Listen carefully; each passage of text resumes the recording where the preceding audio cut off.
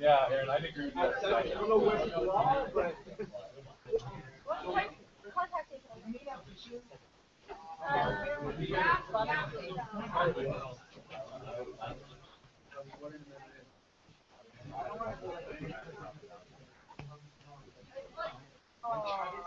used. You ever said it has to be used?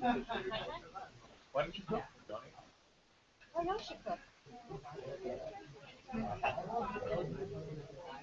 I Oh think. my god, is Katie not coming? Are you sure? People also on Last time we had some meetings, it's like. wait, he's not coming? Hi, Tina.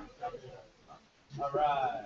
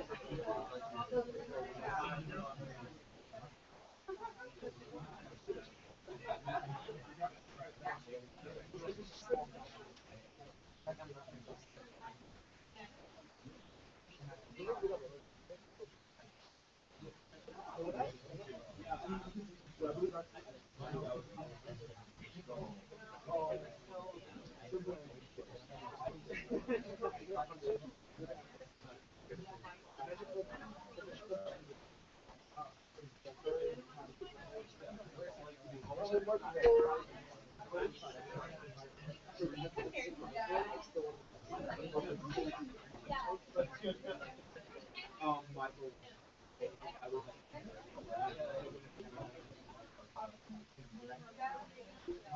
We're all gonna.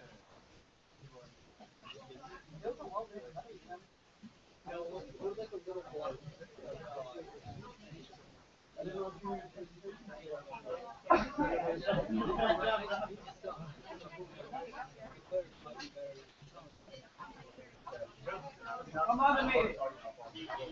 Come on. Yeah,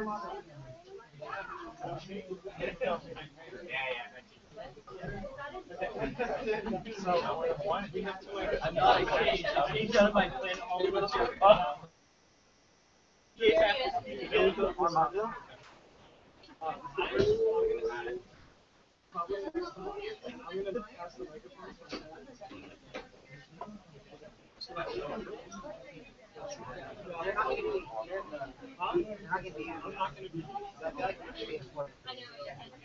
I'm gonna sit on.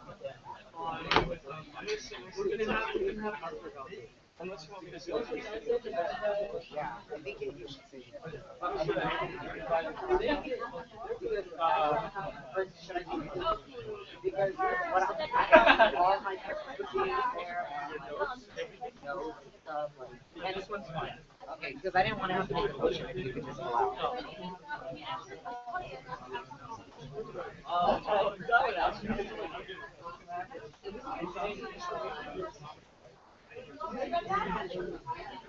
1 minute.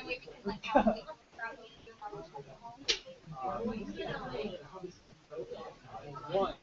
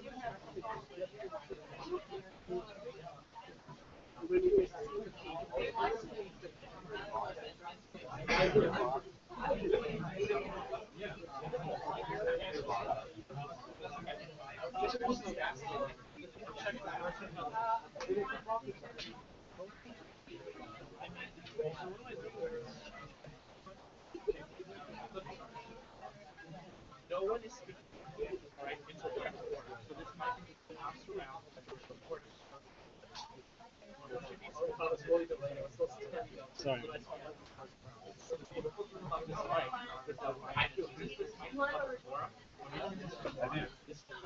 Then we got that.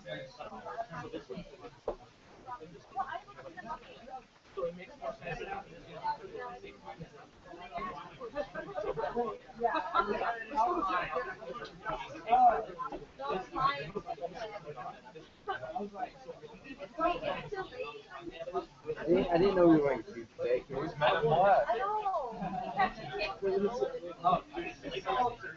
Yeah, you couldn't roll out that much. Only reason I didn't have time to change. That's all. Excuses. You just like to wear suits. I wanted to show off. I just you all looked so good yesterday. I actually the second day to get on your level. My average swag is right yesterday. But I like it. I'm glad that today I've done everything in terms of contracts, your slots.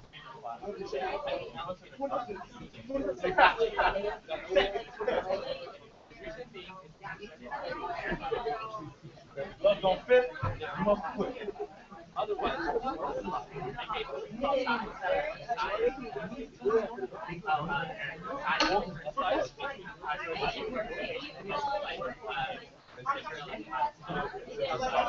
Well, we need to like see side.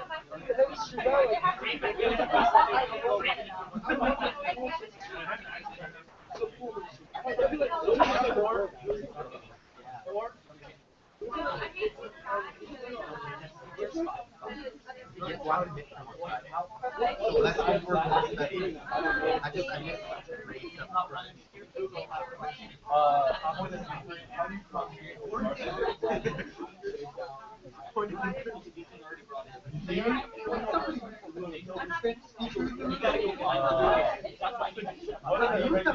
are the regular Montatos?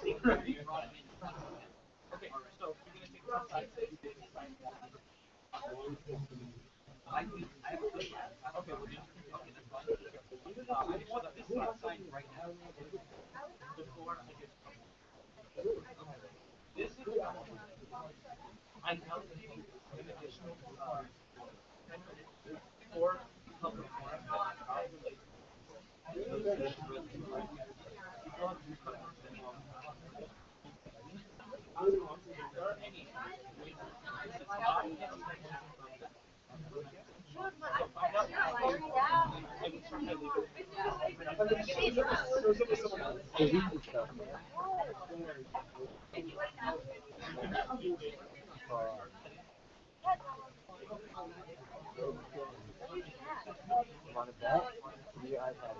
No, don't tell him. I was gonna make a joke and be like, I should try. It's hard to You know. try. You can't cheat class.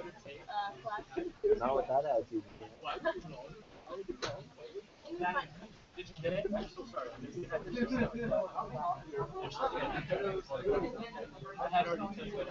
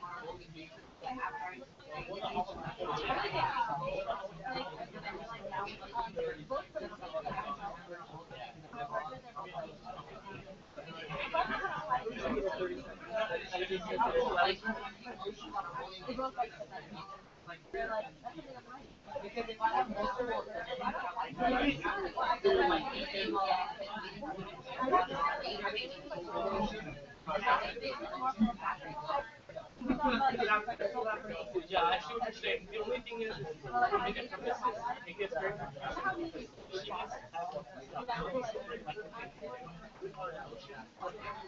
so you can have them this way, so you can make sure all this for a split second. But if you're gonna do that, I need a big view. No, I'm not gonna be. Yeah.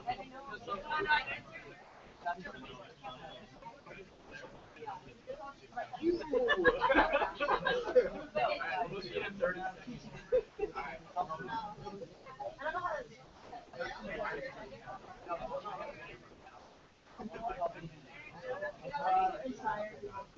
I know he's doing it.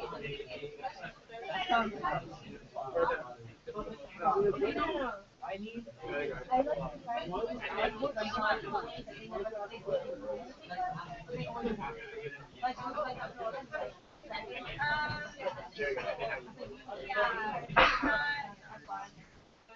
There you go. Yeah, you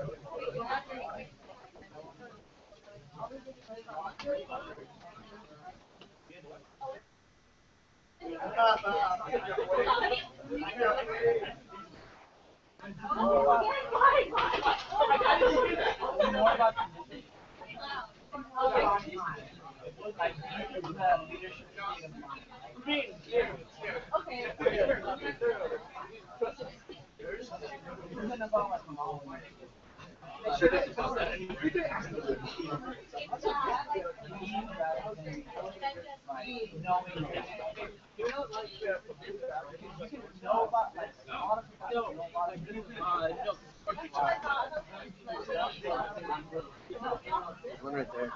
I'm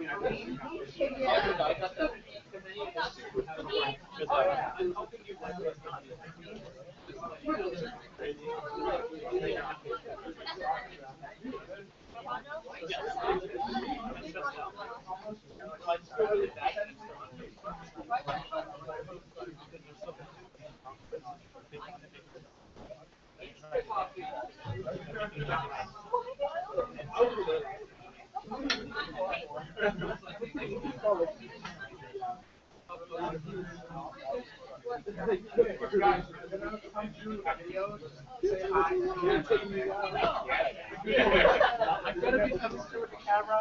Right, guys? Coming through with the camera. Say hi. You love that. I'm gonna do a little power. Send it. Wait, it's just a video. Look each side of it. It was serious. Wait. It was really serious.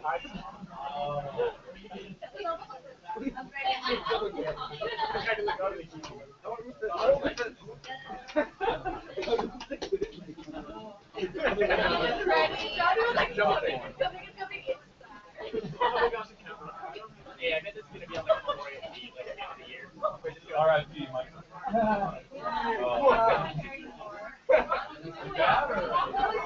No, like I'm not dying. Well, sorry. I'm just with a friend.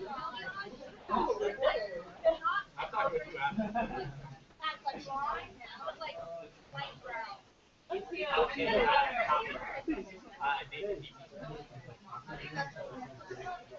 I think he told Joey. I'm sleeping.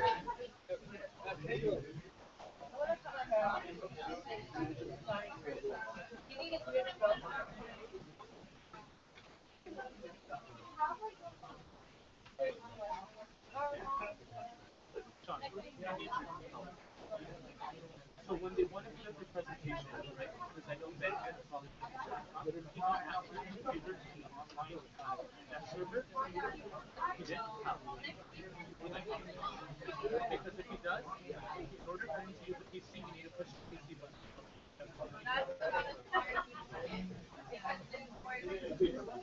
It's hard.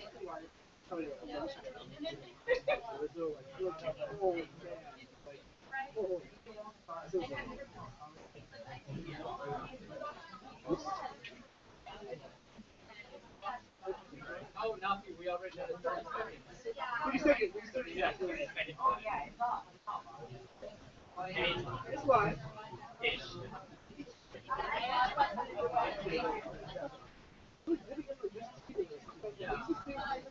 They edited it like damn life. You think it's still like we could I mean, considering that the show is possible, let me stop the day. I was officially ready to go. So we're better than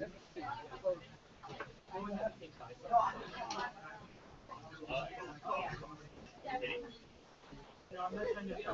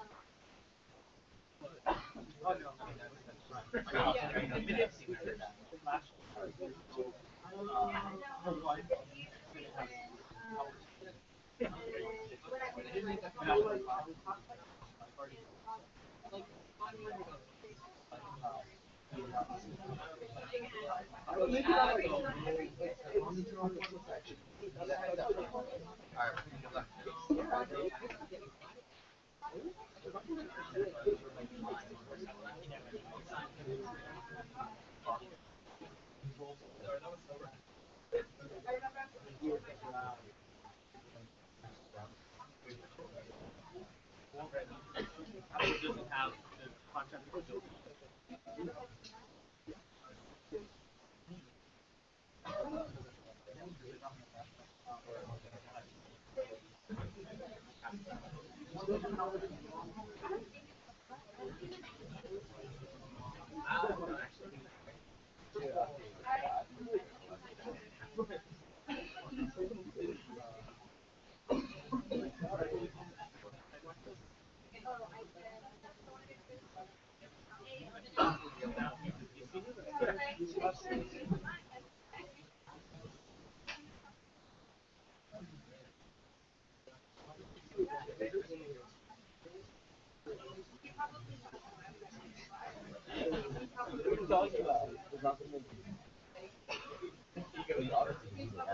Now I do.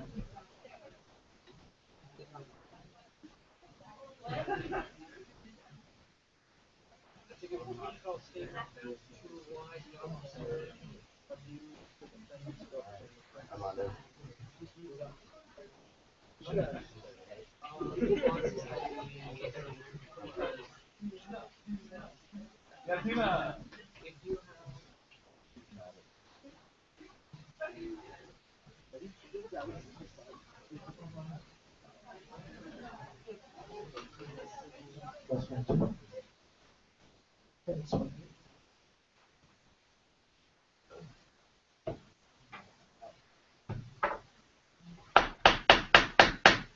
I call this meeting to order at 7:06 p.m. Can I have roll call, please?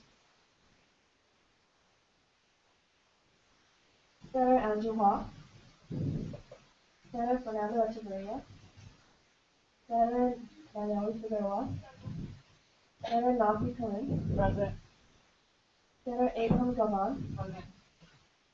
Senator Shali Makar. Here. Senator Sandy Sally. Senator Michael Irvin. Present. Senator Ranjit Nair. President Pro Tempore Aaron Johnson. Present.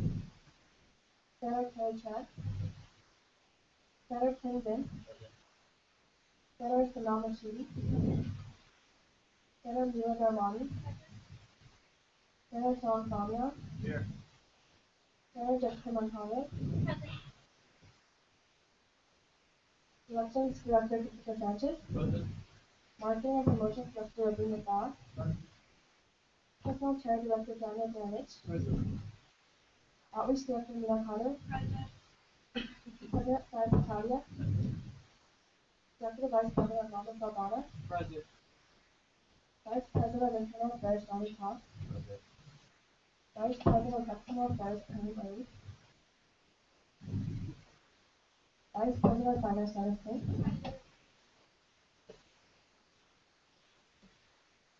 How many senators present and absent, please? 14 present, 2 absent. Okay. We do meet quorum. Senators that are absent, please. Senator Fernando Chavarria has class assignment. He was excused, and Senator Andrew Hall in class. So 14-2, 14-2. Moving on. So good evening, everybody. I just want to make a couple announcements. Number one, I do want to apologize for beginning slightly late here. There was a transition. We're trying to get everything set up for this evening. So again, my apologies. I do understand that some people are not very happy with the room capacity. I have really no power over that. It's a restriction set by risk management, and unfortunately, this is the biggest room that we were able to get. I know that there are other rooms on campus. However, they weren't available, and if the rooms that were available would make it even hard for us just in terms of technicality-wise. So I do want you all to understand that. And again, my sincere apologies. This evening we are gathered to discuss the couple of pieces of legislation that will be presented under the LRC report. We have a couple of resolutions this evening. That means that there are a lot of individuals that are some that are for the resolution, some that are against the resolution, some people that have a neutral stance. I do want to make it clear that we do need everyone's cooperation. I would like to ask everyone to please respect each other. So at the end of the day, we all go to the same institution. We are all here for the same reason, that is to get an education. We hope that you all can respect each other's thoughts and comments, and as your colleagues are rising up to the podium to address Senate, that if you do not like something that someone says, that you please keep that to yourself without making a rude comment. I did receive an email about flags, posters, etc. We ask that you don't have those inside the room simply because you can block someone's view. Otherwise, that's it as far as housekeeping rules. I'd like to move on to the approval of the agenda. So we did make a couple extra copies for the members of the community. We made some copies available at the back of the room, so if you're interested in following along, feel free to take a couple of copies. If we've run out, my apologies. For members of Senate, you should all have a copy of the agenda. If you don't, please let me know now. Does everyone have a copy? Yes? Okay. Looking at the agenda this evening, we have officer reports. So this week, the executive cabinet will be presenting. There's a total of 9 reports. If we look down, I've moved public forum to after the special presentations. So we have the special presentations. One of the presentations will be presented by Ben Morad, and Amal Ali and Tina Matar will be presenting the second presentation. And that'll be for a total of 12 minutes. And then we'll move into public forum, and I'll discuss the procedures for public forum when we get there. Then under section J for subcommittee reports, I normally have LRC as the subsection 1. I moved it to subsection 4. So we will have finance, GCAP, and outreach, so that we can get all of the committees out of the way, and then we can have LRC and the resolutions for last. Okay. There's a special speaker this evening, and Vice President of External Affairs Chris Levine will be yielding his time, the remainder of his time, to this special individual who is joining us this evening, and that'll be after his report. Okay. At this time, does anybody have any questions, comments, or concerns regarding the agenda? Senator Matar. Yeah. Can everyone in the room hear us okay, or do we need to speak up, turn up the microphone volume, or is everything okay? Good. Okay. Thank you. Okay. Any questions, comments, or concerns regarding the agenda? Okay. At this time, I'd like to open up the floor to approve the agenda this evening. I motion to approve this agenda on February 12, 2014. Okay. Motion to approve the agenda by Senator Jessica Moncayo on February 12, 2014. Can I have a second? Second. Second by Senator Nafi Karim. All those in favor? 1, 2, 3, 4, 5, 6, 7, 8, 9, 10, 11, 12, 14. All those opposed? And abstaining. With 14 no, agenda passes. We're going to move on to approval of the Senate meeting minutes. So for the interest of time, we do have the minutes from last week's meeting. They'll be being passed around, so we'll start on my right this time. I started my last week. Please take a look at the minutes. If you see any mistakes, feel free to note it on there and pass it forward at the end, so that we can get those fixed and make those available online. Okay. Moving on to section E for ex officio reports. I know this evening the format's a little weird, but if we do have ex officios that would like to address Senate this evening, I ask that you please rise to the podium one at a time. If you can state the organization that you're representing, because we don't have name plaques for you, and your name.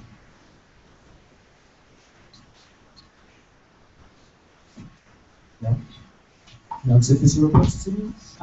No report? Okay. Very well then. So we're going to move on with our agenda. Now we are on section F for officer reports. I'd like to begin with subsection 1, President Secretarial. And then can we get the mic for a second?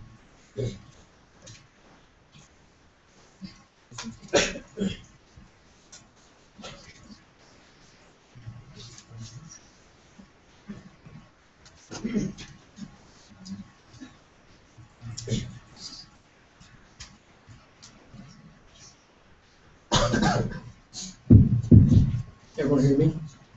Okay.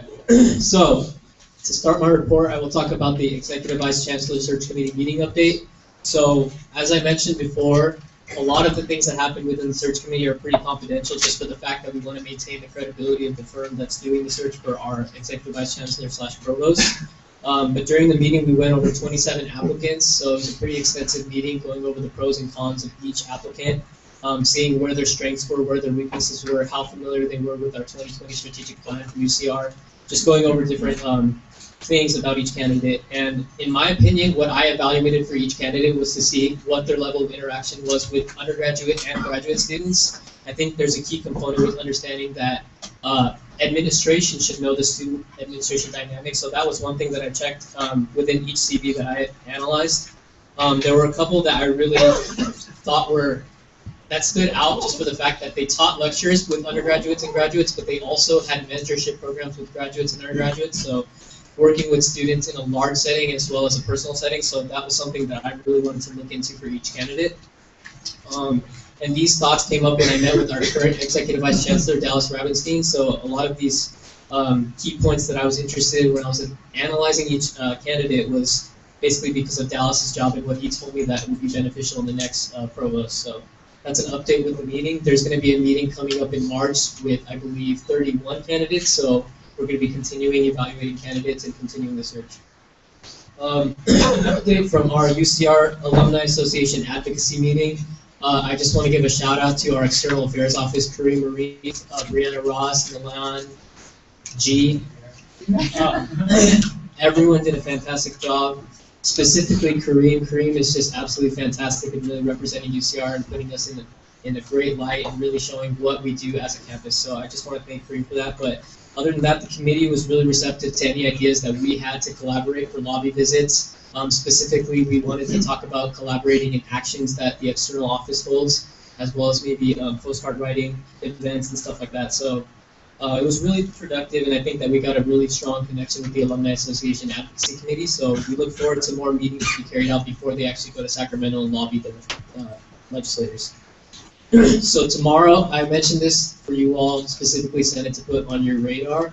We have our Meet the Associated Students event tomorrow at 12 o'clock. This is a mandatory event. It would be great, if you don't have class, for you all to be there. Like I said, the idea of this is to really survey students and see what they find as genuine concerns and issues on our campus. So this allows us to really talk to students and see what they want to see change so that we can relay that to the administration. And I just want to shout out to my fellows, because my fellows put this together from scratch, so it was really impressive that they actually pulled through with everything. And there's going to be free pizza, so you'll also definitely be there.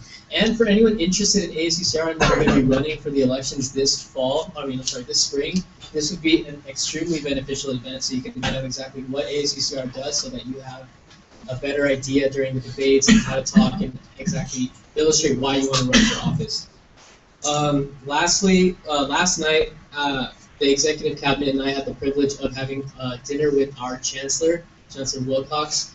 I just want to say that I was thoroughly impressed with him as our chancellor. He really has a great vision for UCR for only being here for 5-6 months. Really receptive to ideas that we had, really listened to a lot of things that we said as students.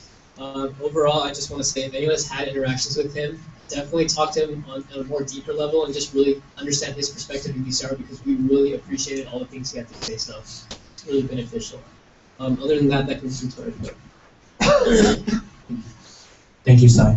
Okay, I don't have much to report this evening other than follow-up to retreat. So I know that this doesn't pertain to everyone, so I'm going to make it real quick. Retreat is this weekend. I'll be sending you all information via email. For drivers, I know that you've already clicked. Some of you have asked me questions as to pick up and whatnot. We should have sent you that information via email.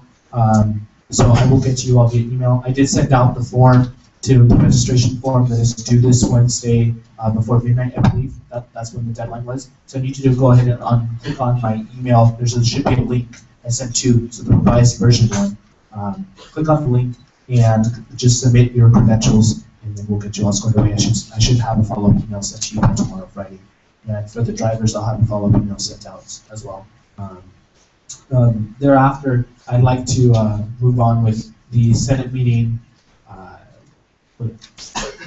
The Senate meeting digest form that we have available. I encourage each and every one of you to continue emailing Mark, my freshman fellow, with your dates, the important dates, especially as we get closer to elections. There are going to be a lot of important dates. So, the Elections Committee or any other committee would like to contribute to the Senate digest, feel free to email Mark at his email. Again, I think he was already emailed you a couple of times, so you should have his email, and we can get that sent out. We'll be sending that out later this week. Otherwise, if you have any questions about retreat or anything else, let me know. For the study session, I have names of those that did not attend the study session, so I will be doing a follow-up with you later this week. Okay, that concludes my report. Thank you. Vice President, Campus Internal Affairs, Sean Utah. Thank you, Armando. So for my report, I just want to touch on the 178 survey that Senator Mueller sent out to the entire class. Armando, could you pull up the survey responses that you emailed to you? It was attached.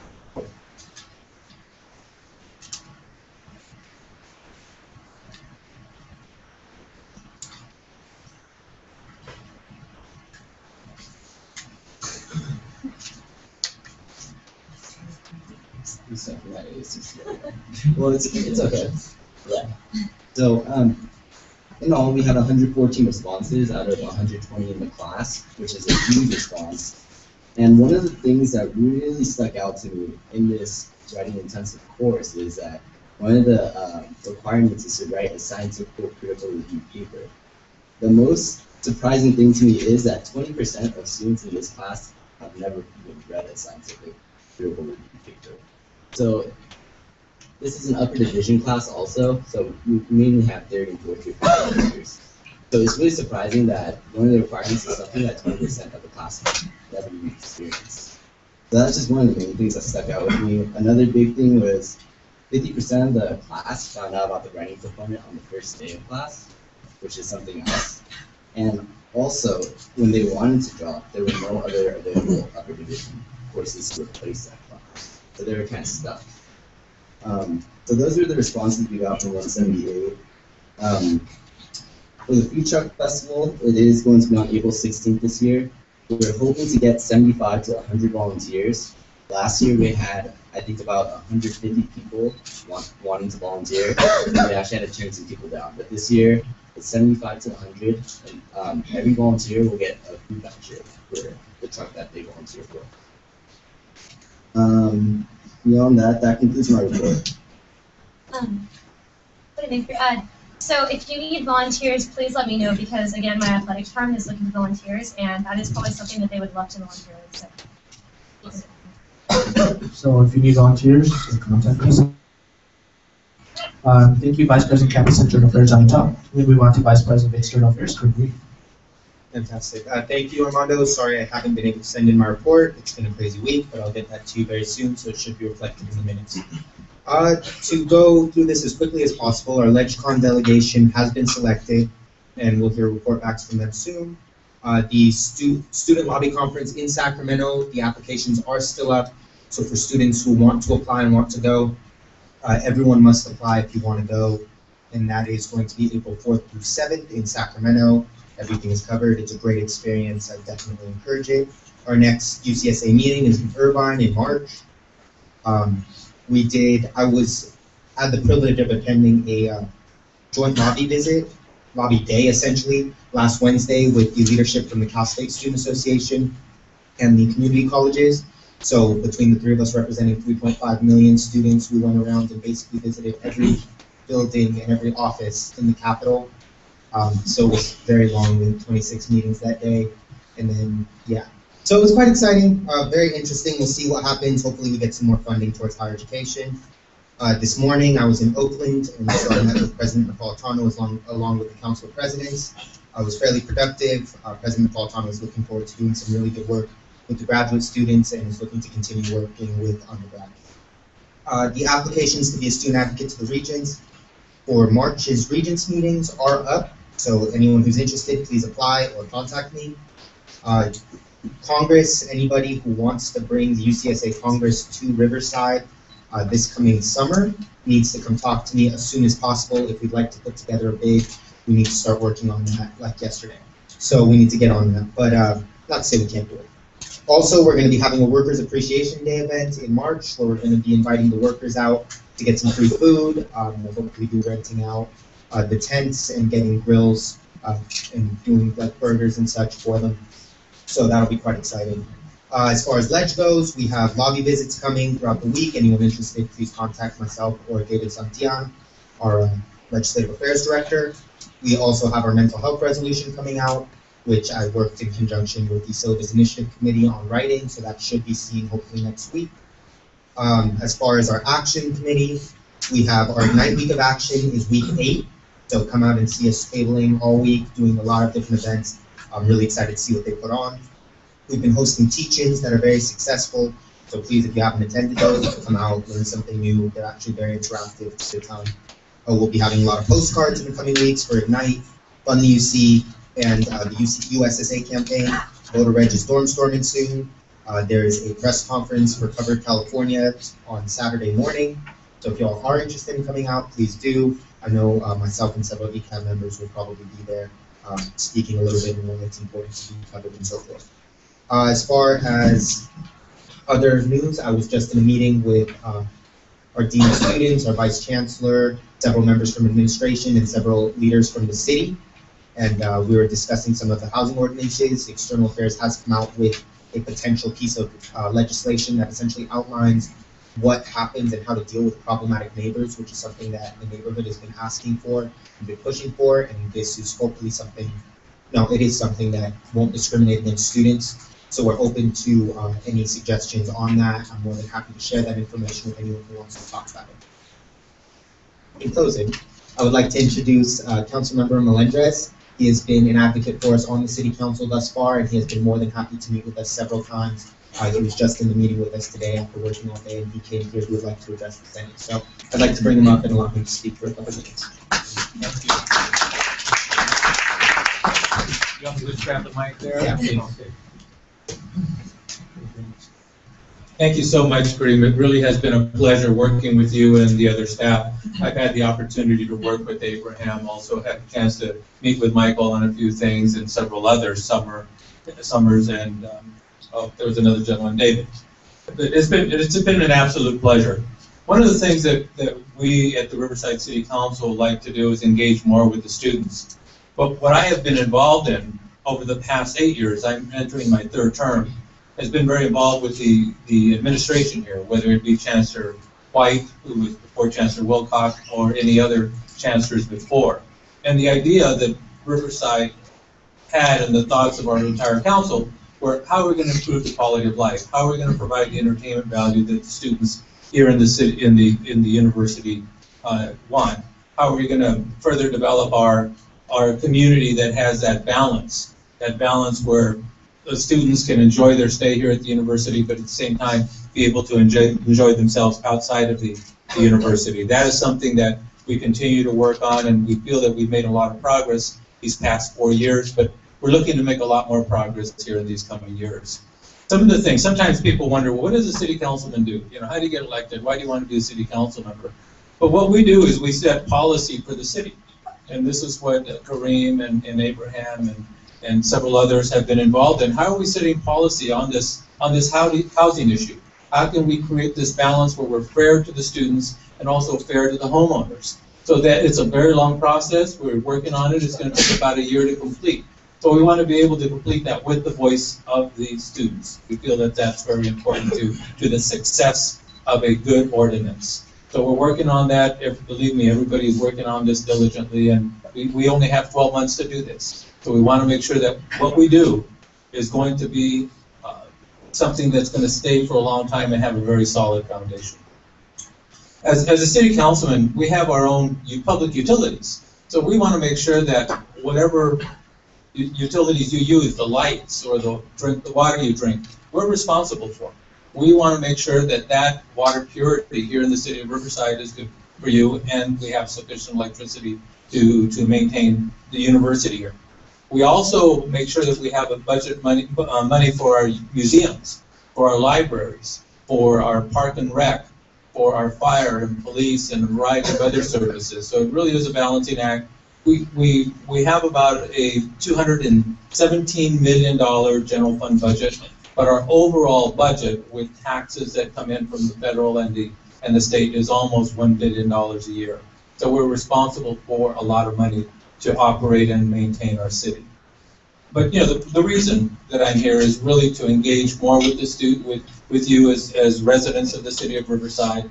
I want to make sure that we not only work with the administration, but listen to what students are looking for while they're living here in the city of Riverside, and hopefully become residents, permanent residents here of the city of Riverside.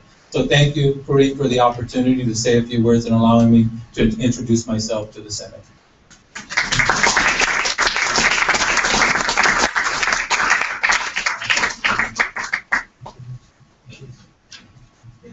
With that, that concludes my report. Moving on, Vice President of Finance, Janice. I have no general report, but I'll be reporting under finance. Thank you very much, Vice President of Finance, Janice. Moving on to Personnel Director, Daniel Gianich. Excuse me.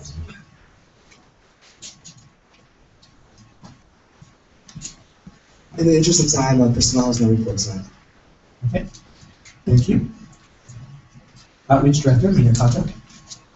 In the interest of time, I also will have no report under my outreach director report. However, I will report under outreach committee report. Fair enough. Thank you very much. Moving on to Elections Director, Christopher Sanchez. In the interest of time, I have no report. Okay, thank you. Marketing and Promotions Director, Renee Ruthak. Same thing. No report, but for tabling today, we got more than 70 new followers, just off like 2 So 70 new followers, tabling. Wednesday Nooners, come out and join us and find out more about ACCR and what we do. Thank you, Ravine. Okay. That concludes Section F for officer reports this evening. I forgot to highlight one item here this evening, and my item would be to really recognize and acknowledge one individual who really helped make the live stream possible. So I want to thank Michael and his team, the Highlander, and Ravine for working together. So he made it possible to make this live stream. And so for members of the community that weren't able to join us this evening, you're more than welcome to watch us online. Right? And okay, moving on to Section G for public comment. So this section is not an extension or an addendum to public forum. This section is available for any members of the community that would like to address Senate on the reports that you've heard only this evening. So if you'd like to comment on anything you've heard this evening, you may rise to the podium. We're passing the mic down so you can take the mic and address Senate. You do have a total of 1 minute and 30 seconds. Right? Okay. Well then, that concludes Section G for public comment. Before we move on to Section H for the special reports, Michael, can you notify everyone how to access the live stream and just give everyone the brief information? Can you pass the mic over to Michael, please? Thank you.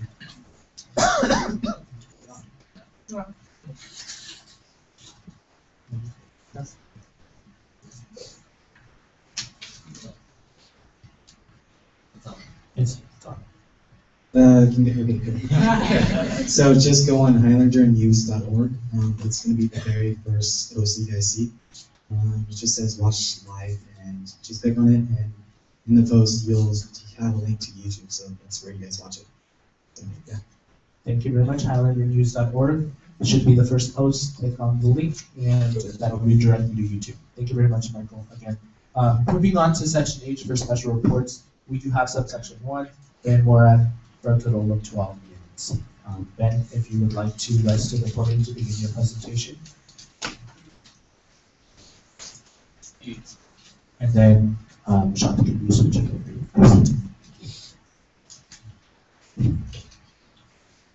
In the meantime, Emma, are you here in the room?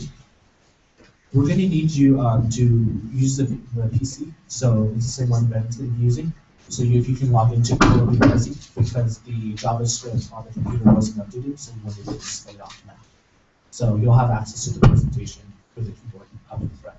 So just come up and log in. Yeah. Thank you. Sorry about that.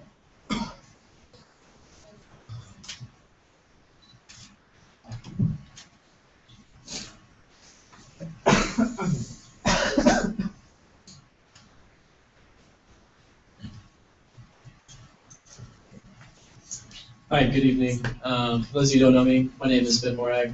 I'm a pro-peace activist, and I stand before you tonight adamantly opposed to divestment. As you can see by the title of my slide, Shalom, for those of you who don't know, it's a greeting. I think both in Arabic and Hebrew. It means peace and hello and bye. So yeah. I want to talk about divestment. I just want to get to the bottom line. The resolution right now, it looks to defame Israel for PR purposes. That's its main goal.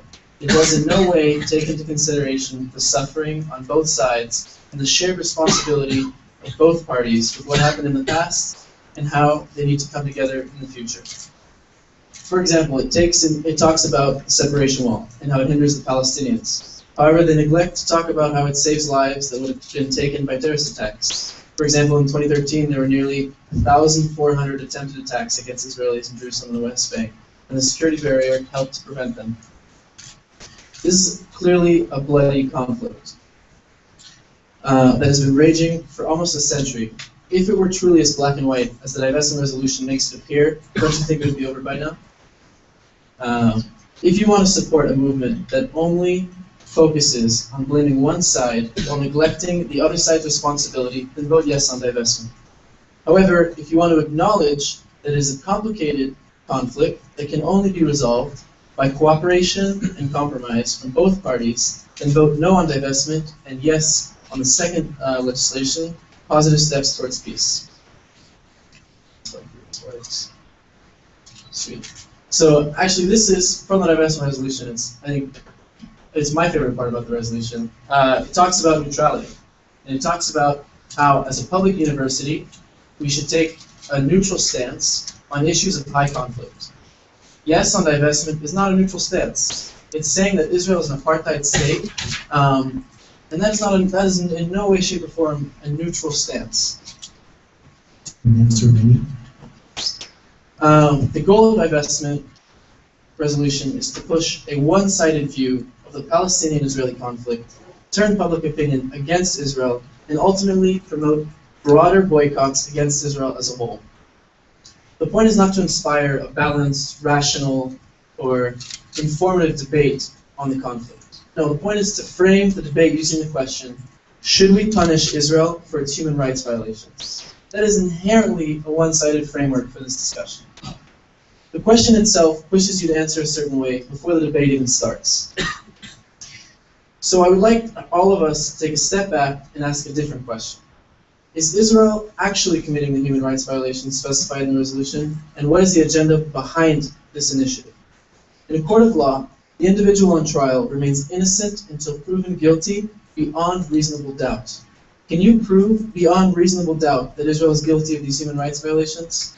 We will prove to you tonight that the claims in the divestment resolution before you are either false, misleading, or widely disputed by experts. It will become apparent that there is plenty of reasonable doubt against Israel's guilt. I want to start with the first claim of apartheid. Dear faculty and students, I am Reverend Dr. Kenneth Mishwe, President of the African Christian Democratic Party of South Africa. As a Black South African who lived under apartheid, I am surprised that anyone would accuse Israel of using such a system. Those who make this accusation expose their ignorance of the system of apartheid. As a Black South African under apartheid, I, among other things, could not vote and could not hold high government office. The races were strictly segregated at restrooms, schools, and on public transportation. If a white doctor was willing to take a black patient, he had to examine them in a bedroom or some other hidden place. In my many visits to Israel, I did not see any of the above. Black, brown, and white Jews and the Arab minority mingle freely in all public places, universities, restaurants, in voting stations, and on public transportation. All citizens have the right to vote. The Arab minority has political parties, serve in the Israeli parliament, and hold positions in government ministries. Palestinian patients are treated alongside Israeli Jews in hospitals that employ many Arab doctors and nurses. None of this was legally permissible in apartheid South Africa. I believe that it is mischievous and deceptive for Israel's self-defense measures against suicide bombing, rocket attacks, and other acts of terrorism to be labeled as apartheid. I am shocked by the claim that the free, diverse, democratic state of Israel practices apartheid. This ridiculous accusation minimizes and belittles the magnitude of the racism and suffering I endure as a South African of color. The misapplication of the term apartheid makes a mockery of a grievous injustice and threatens to undermine the true meaning of the term. The apartheid slander is just one of the many false and misleading allegations contained in the divestment resolution you are considering today. It is part of a larger propaganda campaign to undermine Israel and mislead people of conscience around the world. In truth, Israel is a model of democracy, inclusion, and pluralism. In closing, I urge you to stand on the side of truth and justice and vote no on divestment. Thank you, and God bless you. So he said it better than I could. That's just discrediting the claim that it's apartheid. You know, someone who's truly suffered under apartheid, addressing how false that claim is. I want to talk about divestment in general. It's not just a local thing. It's not just a small time on this campus. As you guys know, it's part of a bigoted global propaganda campaign called Boycott, Divestment, and Sanctions. BDS sells itself as a movement for justice and human rights, but really it's an extremist movement that calls for injustice and the end of Israel. This is the founder of the BDS movement, Omar Barghouti, who was on our campus this past month. 5 minutes remaining. You know, these are direct quotes from him. Israel is not the problem. Israel's existence is the problem. You know, and they asked him if the occupation were to end, would that end your support for BDS? No, it wouldn't. I think he speaks stronger than I can about how fanatic these claims are. He has the opinion that a one-state solution, one country for all the people, is the right solution, and that is an extremist view. A one-state solution is a view shared by extremists on both sides. You know, there's Jews in Israel and Israelis who are for a one-state solution, and there's Palestinians who want a one-state solution. But they're both extremists, and I fight them with the same zeal. They neglect the right to self-determination of both peoples and ignore the complexity of the conflict. So this is Omar Barghouti, and I want to show you how far wrong he is. In public opinion polls, the majority of both Palestinians and Israelis support the two-state solution. And as we speak, Palestinian President Mahmoud Abbas and Israel Prime Minister Bibi Netanyahu are negotiating towards a two-state solution. In addition, this man right here, Marwan Barghouti, who is considered by some to be the most popular Palestinian political figure. He was the founder of the First and Second Intifada, and he's a convicted terrorist, but he's serving 5 life terms in Israel prison right now. He himself says, if the two-state solution fails, the alternative will not be a binational one-state solution, but a persistent conflict that extends based on an existential crisis, one that does not know any middle ground. So he's not alone. The only solution is the two-state solution. It's agreed upon by the U.S. The UN is for it. Israel's for it, and even the Arab League is for it. Like when they passed the Arab Peace Initiative in 2002, it reaffirmed that the two-state solution is the only solution. If we want to work towards true justice, progress, and human rights, we should pass the resolution in favor of a negotiated peace between Israel and the Palestinians. The bill, in support of positive steps, recognizes the legitimate narratives of both Israelis and Palestinians. It encourages a peace agreement that would ensure as many rights as possible for both peoples, instead of privileging the rights of one over the other. Israeli and Palestinians both have collective rights to self-determination in this land, and they aren't going anywhere. Neither side is going to give up its collective right or identity. The only solution to the conflict is for both sides to make painful compromises, and the best thing we can do is to encourage them. That's what my proposed resolution does. And if we want to take a constructive step towards justice, progress, and human rights for Palestinians and Israelis, this is the resolution we should pass. Now, I'm in no way, shape, or form providing blind support for Israel. I'm standing here in support of truth and justice. The truth is that while violent conflicts always result in suffering and human rights violations, the specific allegations made against Israel in this resolution are misleading at best and false at worst. Over the course of the debate, members of my community will be going through these accusations and debunking them. I hope that you will listen closely and understand that you are being misled by this resolution. In closing, I hope that you will hear the voices of students in my community and vote no on marginalizing and silencing us. If you support the notion of giving a chance for two people to live side by side in peace, give us a chance to end this conflict, I urge you to vote no on this destructive resolution of divestment. And I hope that after this is over, we can move forward as a campus beyond the toxic atmosphere created by divestment and find a truly progressive way forward for our campus. Thank you very much.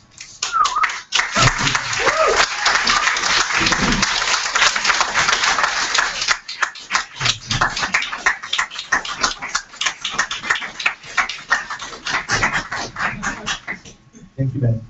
There was 1 minute remaining in your presentation, so I'll yield that time over to the 6 minute Senate discussion. I open up the floor for a 6 minute discussion. This is only for questions. If you have comments, I think you've already made your comments during the public study sessions that we've had, meetings, but you're more than welcome to say a comment just to make sure that it'd be nice to have questions so that way Ben can address it. Ben, actually, if you can rise to the podium so people can direct to you. You can rise to the podium so people can direct any questions, comments, or concerns to you. That would be great. I'll take names at this time. Can we?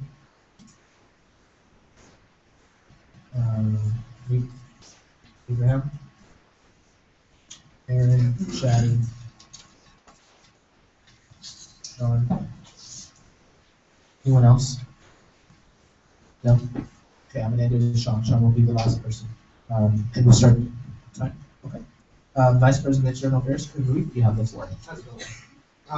So I have a couple comments I'd like to make. The first of which is, and it's something that isn't just directed at you, it just happened to be the first person who spoke, so I'm going to say this and hopefully it can permeate through the I think when we're talking about divestment with Palestine and Israel, or any of these kind of issues, it's important that we distinguish Israelis, Palestinians, and Muslims and Jews. I think there's a big difference between those, and that's important to know.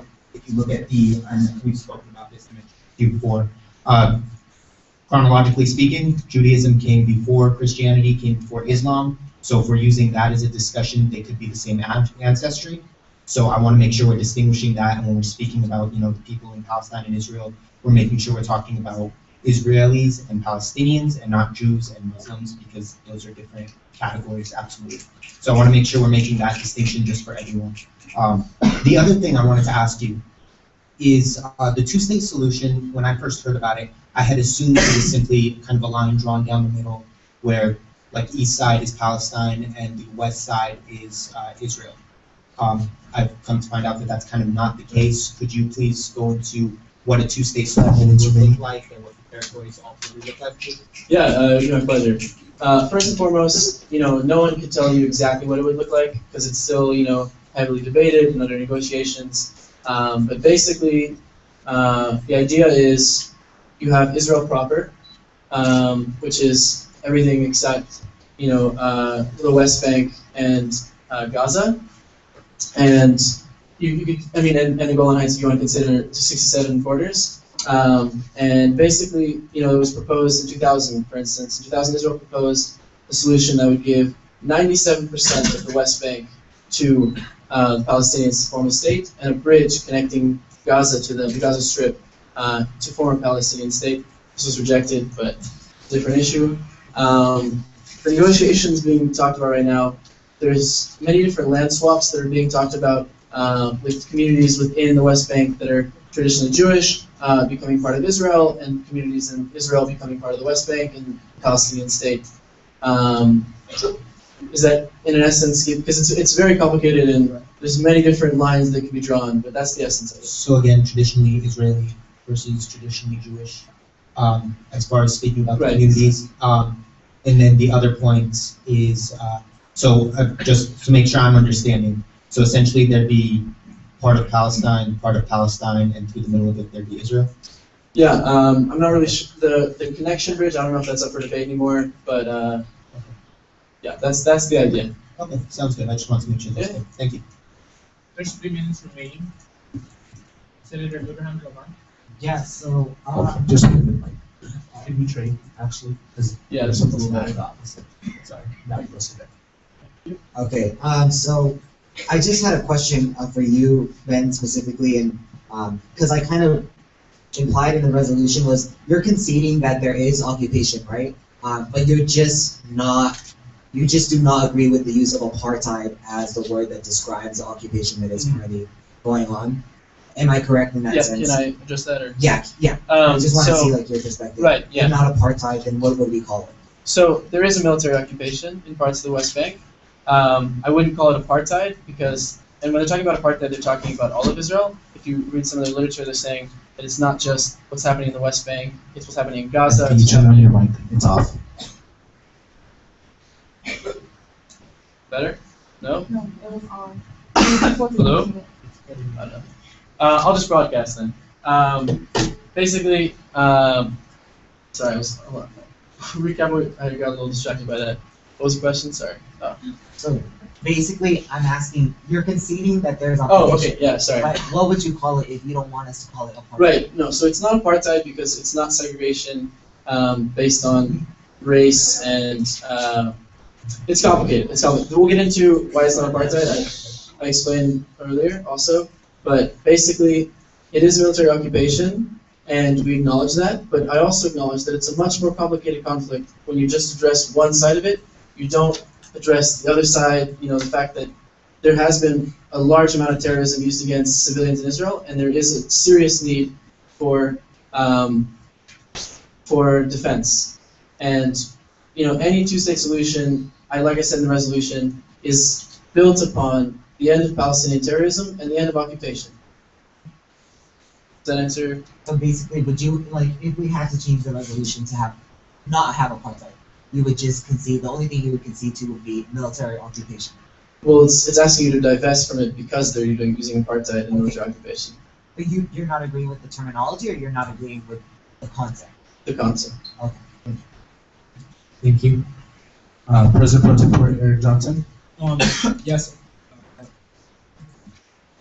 Thank you for joining us and speaking to us this evening. Just for a recap, who was the South African individual that was in the video? His name, it's really hard for me to pronounce it. I can't get it to you, but he's a leader of one of the political parties in the South African parliament. And was he responding to our particular divestment resolution? That is a video he filmed himself to any campus-facing divestment, but he addresses generally any Senate in a college setting. Okay, thank you. Yeah. Thank you. Senator Shani Matar. Yeah, so in the video where the gentleman was talking, he said that all Israeli citizens are allowed to vote. However, there is a big difference in Israeli society between who are considered citizens and who are considered Israeli nationals. Can you talk about, maybe I'm misinformed, if you can talk about the difference between an Israeli citizen and an Israeli national, and if that's on the identification cards that Israel issues? So any citizen of Israel, whether they be Jewish, Muslim, Christian, Baha'i, they all have the right to vote. It's a democracy. There's members of the Israeli parliament, the Knesset, who are Arabs, and they are represented and they have their own parties. In terms of what you just asked, I don't know exactly the difference between an Israeli national and the second term you said. But as an Israeli myself, any Israeli who has citizenship has the right to vote.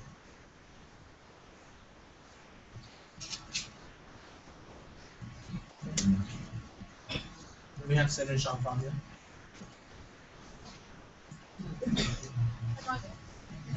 One of the fellows standing in the middle and pass it around. Yeah. Or I don't know, maybe that would be a better idea.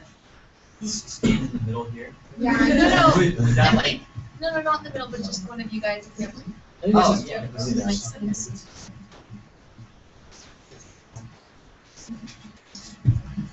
Okay, I just wanted to ask, in reference to the resolution, what does this create as far as environment for the students from, or Israeli students or Jewish students or whatever, even though we're making sure that we have that distinction. What does it cause for the campus as a whole? So divestment splits our campus because it makes people, it brings people to this room, it gets people with their blood boiling, and it's a very contentious issue, and it divides our campus. But a resolution which acknowledges that there's responsibility on both sides, and there's responsibility for what happened in the past, and that we have to move forward together. That's the only way to get through this. That's the type of resolution that would help unify our campus. And like when I first came here last year, I already told you guys this, but one of the more inspirational moments for me was Common Ground. I don't know if you guys have done that. I'm sure you all have. For those of you who aren't from Riverside, basically what happens is at your freshman orientation, they say, who celebrates Ramadan? And people step forward.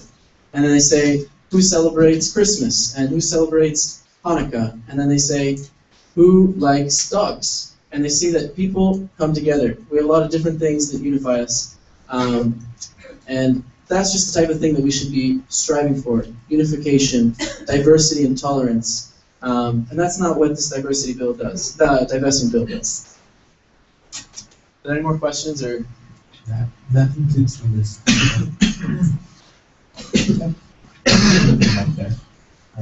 Thank you. So moving on to under section H for special reports, subsection 2, Emma Lee and Tina Matar for a total of 12 minutes. The PC is already on the screen, so you can minimize the presentation and then open up your presentation. That begins when you're ready. Sorry, I forgot to actually go through the end of the presentation. I just go back. Forgot. Just meant to show you guys that. Sorry.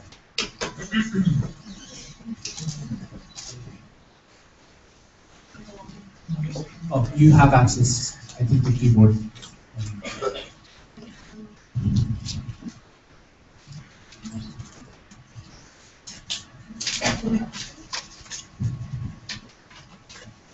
Is everyone doing tonight?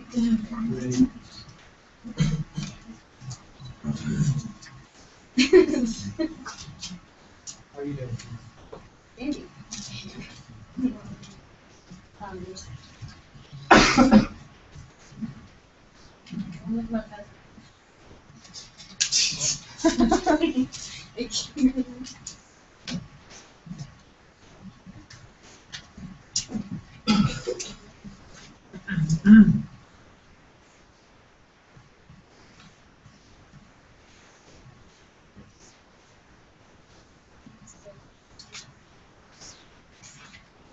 We can alternate the mic between you and the member of the Senate that addresses you for the discussion period. That would be great. And then one of the mics doesn't work, please use that one.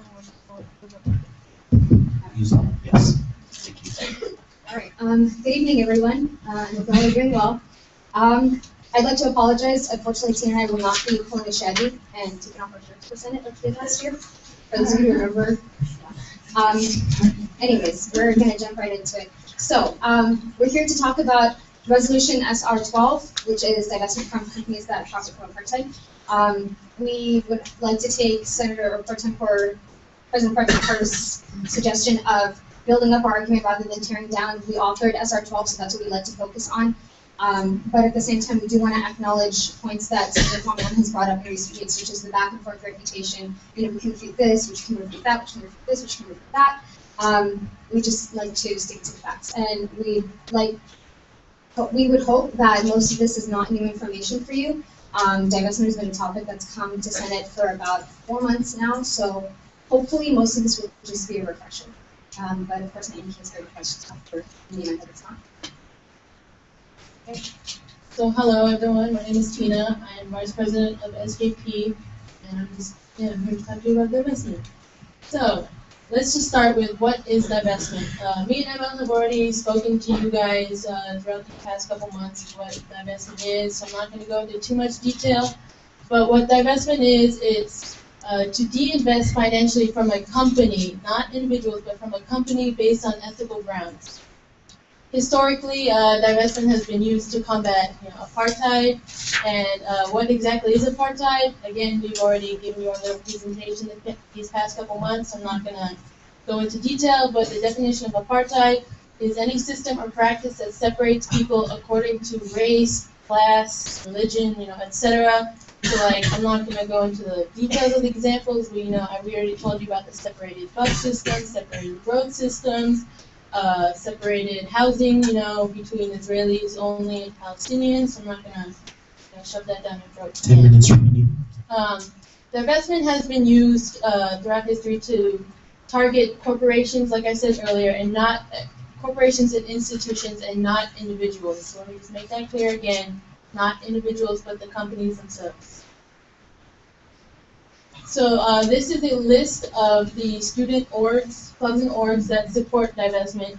We have 75 clubs and orgs supporting this. A couple I want to point out, the Rasa Assembly is 38 orgs, LGBT is 9 orgs, and they all come from different corners of campus, not just one specific, topic. So we have like Hip Hop Congress, Sigma Pi Alpha, Iranian Student Association, Hip Hop Club, Defca Club, all different corners of campus, not just a, certain topic, I guess. This is the faculty here at UCR that support divestment. We have over 20 names, again, coming from different departments, different subjects. So we have English, Media and Culture Studies, Dance, History, Hispanic Studies. So again, not just a certain like poli-sci or ethnic studies only. We have faculty from all different subjects across campus. So let's just get into the main stuff. Some common counter-arguments to divestment. So you may have heard earlier, this bill is divisive and will negatively affect campus climate.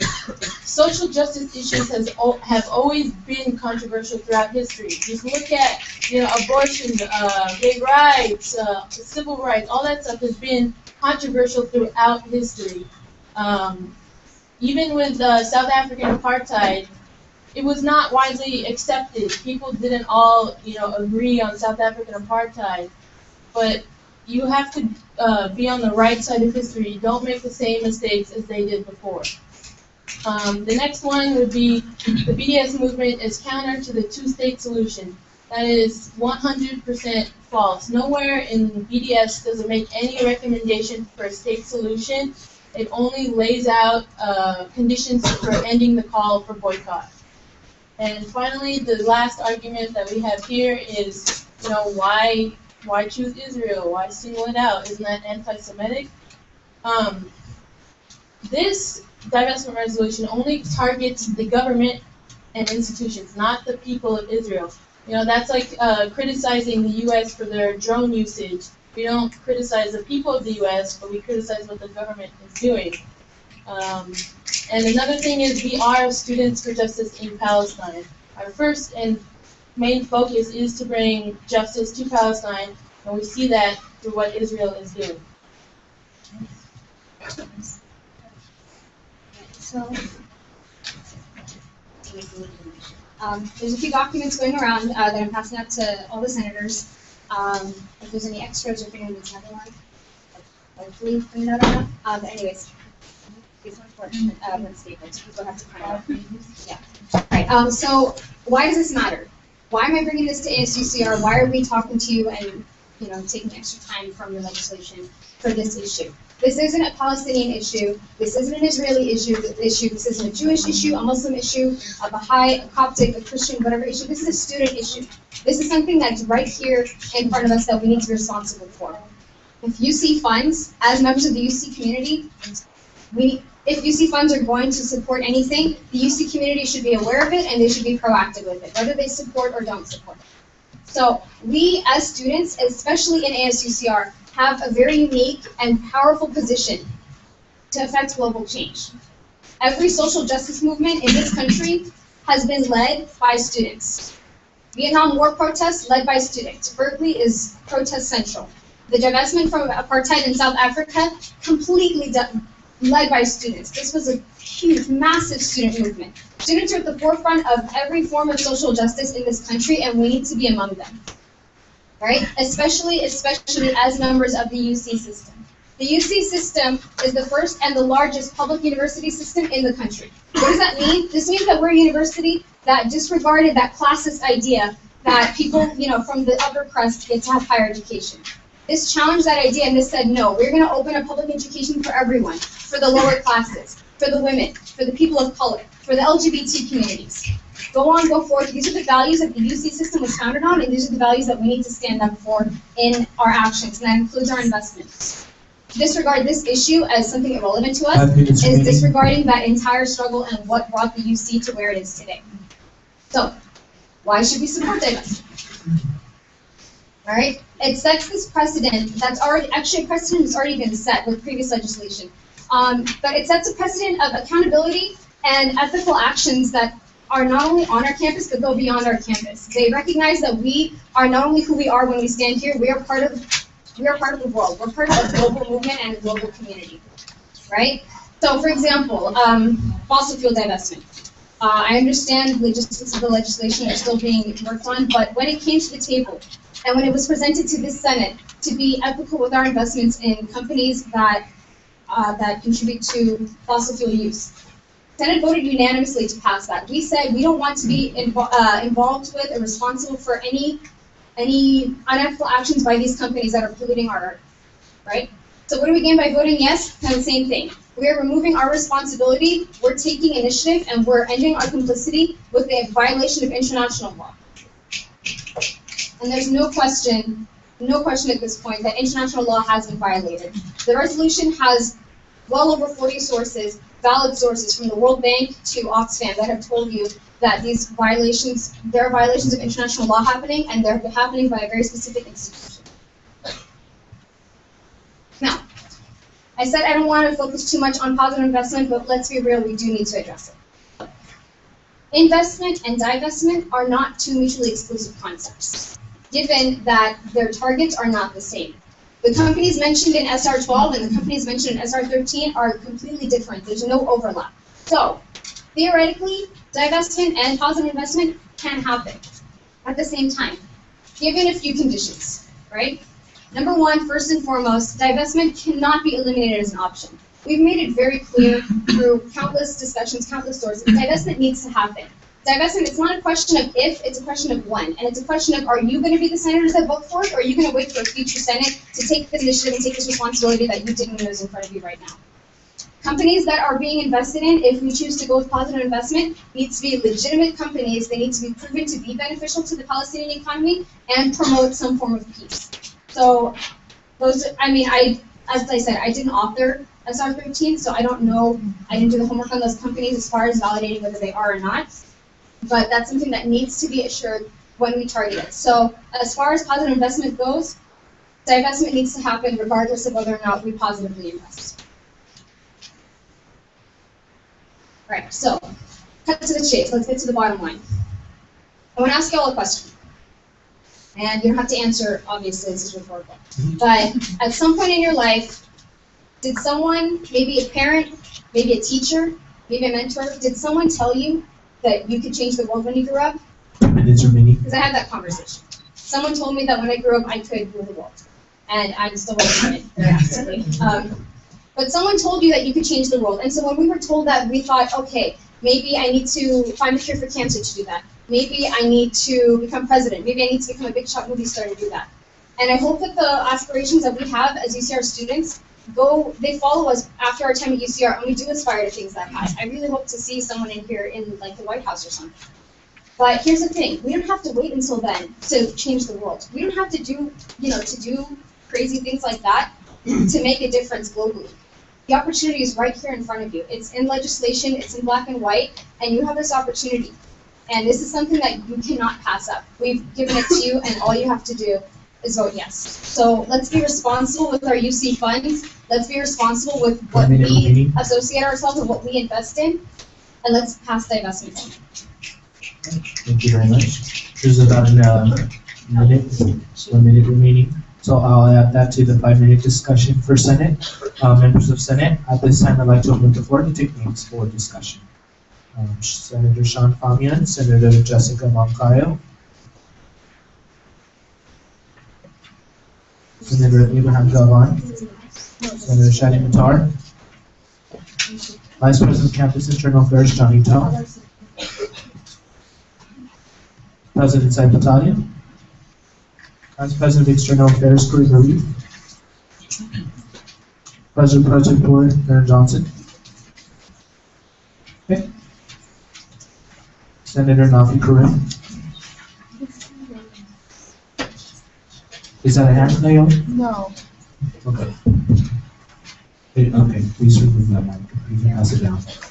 Okay, so for the names that I have here, I have Senator Sean Bamian, Senator Jessica Moncayo, Senator Abraham Galvan, Senator Shadi Matar, Senator Johnny Tao, Vice President of Campus Internal Affairs Johnny Tao, President Said Battalion, Vice President of External Affairs Kareem Marie, President Project Board Aaron Johnson, and Senator Nafi Karim. Did I not call anyone that? Take your hand up. Yeah? Okay. So there's a total of 6 minutes. Senator Sean Bamian, you do have the floor. We can exchange some mics, please. Thank you. Okay, so I just have so the first question is kind of like a two-part question, and then I have another kind of statement. I'll do the statement first. So regarding like the fossil fuel divestment, so I specifically did research in this because I'm a chemical engineer and I kind of wanted to find out more about it.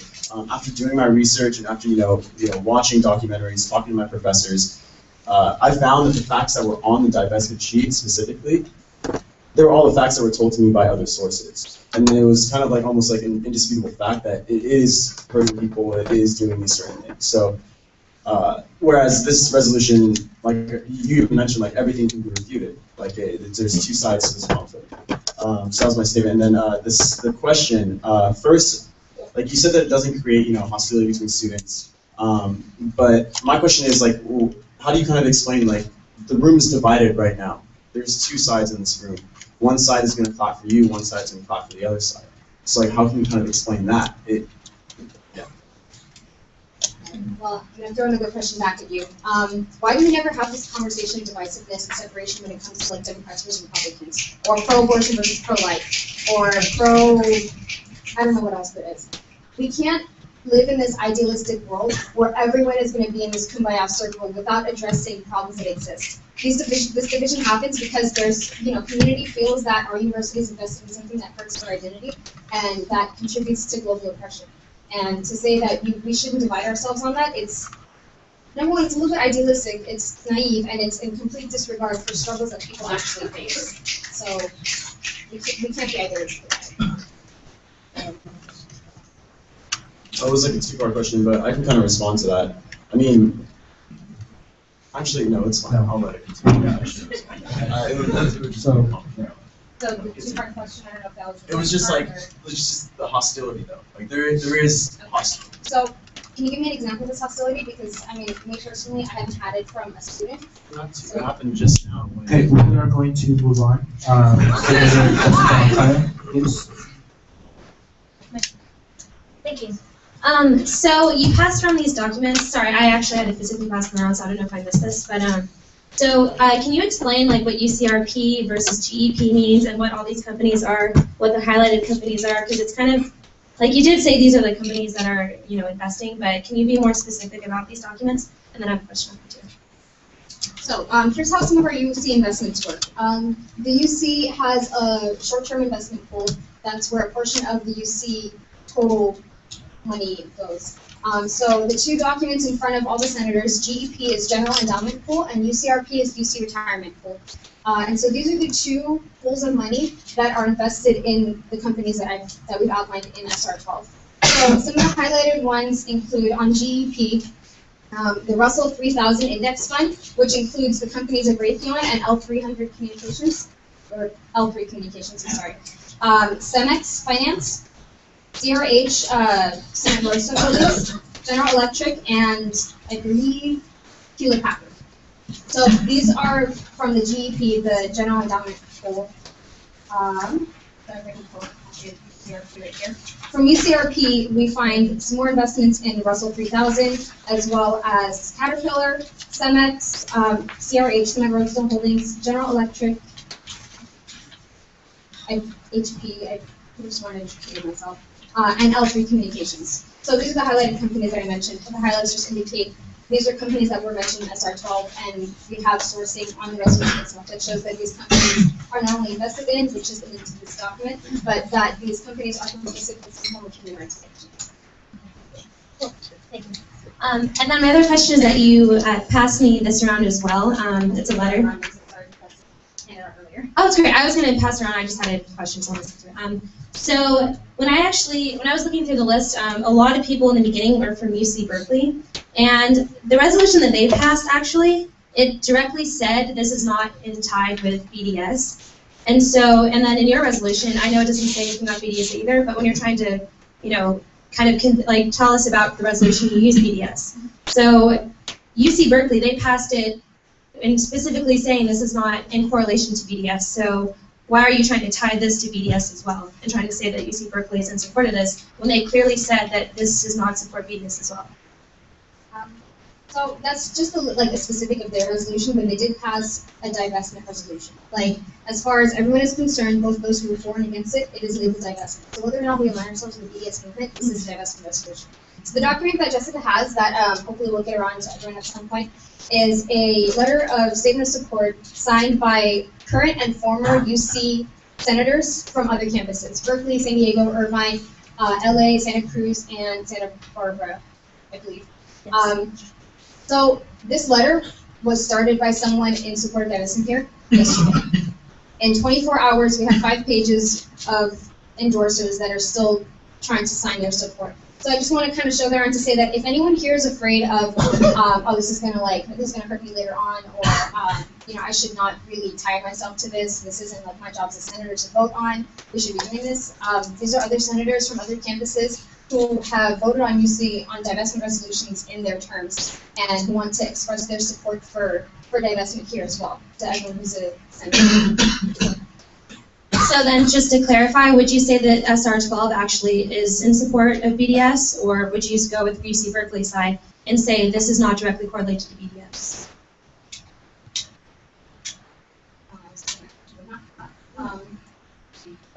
But for the record, just to make it clear, it's not listed in the resolution, but if anyone asks us, we do align with the BDS movement in that we extract our guidelines from the international movement that is the BDS movement, and we follow what Palestinian civil society called for the Palestinians on the ground. Okay.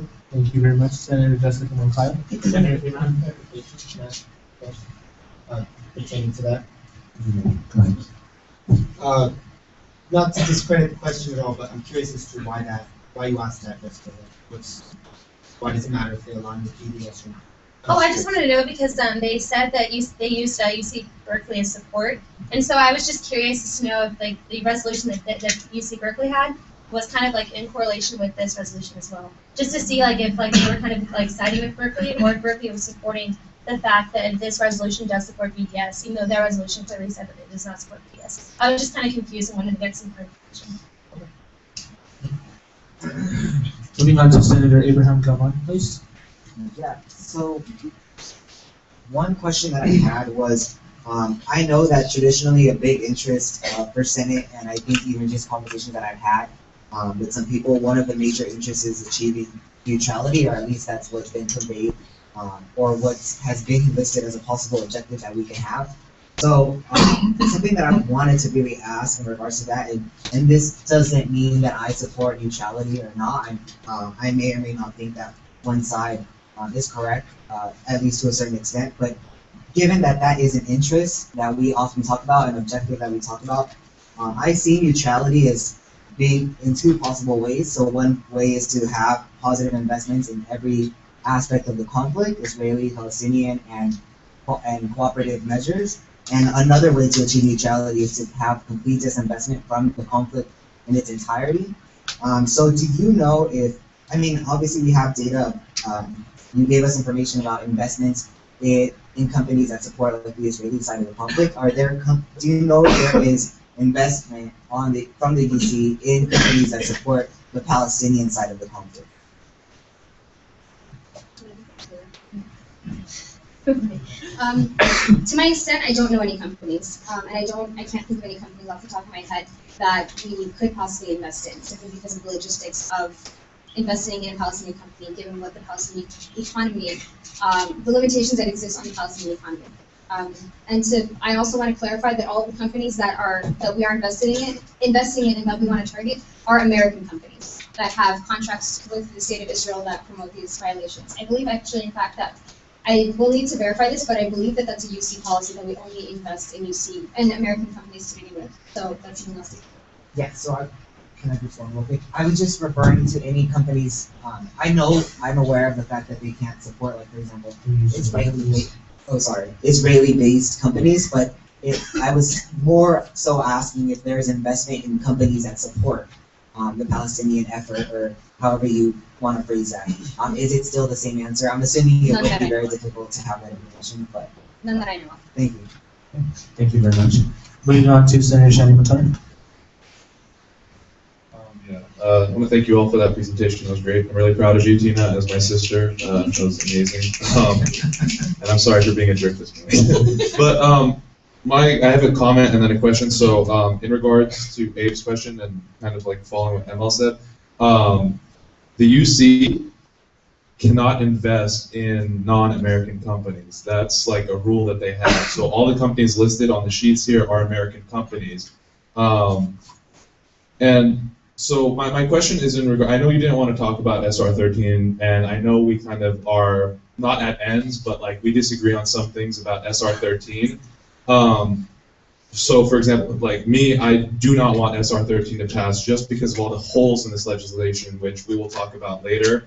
But I just want to know, so just on the record, you would be okay with passing SR13 with amendments, even though the companies that they want to invest in are just ridiculous. So for example, the Paltech or Mellanox has 5 Palestinian workers out of 500 Israeli workers, and that's supposed to be supporting the Palestinian economy. So would you still support investment in these companies, even though it does nothing like that? Question is for the record. So long as divestment passes, so long as SR13 does not attempt to shut down attempts at divestment, and by virtue shut down any attempts of our expression of wanting divestment as students, then SR13 can pass. I don't have a position on that. As far as if it passes, it's fine. Divestment is the priority. Divestment needs to happen. So long as those clauses in SR13 that say do not divest, so long as those are removed, I could not go either way. Okay, thank you, Senator Shadi Matar. Vice President Campus Internal Affairs, Senator Tom. Thank you. So you handed out this sheet with club and org support. There's an extensive list of clubs and organizations, and I was wondering how you recruited the support. Is it one general member from the org supporting, or is it the entire organization?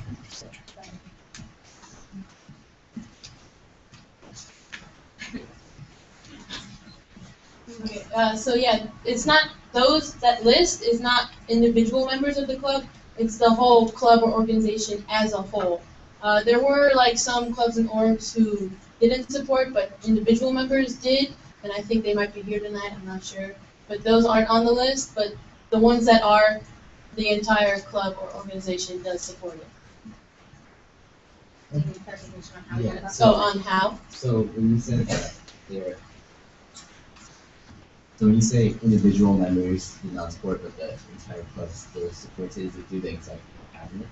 No, some yes, some no.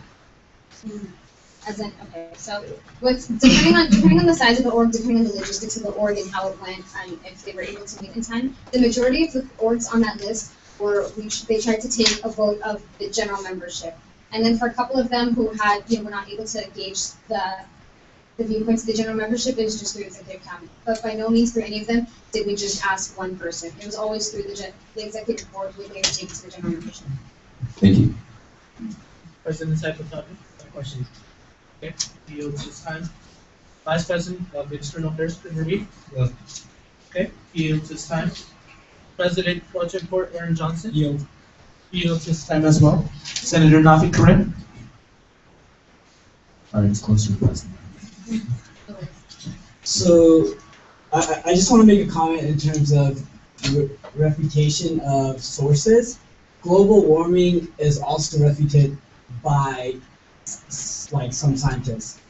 That doesn't mean we don't vote on global warming or we support global warming or that we can't, like, we passed the fossil fuel divestment resolution, even though there's reputation about global warming. So just because one side can refute the other doesn't mean there's not truth in there. So I think it's important that we actually check the credibility of the sources and make a decision ourselves. What an inquiry. Comment? Are we asking questions or are we making comments? We are asking questions. That's what I was just going to. So Point of procedure. I thought when you first spoke, you said that you would like ideally for comments to be limited, but you did say that comments could be made. So point of procedure, he was in his correct procedure, and also point of procedure, point of. Excuse me. Let me clarify. Excuse me. Let me clarify. I did say only questions. Okay. I did refrain, or I asked that you refrain from asking comments, right? But if you needed to say a comment, that you were able to say a comment, that's why I didn't interrupt you, but you're able to say the comment. I asked that we focus more on questions, though, because the discussion base is based on questions. So that's all. Okay, and then that answers. Okay. So that ends the discussion. That's it for the names that I have here on the list of religion. That might back up to the thank you. Okay. So that concludes section 8, subsection 2 for the special presentation. Sorry. We're going to move on to public forum. Under public forum, we've had a sign-up list go around, and I've spoken to both Emma and Ben. So I have a couple of individuals signed up. There's a total of 10 minutes allocated for public forum for both the pro and the con. A total of 2 minutes per individual, which means 5 individuals. So 5 individuals, 2 minutes per total of 10 minutes. There is a separate section for public forum for those individuals that are not joining Senate in respects to the resolutions this evening. So if you would like to address Senate, not in regards to the resolution, but for other matters, I'd like to go with those individuals first. There's a total of 10 minutes, 2 minutes per individual, total of 5 individuals. If you'd like to address Senate under public forum, you may do so now by rising to the podium. For only individuals that are not addressing Senate under the resolution.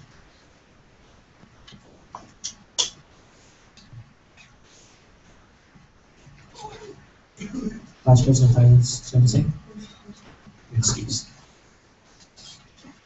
No individuals addressing Senate under public forum. That does not have to relate to the resolution.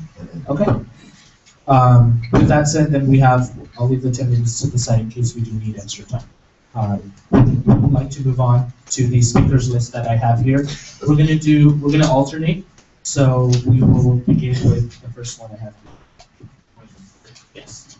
With these public forum, are they issuing making statements and we're allowed to ask questions or comments back, or is this just strictly here listening?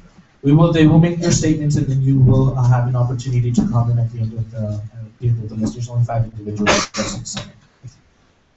Senator Neal, do you have mine? So at the very end of all 10 we're talking, or at the end of each? At the end of each 5. So there's 5. Right. We're gonna break it up into 5. So because if we do at the very end, you already would have heard 10 people, so it's hard to remember after 10 people have spoken. So we're gonna break it up half and half. That makes sense. There'll be a 5-minute discussion. So after you hear from 5 individuals, we'll discuss for those 5, and then after that's done, we're gonna open up to the next 5 individuals on the list, and we're gonna discuss after those 5 go. President Secretary? Sorry, I should have asked this before, but do we have any people from the Valley that are speaking this? Please hold. So President Secretary asked if we have anybody speaking on a neutral stance this evening. No. Okay, that's a very good question. Thank you. Sorry. Okay, so President Johnson. Point of inquiry. So are general comments and opinion commentary allowed after each speaker, or is it strictly questions regarding the speaker? We should do questions. We can do questions and comments since we can do questions and comments. Okay. after the five individual speakers, not after each individual speaker. So after the 5 groups, if that makes sense. So you would Very clear. How long is everyone able to ask questions? There's a 5-minute discussion base allocated, Are we going to do? and it's per so it's not per individual. Right. So that's actually a good question. So the 5 minutes that are allocated for the discussion, ultimately one person can use up to 5 minutes. So after the 5-minute discussion's up, if that one person asks 10 questions, then that's it. So keep in mind, senators, one question per senator, please. And if you have another question, pass it on to another colleague. So we can share the time. Okay. So with that said, I'd like to then move on to public forum, and I need senators stop with their sides of conversations. We're going to move on to the first list. First name I have here is Danny Lesserman. If you can address Senate. Also, if I do mispronounce your name, please do not do. First, if we go over by a few seconds, can we ask for a little bit more time? I usually allow you to finish your last thought if you go over. Do you have the mic there? Okay, perfect. Your time is ready.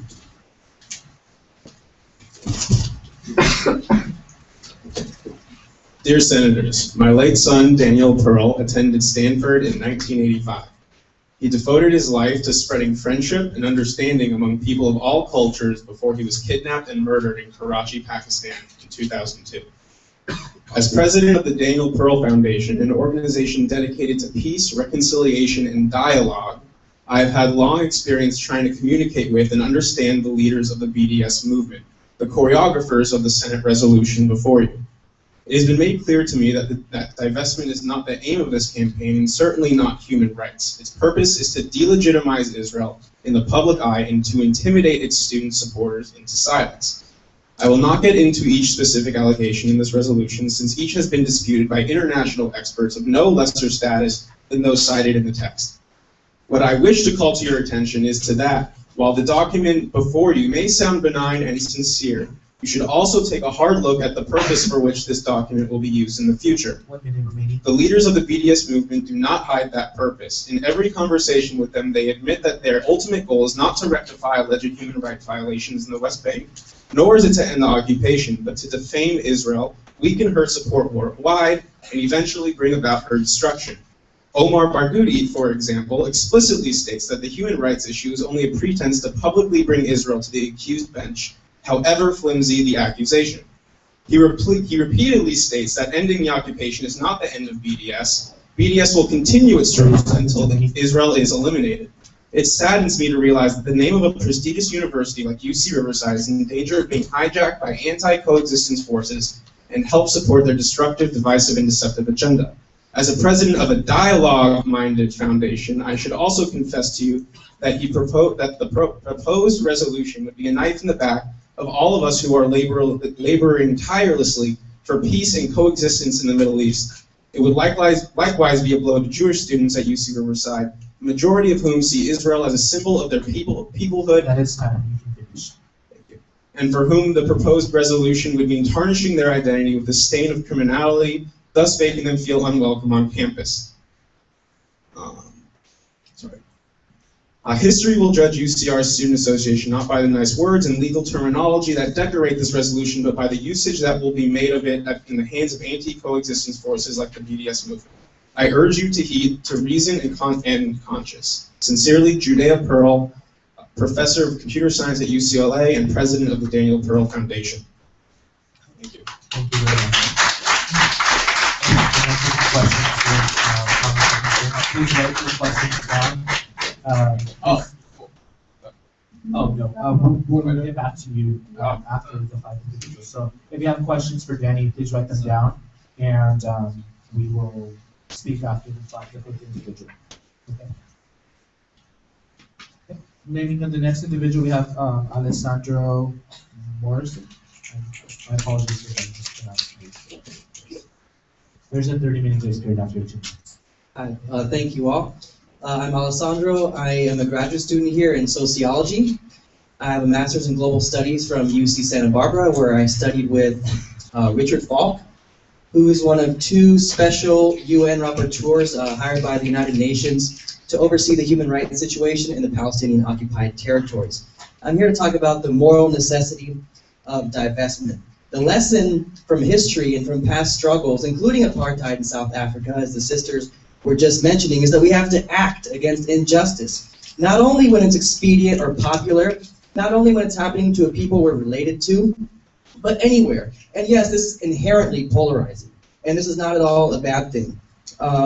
We have a special responsibility, as was mentioned again, to act as UC students and senators, and as a people living in this country, since this institution, and clearly I would argue this US government, has been financially and politically complicit in a very cruel, brutal, and ugly ongoing example of one of the most modern and militarily advanced states in the world, dehumanizing, starving, occupying, and bombing a stateless, practically defenseless people. This is unacceptable. Another lesson from recent history is that as university students, we have potential power, and in the best of times, we've used this power to promote progress, to promote the struggle for social justice. And that's why I'm appealing to you, the ASUCR, to take the lead to pass this divestment resolution. Excuse me. In the 1980s, divestment efforts were strong on campuses all over the world and in this country against the racist apartheid regime in South Africa, a regime that I will add that perhaps the gentleman in the first YouTube video wasn't aware of. The state of Israel supported the apartheid South Africa regime, defied an international ban on transferring, which Israel did, a substantial amount of military hardware to the apartheid state in South Africa. And you can look that up in The Guardian 2006. So that is the parallel, and that is the moral question before us. Thank you.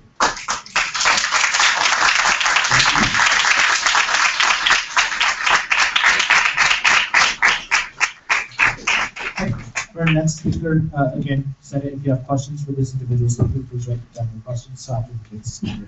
For the next individual, we have Adam. I couldn't read the last, looks like White or Whitmer. Whitmer. Adam Whitmer. Have 2 minutes, and then we're going to speak. Alright. Hello, my name is Adam Whitmer. I'm a 4th-year engineering student here at UCR. I am also a member of the Riverside Jewish community, and I serve as a religious school teacher and youth group advisor to a local synagogue here.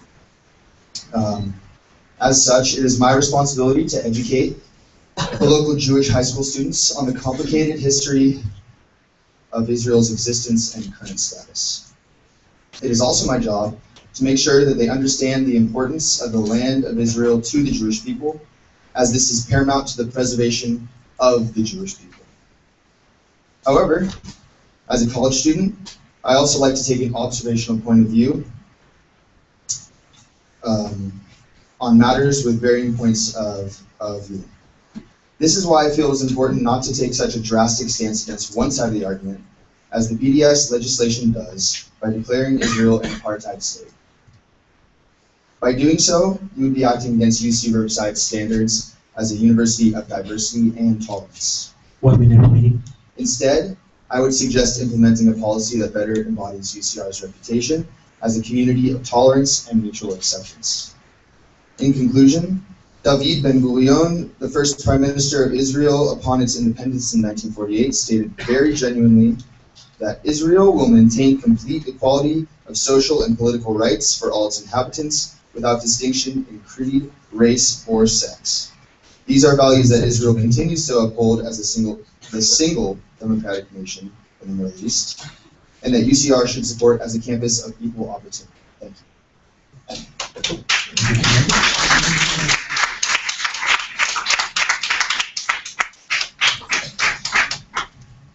Mohammed Hussein.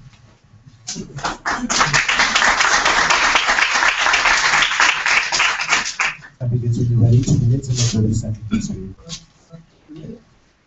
Hello, everybody, ladies and gentlemen. My name is Mohammed Hussein. I'm a 2nd year poli-sci major. Before I begin, I'd like to address the previous claims that voting yes would not be neutral. Currently, the school is investing in companies funding Israeli violence, and I think that while concerned students are trying to divest money, I consider a slap to the face that we file a second bill asking for more money to get invested. It's kind of stupid. So I think the most neutral thing to do wouldn't be positive investment, rather separation from all of those companies and no investment at all. I'd like to draw slight parallels in today's divestment conversation and the tension and conflict between blacks and whites much of the 20th century. Even though it was clearly one-sided, the body count and the violence, there was violence on both sides. The only way to get through that was a level playing field established through fair, neutralizing, and equalizing legislation. That's exactly what this bill is. It's fair and it's equal. No money in, no money out. As a UCR student, I'm not going to stand by and allow my alma mater to be an institution that funds an apartheid where some of my friends in this very room aren't allowed to go back to Palestine. As a black man, I'm not going to stand by and allow my alma mater to be an institution that funds oppression and segregation against the wishes of 70-plus student orgs. 10 years down the road, or 50 years down the road, justice is going to prevail as it always does. When I look back on my alma mater, are we going to be on the side of justice? Or are we going to be on the winning side? That's up to you, my senators. 30 seconds remaining. The elected body representing my opinion and the opinion of 70-plus student orgs. Thank you.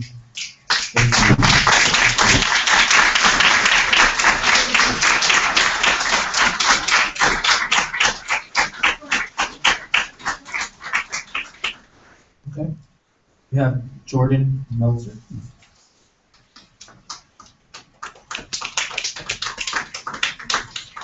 Again, 2 minutes with a 30-second grace period. Hello, my name is Jordan Meltzer. I'm a first-year economics major.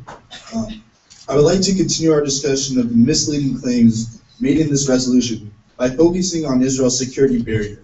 This resolution asks you to divest from CRH and CEMEX because its products have been used to build what the authors call the illegal separation wall.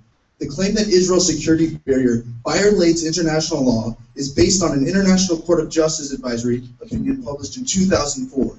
But the truth is, ICJ advisory opinions are just that, opinions. They are non-binding and have no force in international law.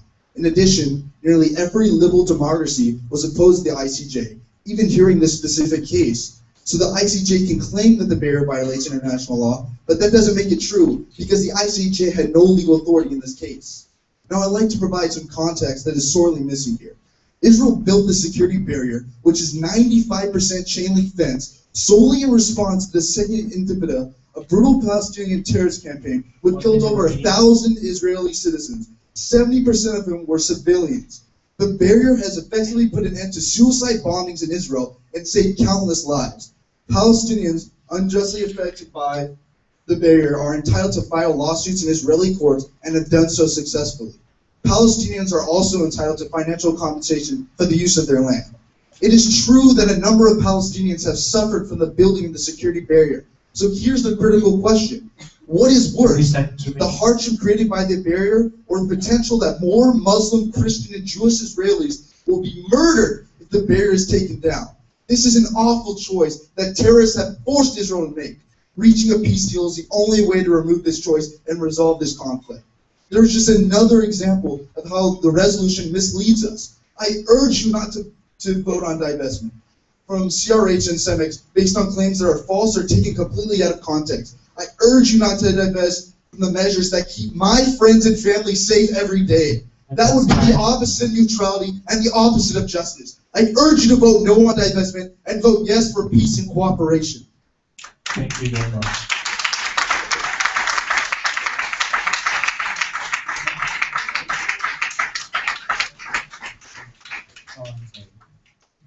Okay. For the 5 individuals, Danny, Alessandro, Adam, Mohammed, and Jordan, if you'd like to rise up to the front, we're going to move into our discussion period so that way members of Senate can address each individual as we go. Yes?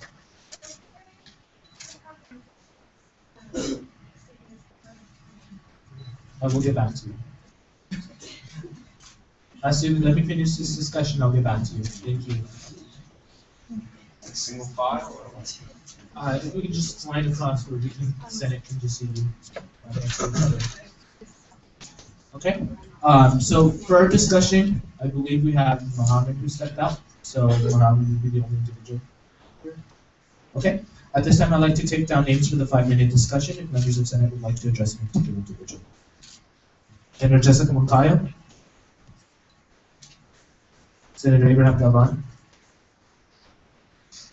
Vice President of External Affairs, Kareem Reed.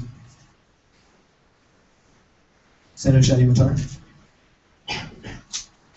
Any other individuals? Going once? Senator Nafi Karim. Any other individuals? No? So I have Senator Jessica McKyle, Senator Abraham Galvan, Vice President of External Affairs, Kareem Reed, Senator Shadi Matar, Senator Nafi Karim. Okay. Senator Jessica McKyle, you have the floor. There's a total of 5 minutes for the overall discussion. Please keep in mind time. Great. I just have a question. Are you guys familiar? Are you two familiar with SR 13, the actual wording of the resolution? If not, then that's totally fine. I just want to make sure. All right. Okay. Thank you. And if we can use the mic, you can pass down the mic to the senators and then we can trade with those guys. Senator Abraham Galvan on this side. Okay, so I have a couple comments, questions, and yes, I will make comments because I do think that these are necessary. So if that's not right, then by any means, the chair can do so, and I'll just make a motion against it. So first of all, I want to kind of refute the fact that this doesn't promote dialogue, only because this. I feel like if anything, this promotes a diplomatic efforts. I want to acknowledge the fact that there has, unfortunately, been terrorism used as a tactic to end this conflict, and I want to say that I wholeheartedly believe that that is not the way to go.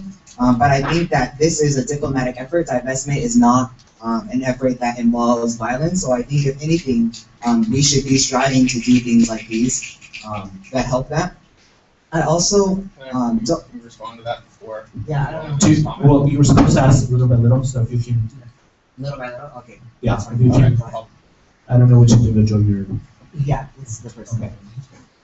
I just want to say in response that if you recall last year, there was a solid amount of dialogue 4 minutes remaining in events where pro-Israel students, pro-Palestinian students met frequently. And then the resolution came, and it actually did the exact opposite of promoting dialogue. It effectively stopped dialogue. So it's nice that we all wish a piece of legislation could help promote dialogue, but the fact of the matter is this specific one does the exact opposite, and history has proven it, really recent history. Just in response real quick before I move on to my next point, I think that's the only reason why we get that perspective is because of the way that we can conceive of dialogue. I think that by the very nature of this resolution coming up, we've created dialogue. Otherwise, all of these people wouldn't be here right now, and we wouldn't be having conversation. This issue wouldn't have been highlighted on the UCR campus. So at least for me, I think that that's a way to conceive of dialogue. And we may disagree on what dialogue looks like. Whether that dialogue is positive or negative is a different issue. It has nothing to do with positive or negative dialogue. We met on almost a weekly basis in the Middle Eastern Student Center, and we talked about things. Fine, I retract that. We met every week or so, and we talked about this conflict frequently. And then the resolution came by, and it effectively ended conversation. Okay, so I'll just go ahead and move on to my next point. Because I think there's just a fundamental disagreement there, so there's no use. In regards to the last individual, and that's not to mean that I don't validate your argument. I just have a different perspective, and I don't want us to remain engaged in that because it's pointless. And so the next thing that I wanted to address was I am aware that the wall was at least initially intended as a security barrier. And maybe it has been an effective tool for that. However, I think you pose a good question that I think all of us senators really need to consider. And that's really, I think the underlying question was that even though perhaps this is a security barrier and perhaps this barrier has been effective, however, the question that we need to ask ourselves is, does this justify its evolved usage as a segregated method? And so if we do believe that that's what has happened, then we need to consider if the security aspect of it justifies its use for segregation. And so I just wanted to put that question out there. I know it's more of a rhetorical question because I don't think any one of us has, I think we will all have differing opinions on that based on what we believe are more fundamental rights. And I believe that fundamental voting rights and participation and not have your house occupied, your territory occupied is something else, but I think other people can have different conceptions of that. So that's just more of a question that I think we all need to consider. Thank you. Thank you. Okay, moving on to Vice President of External Affairs, Kareem Marie. All right, I'll keep this as brief as possible. I do appreciate all of your comments. Yeah, so I'll start. I'll just go straight down the list. Danny, quick question for you. That letter you read out, did you specifically go and get that letter, or was it a letter that's kind of like, and I don't mean this to be biased at all, but it sounded very formatted and kind of like insert UC name here. So I'm curious how that letter was received, if it was sent in or if you got it. I don't need a microphone, do I? Okay. So it was initially formatted, but the difference between this one and the other ones is I would not accept it if I just wouldn't take it if I was just copying and pasting the name UC Riverside instead of insert UC campus here. So I actually started a conversation with Judea Pearl, and we talked, we exchanged emails, and got his explicit permission for the things that, for every single word in that letter. And then Mr. Whitmer, Israel as part of Judaism, if you're teaching Judaism, or you teaching about the faith, so the current state of Israel is separate, whereas you can tie like the ties. I wanted to make sure that was clarification. It doesn't, like the current state of Israel isn't listed anywhere. That's time. You can go ahead and finish.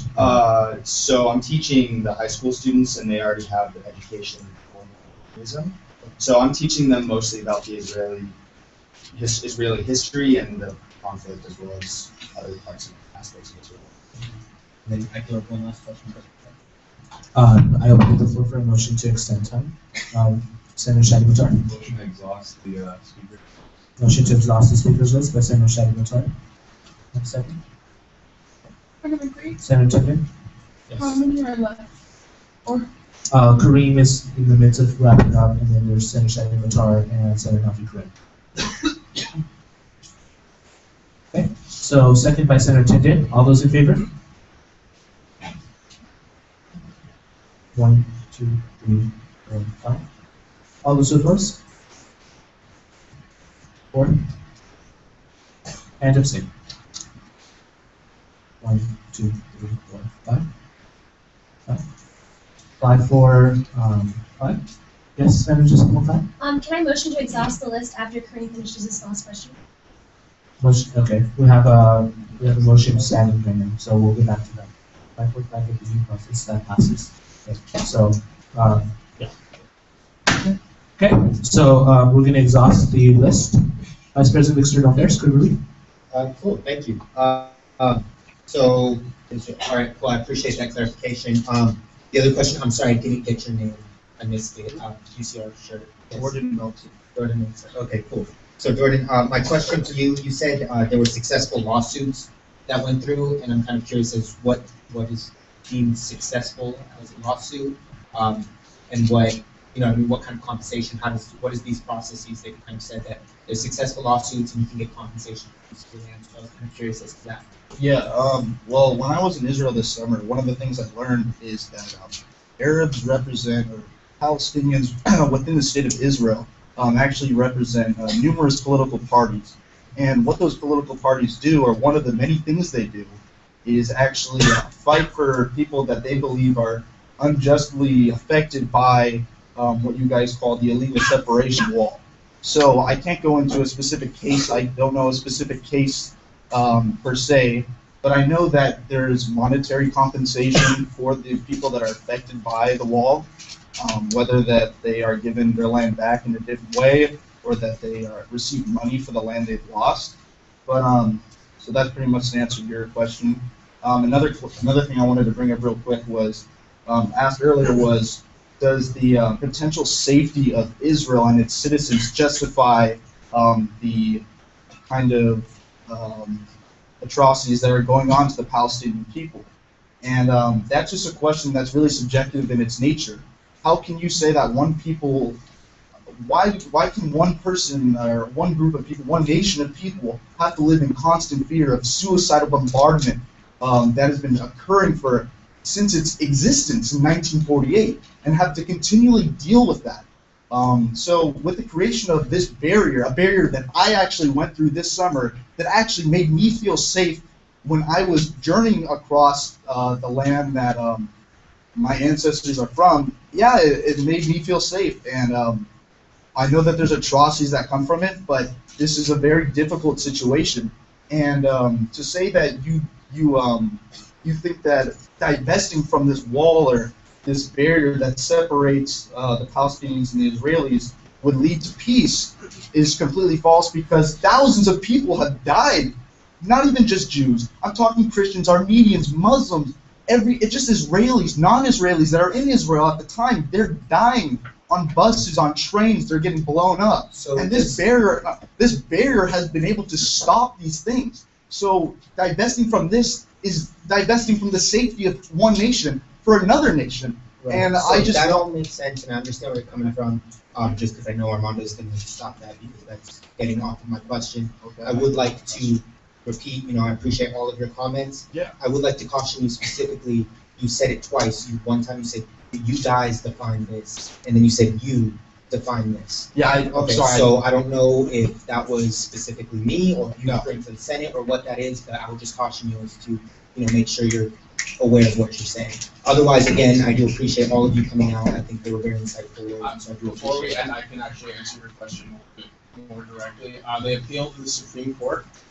The Israeli Supreme Court, which has historically had Palestinian Arabs on it, and they have successfully appealed to the Supreme Court to move the barrier off their property. And I made a presentation last year. There were examples. If you want, I can send you some examples of that. Appreciate that. Thank you. Thank you, Vice President Mr. Lopez. Senator Shetty, I'm sorry. I'm just going to make this quick because I know we want to get to the next set of people. So just a quick comment about using the Middle Eastern Student Center. I know you retracted your comment, but the Middle Eastern Student Center does not take a stance on divestment, does not support it, is not against it. Using it here as like, oh, we have dialogue with Middle Eastern Student Center is a complete logical fallacy. So that I want to make that clear. Quick question for the person who talked about the BDS movement and how it aims to destroy Israel. Can you please tell me the three tenets of the BDS movement and where you see the destruction of Israel in those three basic tenets? Which person? Who talked about the BDS movement and trying to defame Omar Barghouti? That was me. Then proceed.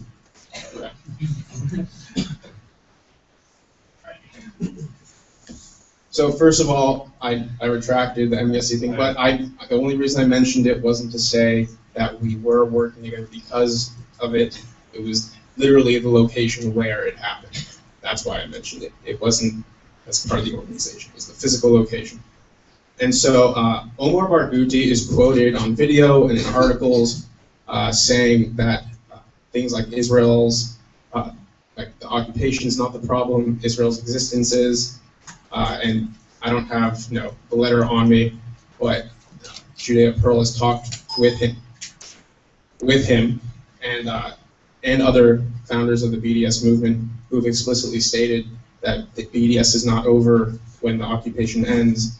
BDS is over when Israel ends. I understand that a lot of those who support BDS don't think the same way, and I completely acknowledge and appreciate that.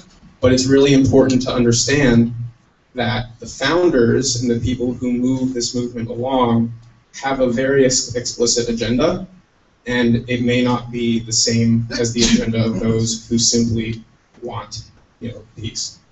The three tenets, though, is the question. Well, no, what are the three tenets?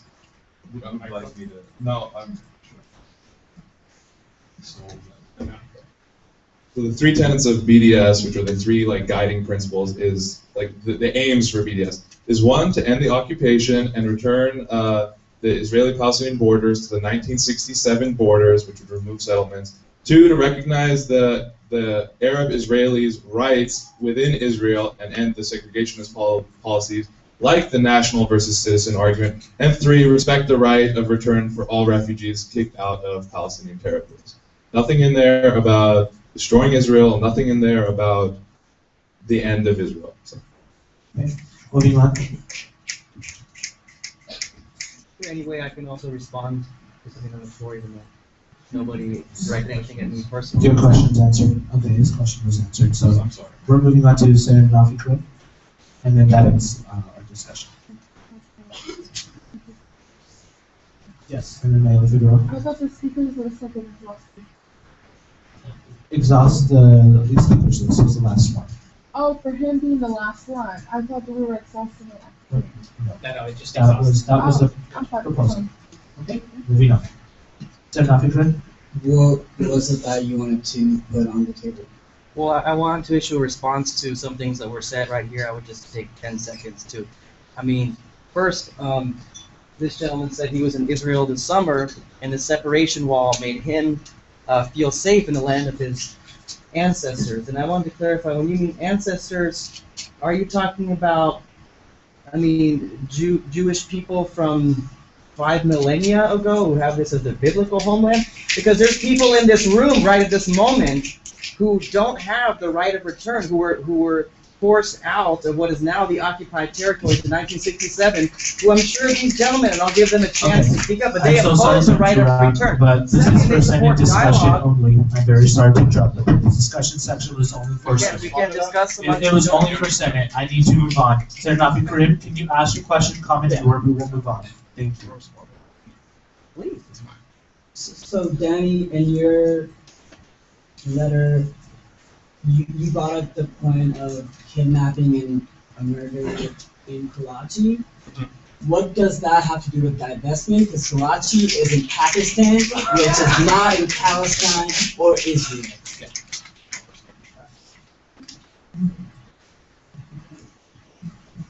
It just gave some background as it has experience with dealing with Arab conflicts, and he has personal.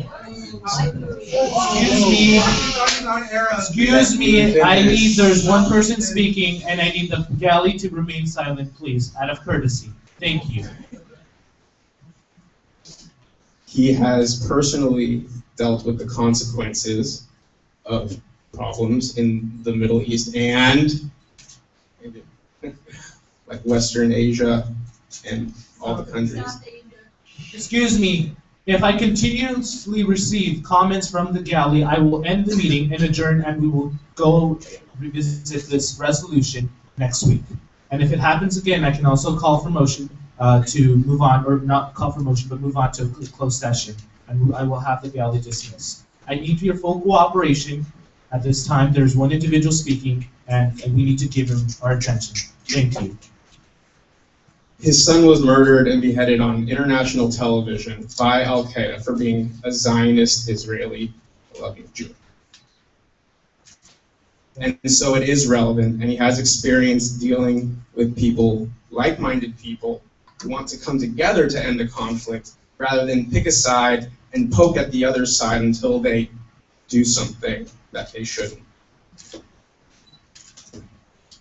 So are you by any chance equating the authors of this resolution to Al-Qaeda?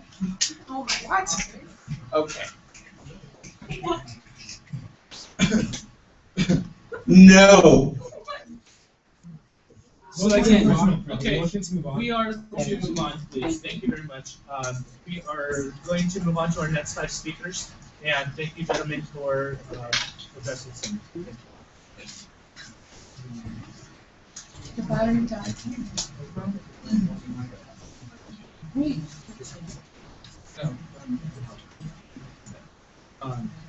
Senator Diane Figueroa,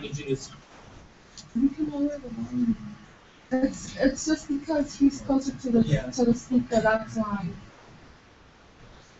Okay, we'll turn down the volume on that. Thank you. We're going to move on to our next 5 individuals. We have Victoria Tinoco. If you can rise to the podium, there's 2 minutes.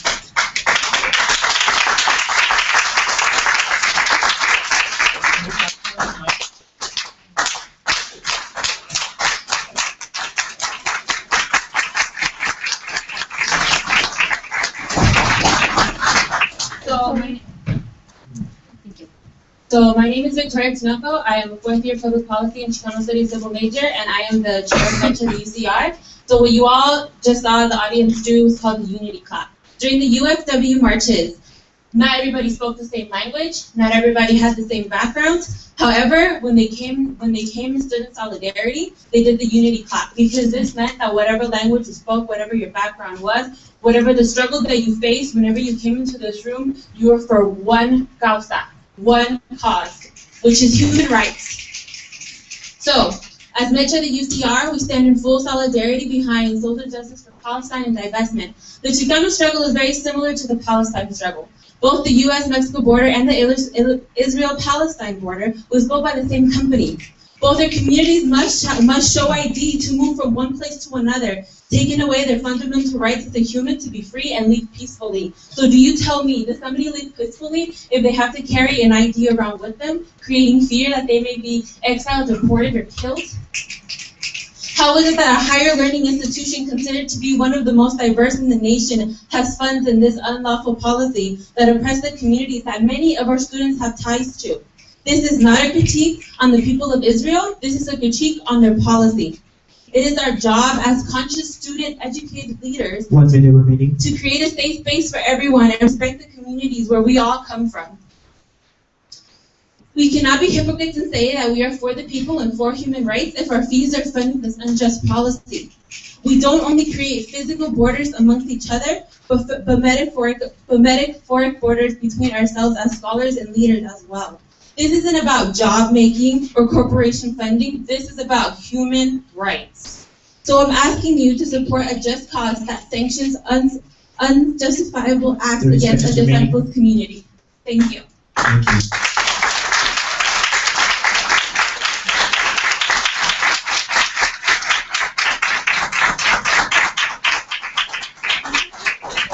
Okay, so we're going to move on. We have Oren Shimshi. Thank you.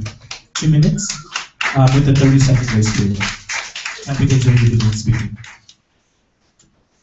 I am Oren Shimshi. I'm a neuroscience major at UCNAS. I would like to continue addressing the allegations used to justify from divestment for specific companies. Again, you cannot justify the divestment unless you are certain that all specific accusations are true. I think we can all agree that it is an awful tragedy when innocent families lose their homes. I would like to consider, however, who is ultimately responsible for these awful tragedies. Israel does not have a policy of arbitrarily demolishing Palestinian houses and neighborhoods. Israel demolishes illegally built Palestinian and Israeli structures. Meanwhile, Palestinian leaders are on record as saying that it is part of their policy to build homes and structures illegally. Criminal organizations have engaged in illegal building as well. So who is responsible for innocent families losing their homes? It is Israel for enforcing its own urban planning regulations, or is it Palestinian officials and criminal organizations that build homes and structures illegally and then rent or sell them to Palestinian families, all while knowing that they may be demolished? Another way that homes and structures get destroyed is when terrorists use civilian buildings to conceal tunnels, store weapons, or launch rockets at other attacks against Israeli civilians. According to international law, when a civilian structure is used for these types of military purposes, it becomes a legitimate military target. So I ask you again, who is ultimately responsible for the destruction of these homes? Is it Israel, which is using legal means to defend its civilians from terrorist attacks? Or is it terrorists who use these buildings for military purposes?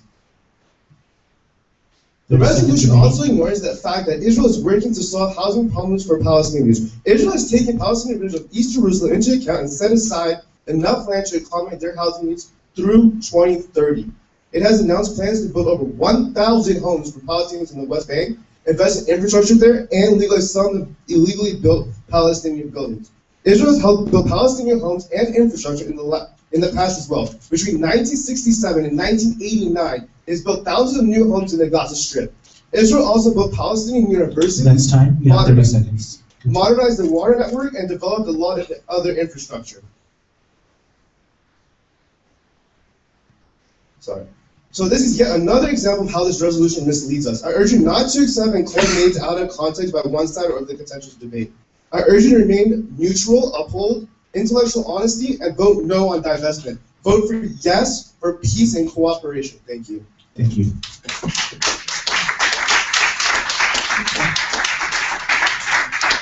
We have Joe Montoya.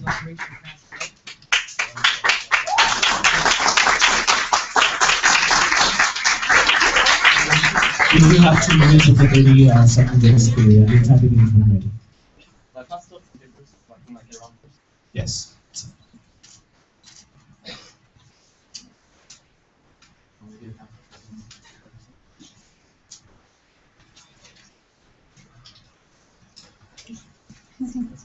Some of y'all have to share because there's only 20. Okay.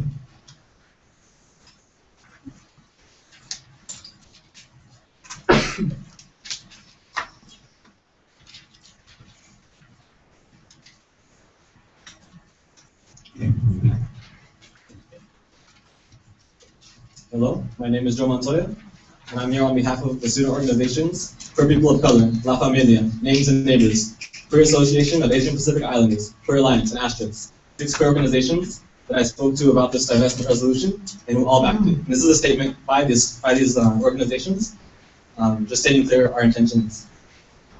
So first I'd like to say that one of the reasons we backed this divestment resolution is because lesbian, gay, bisexual, and transgender people, as well as women, cannot organize adequately for social change within their own communities with the presence of checkpoints and while under occupation. Basically, the meetings we have here on campus daily would be almost impossible to take place because it would take 5 to 6 hours or more to get there, while here it only takes 10 minutes. Companies who support gay people here violate human rights abroad, such as in Palestine. This makes gay people here a part of the problem when we remain silent and inactive about the human rights violations. So we feel implicated to speak on this issue. The occupation is very dangerous for gay people in Palestine, especially considering the occupation has created the conditions for associating gayness with the occupiers. Also, for women, the presence of sexual assault and violence against Palestinian women at checkpoints is prevalent.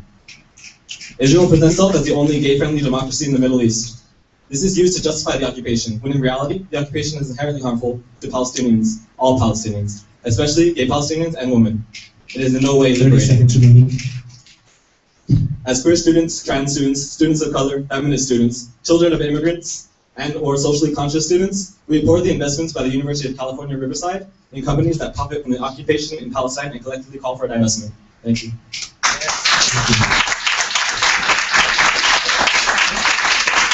The next individual we have Daniel Brown. 2 minutes with a 30-second grace period.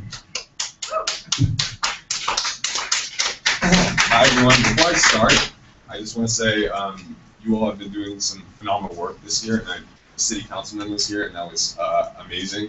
I think that my first Senate meeting ever, so you guys have been doing great work. So that's all I want to say first. So I'll start now. First thing I want to say is that a lot of the accusations and things can be, rebutted. For example, they said 52 or to 100 students have, representatives have signed saying they support this resolution, but also on the other side, there's 52 to 100 students, maybe 150 who are representatives who have graduated and represent and actually are against this resolution. So before I want to do I just want to give you the insight into what happened after and my experience with the resolution after it passed. And so I wrote a little bit something. So the night it passed, the divisiveness of the bill and the rift it created on our campus community was evident. Days after this bill, the division began to unfold throughout the campus. Students, faculty, organizations, and ASUCR representatives were separated based on whether or not they supported divestment from Israel. If you did not support the bill, you were immediately separated and alienated from those who did. Students felt scared, misrepresented, and unwelcome by their AS representatives.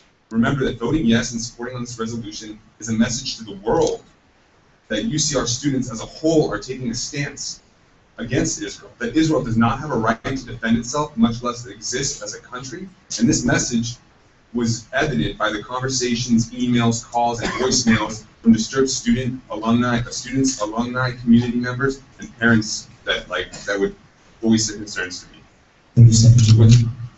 I mean, I don't have a lot of time, but I want you to, measure the resolution against the toll on the campus climate, and most importantly, our student body. Senators should consider passing a bill which pursues for positive and constructive efforts on this issue, and represent the diverse campus which ASUCR and UCR prides itself on. As student representatives, you should stand against any attempt to divide the UC campus. Those that have the courage to stand up against this resolution that is filled with lies and hate, will forever crystallize their credentials as people who Next rise time you have above a 2 diverse seconds, please, politics to unite a campus, to unite UCR, to unite a community. I encourage you all to stand up for what is right and vote no on this misguided resolution. Thank you. Thank you. Yep. And our final speaker is Lubna.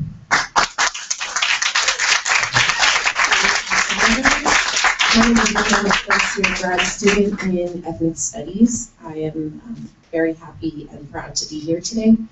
The first thing that I do want to say is I want to debunk the myth that this bill is the most radical or controversial bill out there.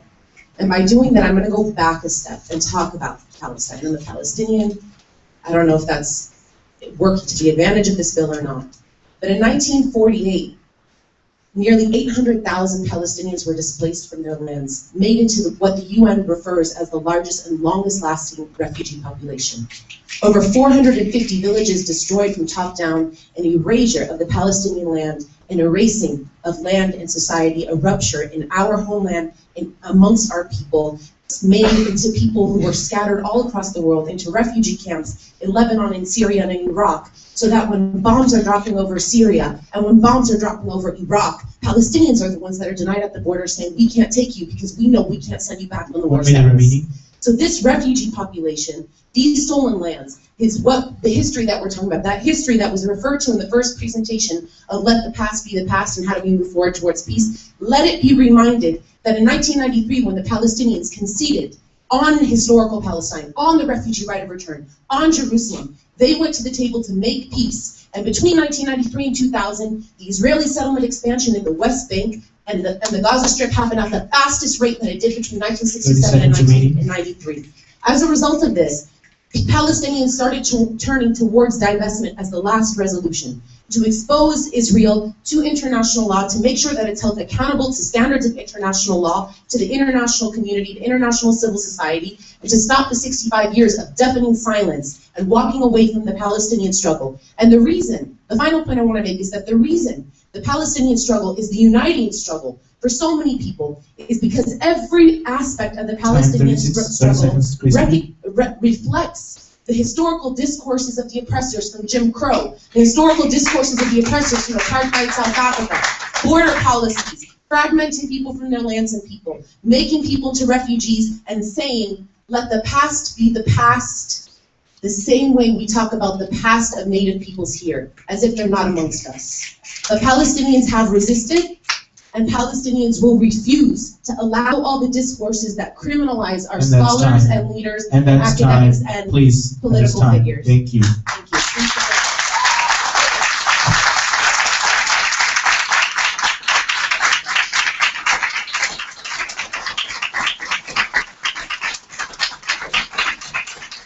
Okay, so we also, I'm ready to start, thank you. So we do have someone in the crowd who is in a neutral stance. I'd like to have that individual rise to the podium, please. You do have 2 minutes with a 30-second grace period. Can you introduce yourself as well? My name is Summer Schaefer. And, okay. Hello, everyone. I am taking a neutral stance. I am neither Israeli nor Palestinian, and I understand both resolutions. I also understand the tension in this room. I appreciate each individual here taking its issues very seriously, as it is at the hearts, as shown tonight, of many people on our campus, as mine as well. These resolutions, however, contradict each other by the way in which they are written, which means that one or the other will most likely be passed. This is an opportunity for UCR to be peaceful, since one side believes that the other is not the answer, and likewise, if either one is passed, there is a division on campus. I think our school could show a different solution by not passing either. I do not say this to offend anyone, and I understand the gravity of this issue. However, if our school can show that the Israelis and Palestinians, likewise with any other group that conflicts with another globally, 1 minute remaining. live and coexist and not be divided on our campus, that would show a greater positive decision on our campus than it would be to pick one side or the other. By not passing either, it's not saying that you are not making a decision and not passing something. It is also saying that you are deciding instead to think of different 30 solutions. seconds remaining. And I understand that you guys have been working very, very hard on both of the solutions, taking a lot of time and trying to get public opinion. But I feel like this is a way that our campus. Thank you very much. Thank you. Can you remain at the podium? At this time, I'd like to invite the 5 speakers that addressed Senate a few minutes ago to rise. We're going to move into our discussion period. For the sake of what happened in the past discussion period, I'm only allowing questions. I'm not going to go allow comments during this discussion period just because I got a little disrespectful. I am speaking. Please, thank you. You are allowed to interject, okay? But right. No, I know. You're allowed to interject the chair as long as you're addressing the chair in the proper format. Now, okay, then we will move forward as soon as I finish my statement, and then I'll get back to you. Okay. With this said, I will only allow questions and no comments because it didn't turn out too good on the first discussion period. We have Senator Abraham Gavon who opposes, and I'd like to open the floor since Senator Abraham Gavon might have a motion.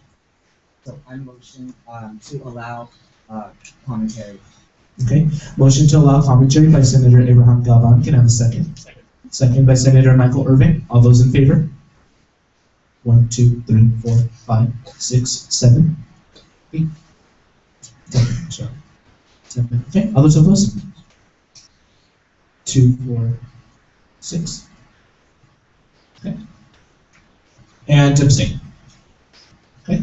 7, 6, 1. That passes. Okay. The point of procedure was the lady in the center of There was- Are you asking like if I was opposing this? I counted 7, 6, 1. So there's a total of 14. There's 14 present here.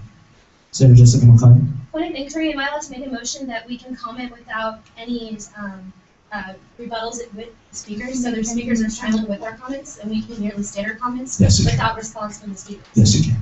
Okay, so I make a motion to allow commentary without rebuttal from the speakers. The speakers cannot reply to our comments. Okay. So without rebuttal to the individual or respective speaker, motion by Senator Jessica McConnell. Can I have a second? Seconded by Senator Shadi Matar. All those in favor? 1, 2, 3, 4, 5, 6, 7, 8, 9. All those opposed? 3, 4, 5. Okay. And abstain. 9, 5, 0. That passes. No rebuttals. Okay. Vice President of External Affairs. So the point of personal privilege, I'm using it differently than it's usually used. It's used so we can continue to have productive discussion. Let's just be respectful. Like, I think that's the point. That's why all these motions are being made right now. Is be respectful, and that's not just for the people up here, but it's also for the speakers. They're decorum. Like, that's all I'm going to say. Okay. Thank you, Corinne. Okay, we're going to move on for our 5-minute discussion, and then Senator Shannon Matar, did you have a question? Okay. I will ask for hands. Point of clarification. Yes, My just motion one was time. mainly just to withdraw from hostility within the speakers. So I completely support the Okay. Thank you. Senator Abraham Gavon, do you have a question? Oh, okay, for the discussion. Okay, at this time, yes. Yes. Okay, at this time, I'd like to take hands for the 5-minute discussion. Senator Abraham Gavon, Senator Shadi Matar, Senator Jessica McConnell, Senator Asucr. Are there any other individuals that would like to address the chair? So I have Senator Abraham Gavon, Senator Shadi Matar, Senator Jessica McConnell, Senator Asucr. Okay, so we're going to end it at that 5-minute discussion, and time begins when ready. Senator Abraham Gavon. Can we, is the mic there at the podium, please? We can just trade them between the senator and the individual who is addressing. Thank you. Thank you. Once again, I have commentary. I don't know, are we doing this by speaker or no? Because it's not. There's no response. So So if your question is just in respect to the entire group, then. Okay. Okay, thank you. So I do have a lot of commentary, and I remain unapologetic of this because I think it's necessary for proper dialogue. First off, I want to say that comment on something that was mentioned, I think, by an individual, Oren. Is that, yeah? So you said that the guilt is not on the Israeli government, but rather those Palestinians that have built or occupied illegally built housing. However, something that I wanted to comment on this was that a lot of times people do things out of necessity, and I don't think that necessity and action necessarily imply guilt. So that's just one comment on that. The fact that Israeli uses legal means is something that you said. This may be the case. Those means by which they do things might be legal in that country, but legality does not equate with justice. I also wanted to make that point. And then also the last point on your part was that there has been a lot of development of Palestinian infrastructure by the Israeli government. I think that there's a line that needs to be made here because I think it's getting very close to like the white man's burden in the past. Because even though they have maybe built this infrastructure and they have supported, is that necessarily what the Palestinians asked for, and do they have the right to build this infrastructure on their own? I think that's a different question that needs to be asked and addressed. And I also think I wanted to address what Liam said in regards to the rift that this was created previously. I acknowledge the fact that there is a possibility for divisiveness. However, I know that controversial policies have often been divisive, especially in the past. And something that came to mind to me, we can debate how much it parallels or not, but for example, the example of Little Rock, at that high school there was a lot of tension after the black students were admitted, and the campus was undoubtedly divided. However, that didn't mean that it was not justified or right for the government to support their entry into that school and being able to attend there. So those are the comments that I wanted to make. Thank you, Senator Van Penland. So moving on to Senator Shannon. Yeah, just a quick question for Mr. Oren. I'm sorry I didn't catch your last name. Would you say that the proportion of Palestinian homes built by Israel and the proportion of illegal Israeli settlements built, which, just to throw in a little fact, 1,500 were just built last week, and you're saying over the 1,000 are supposed to support for 30 years. Do you think it is equal in that regard?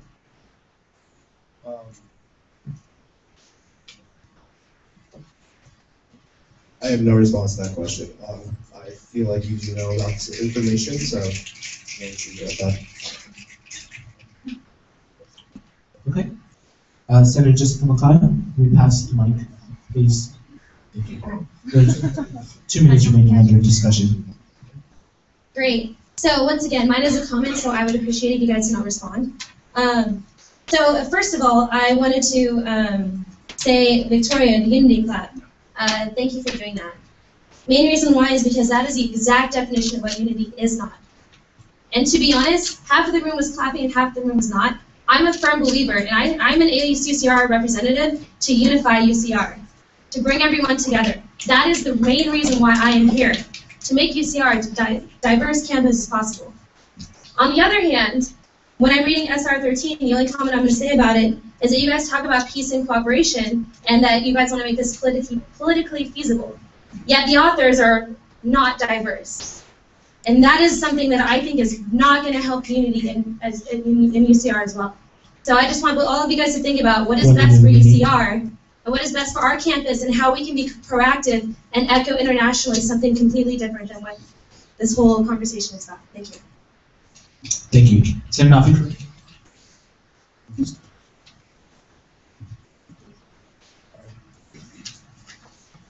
Warren? So you mentioned that most of the homes or houses that were being demolished were illegally built. So my question is, who is legislating those laws? Because back in the day, the Jim Crow laws were very legal, and it was illegal to not give up your seat for the white man.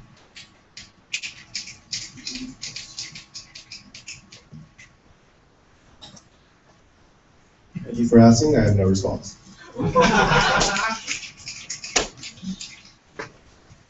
Second, Liam, you said that there are 50 to 100 other orgs that support a no against divestment. Can you actually provide that? Hi, it's 50 to 100 different elected representatives who have signed on an anti-divestment bill resolution. So I can provide that for you if you'd like. Yes, please. Okay. I can send it. I'll try to pick it up right now. And they're representatives from what exactly? UC representatives. So AS representatives. So not from UCR. No, many from UCR. Some that have graduated. UCLA, UCI, UC Riverside, UC Berkeley, all the UCs. Okay. Vice President of External Affairs, Kimberly. Just so William's not scrounging to get this document exists. It started last year. I saw it. There are a lot of people who signed it from across the UC. So that doesn't need to be a question. That does exist. Just like the other document with signed people who want to support. Also, you said that by passing this resolution, the divestment resolution, that we would be saying that Israel does not have the right to exist. Let me at least make it clear on my behalf that I think Israel has all the right to exist, but a resolution to divest does not mean that you condemn Israel's existence, that you condemn its occupation. Yes, that's a comment. Also, Summer, you brought up the point that by not passing either of the resolution, it would be neutral. And that's time. Okay. We will then move forward. Thank you very much. That concludes our 5-minute discussion. Senator Nafi-Karim. Can I motion to extend the time by 2 minutes? Motion to extend the discussion period by 2 minutes by Senator Nafi-Karim. Can I have a second? I second that motion. Second by Outreach Director Mina Kato. All those in favor? 1, 2, 3, 4, 5, 6, 7, 8. All those who oppose? 3. And abstain. 833. That passes. 2 minutes have been allotted. Continue. So basically, if you are at the starting line, that's below negative. Below 0 to a negative. It's not neutral. So in order to have equity, you have to do something to make it neutral. Okay, we can answer too. No. No comment. I'm sorry. Okay, is that it? Senator Nafi-Karim? Okay, well, that's it. Thank you very much, everybody.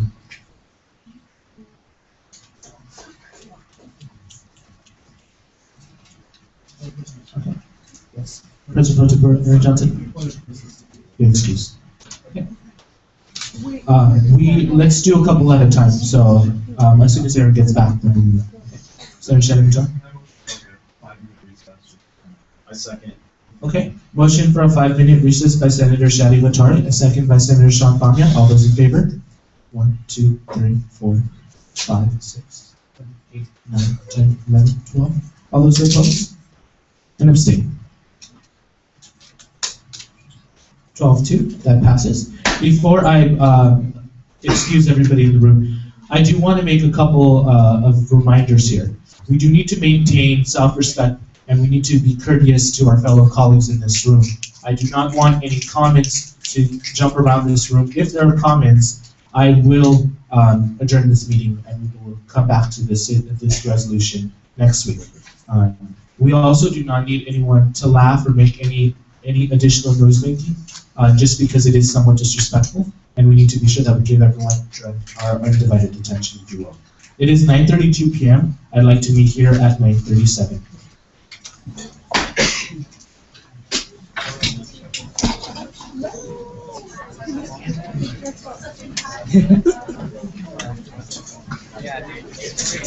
So this electronic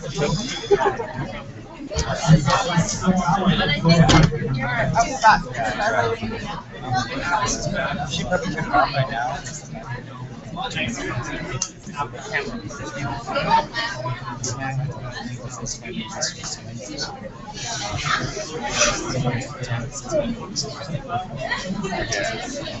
I think they know. I mean, Oh yeah. I can react to it.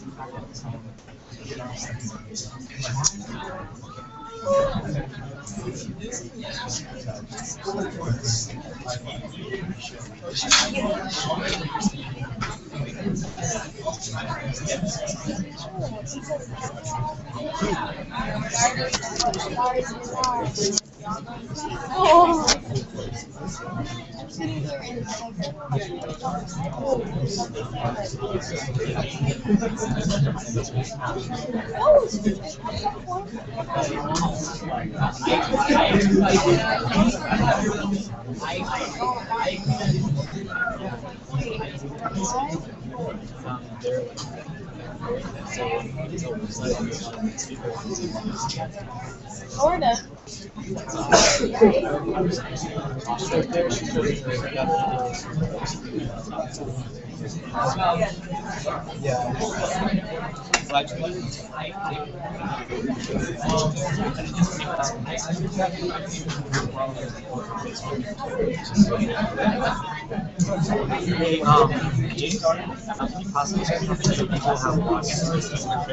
Yeah, it does.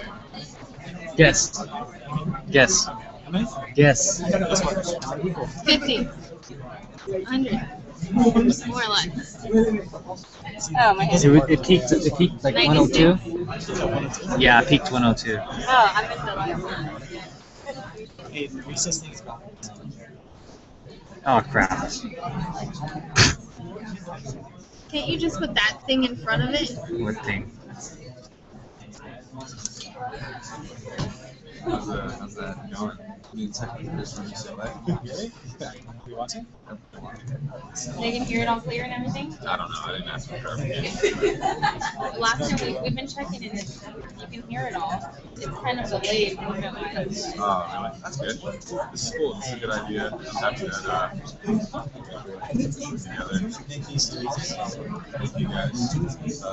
It's not on right now, is it? It is. Oh, It's technically on, but it just shows that it's backwards.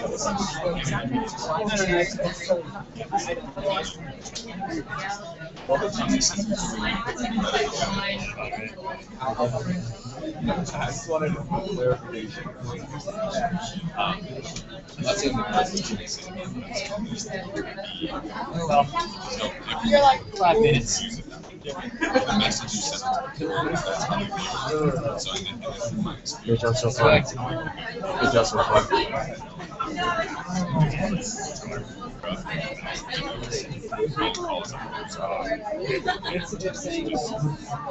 So maybe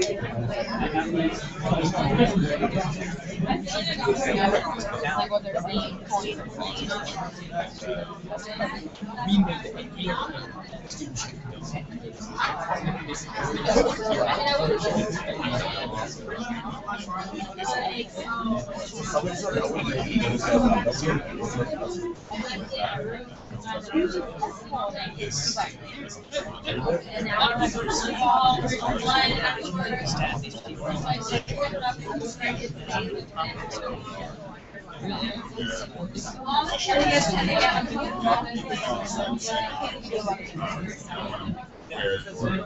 Like anything you guys doesn't determine how good you are.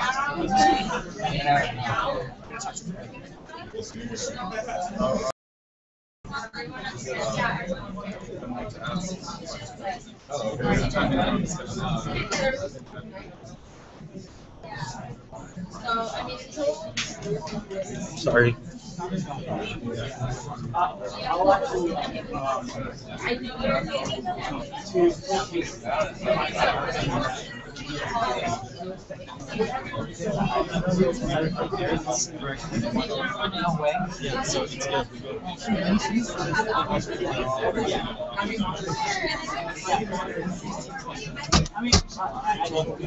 Oh.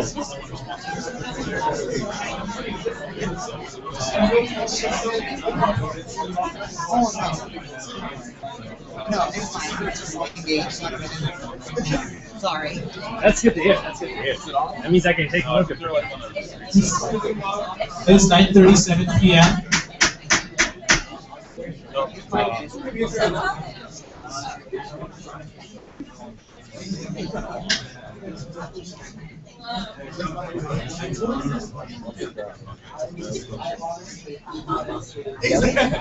Bueno, sí, yo que me.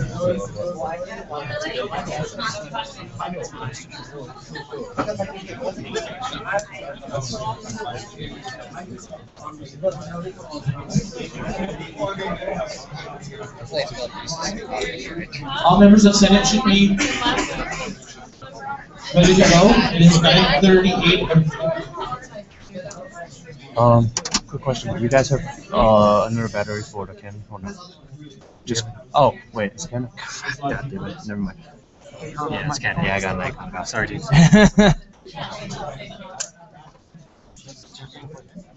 No. Okay. We are getting ready to start. Please, I need all members of Senate to return back to their seats. We'll be beginning with roll call. Okay. That's okay. Right.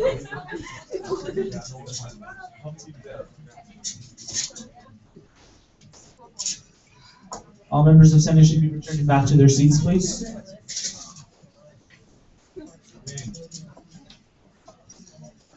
Okay. I'd like to begin with roll call. Senate Secretary Alice Kopp, can you begin with roll call, please? Senator Andrew Paul, Senator Fernando Echeverria, Senator Nayeli Figueroa, Senator Nafi Curran, Present. Senator Abraham Gabon, Senator Shadi Matar, Here. Senator Sandy Sally, Senator Michael Irvin, Here. Senator Ranjit Nair, Present. President Fulton Paul Johnson, Present. Senator Kelly Tran, Senator Tim Min, Senator Sanam Rashidi, Senator Mila Darmani, Senator Sean Famion, Here. Senator Jessica Moncayo, Present. Election Director Christopher Sanchez, Present. Marketing and Promotions Dr. Ravina Mazad, Present. Personal Charge Director Daniel Danich, Outreach Director Mina Khan, Present. President Sai Patadia, Executive Vice President Armando Saldana, Present. Vice President of Internal Affairs Johnny Top, Present. Vice President of External Affairs Kareem Marie, Vice President of Finance Janice King. Thank you very much, Senate Secretary Alice Kopp. Which members are absent? Senator Andrew Paul and Senator Fernando Echeverria, both excused. Okay. I'd like to move on with our agenda this evening. Again, thank you everyone for your full cooperation, and we'd like to move on to the next item. So we just ended special reports and public forum. We're going to move on to section J for subcommittee reports. We will get into the voting of the pieces of legislation under the Legislative Review Committee, also known as the LRC Committee. And President Pro Tem Aaron Johnson will be bringing those pieces of legislation forth to the table. The discussion has ended, so we've already had discussion within the Senate. We've had the opportunity to engage with the campus community. We've had study sessions. We've had senators engaging with certain particular individuals from certain groups. So we will be doing the voting depending on, depending if there are any other motions, of course. So with this said, section J for subcommittee reports, subsection 1 for finance committee. I need those side conversations to disappear, please. Vice President of Finance, Janice Tank, and then parliamentarian, can you please at the screen for the map so we can get the finance minutes up. Hello. Yes, that one works. So for this week's budget hearing, from ASUCR Club Contingency, we allocated $908 to Pakistani Student Association, $825 to Our Kids, $908 to Music Changing Lives, and $750 to Christian on Campus. From ASUCR Contingency, the committee allocated $750 to Executive Vice President Armando Saldana's budget for winter retreat, and $3,365.49 to operating for Executive Director Lauren Sinclair. She ordered a projector for the ASUCR conference room. And our last item is a budget transfer for the external vice president's budget. He wanted to move $5,400 to SLC from various accounts. Can I have a motion to approve the allocation and the budget transfer? Can I put a clarification? Vice President, External Affairs, could you read? So you all clarify the questions that are about to be asked. That's all already in my budget. I just moved stuff around so I could clear up where I went over or stuff that I went under. So it's all in my budget. I'm not getting any new money. It's just moving stuff around. Just a transfer. Okay, at this time, I'd like to open up the floor for any motions to approve these allocations. Senator Abraham Gavan. Okay, can I have a second? Second by Senator Nayeli Figueroa. All those in favor? 2, 3, 4, 5, 6, 7, 8, 9, 10, 11, 12, 13. All those opposed? And abstain. Okay, with 1301, the Finance Committee allocations are approved. Thank you. That's all for my report. Thank you very much, Vice President of Finance and Singh. So while we get the screen up because of the movement, we will move on to the GCAP Committee subsection 2 under section J. Vice President of Campus Internal Affairs, Johnny Tell, you have the floor. So just real quick for GCAP, we posted 3 quarterly internships that are paid with the Office of Sustainability. So there's the lead bomb intern, the food garden intern, recycling intern.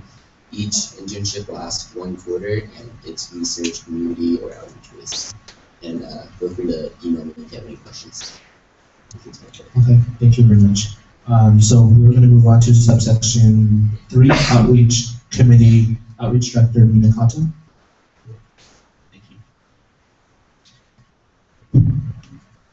All right, so I was going to report on my outreach director report. However, for time's sake, I'm going to just let that be in the minutes. As for the outreach committee report, I did have a web of outreach for winter quarter. For time's sake, I'll just explain it. I know Senate already knows what this is. Basically, it's a chart of all of the outreach funds that have been allocated to student organizations who have requested SIAP grant funding. I created a web of outreach for fall quarter, and it is currently posted on the ASUCR website for all of the students to look at. And I have now created a winter quarter web of outreach with the same thing, except for these are the outreach funds that were allocated to student organizations for the winter quarter outreach hearing. And this is accessible to everyone on the ASUCR website, and that is it.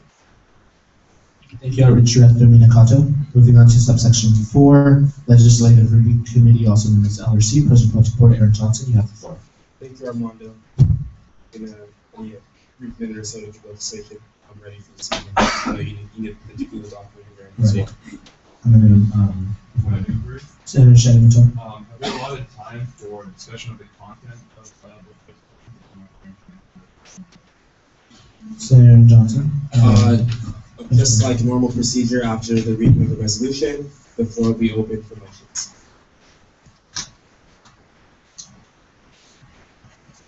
Before I begin with Senate Resolution number 12, I do have 2 general LRC announcements. The first is that the ASUCR completed bylaws for this year are available on the website for public access. So if you're running for office and you're curious about a specific position, whether it be a senator or a director or committee, you can view the specific bylaws that are relevant to that and get a little bit more information about that position. And secondly, the LRC voted unanimously to indefinitely table SR 8, which was the fossil fuel divestment resolution. This was mostly due to the fact that key edits that were made during the Senate meetings to the piece of legislation were lost and cannot be located, and so much is being added into the resolution that it's going to just be brought forth as a completely new document later on this academic year. With that said, before I proceed with tonight's reading of the resolution, I would like to echo what Vice President of External Affairs, we have a point of clarification. Is the fossil free resolution going to be brought back by LRC, or is that back to the responsibility of the office? Yes, so the original authors of the resolution will be contacted. I believe Senator Nayeli was taking it upon herself to do that. And yes, it's going back to the authors, and it will come forth as a new resolution, because key items that were amended to it during the Senate meeting were not able to be given to me. So we are going to go back to the drawing board with that resolution. Too much has been changed. I can clarify more after meeting. back to SR12. So, yes, to echo what Executive Director Armando stated, this is now simply for procedure. Please no public comments, clapping, cackling, whistling, etc. For our viewers, I'd like to read the resolution and proceed this evening. Senate Resolution number 12, divestment from companies that profit from apartheid, authored by Students for Justice in Palestine, sponsored by Senator Michael Irvin and Senator Shadi Matar. Whereas the University of California system has a responsibility to the principles of treating each community member with respect and dignity, the university prohibits discrimination and harassment and provides equal opportunities for all community members and applicants regardless of race, national origin, religion, sex, gender identity, pregnancy, physical or mental disability, medical condition, ancestry, marital status, age, sexual orientation, citizenship, or status as a covered veteran. Whereas, as a public university, it is UC Riverside's duty to maintain the values of respect, intellectual curiosity, integrity, commitment, and empathy, which includes the promotion of human rights, equality, and dignity for all people without distinction. Whereas, students have a legacy of standing against oppression and injustice at UC Riverside and across the United States. Whereas, the role of student activists in exposing South Africa's apartheid system and supporting equality, freedom, and dignity sets an example for us to follow as students of global consciousness. Whereas, as an example of student activists exposing South Africa's apartheid system shows, it is imperative for students to stand unequivocally against all forms of racism and bigotry globally and on campus, including but not limited to Islamophobia, anti-Semitism, homophobia, patriarchy, and Israel's system of apartheid. Whereas the end of South African apartheid was assisted by a large movement of student governments across the United States and college systems worldwide who divested their funds from companies complicit in apartheid. Whereas, as students at the University of California, Riverside, who are primarily U.S. citizens, our government sends aid to Israel. Whereas, student opinion is divided on this issue of entrenched international conflict, and since the University of Riverside is a public university, an environment of neutrality should be maintained in issues of high conflict. Whereas, the proposal of UCR divestment from fossil fuels shows our commitment to socially responsible investment, as well as the empowering of students to make a difference that will positively affect future generations. Whereas, the occupied Palestinian territory is controlled militarily by the Israeli government. Whereas, certain companies have promoted and been complicit in those ongoing human rights violations systematically committed by the Israeli government, which have been documented by human rights organizations such as Amnesty International, Human Rights Watch, Al-Haq, Defense for Children International, Admir, B'Tselem, Adalah, Badil, and the Israeli Coalition Against Home Demolitions. Whereas, according to the International Court of Justice, the construction by Israel of a wall in the occupied Palestinian territory and its associated regime are contrary to international law. Whereas, according to the same ICJ decision, the establishment and expansion of settlements in the West Bank and Eastern Jerusalem is also illegal by international law. Whereas, according to the UN General Assembly's application of the Fourth Geneva Convention to occupy Palestinian territory, the establishment and expansion of settlements in occupied East Jerusalem and the rest of the occupied Palestinian territory, especially settlement activities, remain contrary to international law and cannot be recognized irrespective of the passage of time. Whereas, a U.S. Department of State official stated as recently as November 2013 that the U.S. policy on Israeli settlements has not changed and will not change. Like every American administration for decades, we do not accept legitimacy of continued settlement activity. Whereas, according to the UN General Assembly's application of the Fourth Geneva Convention, the exploitation of natural resources in the occupied Palestinian territory is also illegal by international law. Whereas, these violations of human rights and international law have been recognized and have resulted in the condemnation of the State of Israel by the international community in the UN Security Council, Human Rights Council fact-finding mission in Gaza, and the above-mentioned governmental bodies and organizations, which consequently resulted in dozens of resolutions concerning the State of Israel. Whereas the University of California invests in, and thereby profits from, companies which have an active role in human rights abuse and institutionalized structural violence against the Palestinian people, thereby making it a complicit third party. Whereas these companies have been previously engaged by various solidarity campaigns and concerned investors about their complicit involvement in the previously mentioned human rights violations of the Palestinian people to no avail. Whereas the following illustrative and non-exhaustive list of companies which the University of California invests in plays a role in these human rights violations. Whereas Caterpillar has violated these rights by continually providing engineering tools and bulldozers routinely used in the demolition of Palestinian homes, refugee camps, water cisterns, and agricultural fields, and by providing bulldozers used to expand settlements and construct a separation wall and checkpoint throughout the West Bank, which have been ruled illegal in the International Court of Justice's 2004 advisory opinion. Whereas, by providing cement and other building materials, Cement Roadstone Holdings has contributed to the construction of military checkpoints, a separation wall, and settlements within the occupied Palestinian territory. Whereas CRH and CMEX have supplied building materials to build illegal settlements, separation wall, and checkpoints within the occupied Palestinian territory. Whereas CMEX also illegally owns and operates manufacturing plants in West Bank settlements, exploiting Palestinian natural resources in violation of international law. Whereas General Electric manufactures and supports engines for A-64 Apache helicopters, systematically used in attacks on Palestinian civilians, which constitute severe human rights violations and war crimes as documented by Amnesty International. Whereas Hewlett-Packard Company has supported restricting the freedom of the movement of the Palestinian peoples within the West Bank by providing biometric identification systems used in the Israeli military checkpoints. Whereas HP profits from global mass incarceration and provides prisoner data systems for the Department of Homeland Security's Immigration and Customs, ICE, Law Enforcement Support Center. Whereas Raytheon's guided missiles were used to ruthlessly level civilian dense regions during Occupation Castile.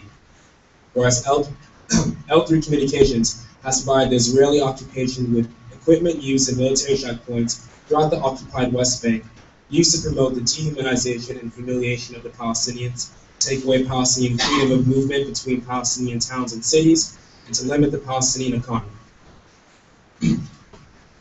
Let it be resolved that ASUCR will further examine its assets, UCR assets, and UC assets for investments in companies that A. provide military support for or weaponry to support the occupation of Palestinian territory.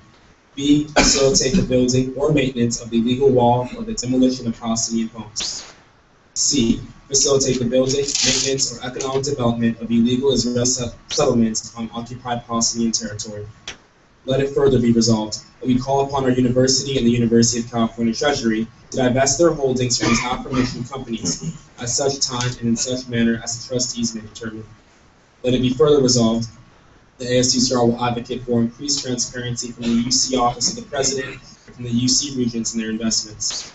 Let it further be resolved that if found that UCR funds or UC funds are being invested in any of the above-mentioned companies or any companies found in the future to have similar complicity, ASUCR will advocate that UCR and the UC divest at such time and in such manner as the fund trustees may determine, and in accordance with procedures determined by the ASUCR bylaws and constitution. Let it finally be resolved that we, the students, call upon our university to disassociate itself from groups or companies that promote systematic prejudice oppression, whether this system targets people based on their religion, gender, race, or orientation, by divesting from the companies that participate in or profit from human rights violations.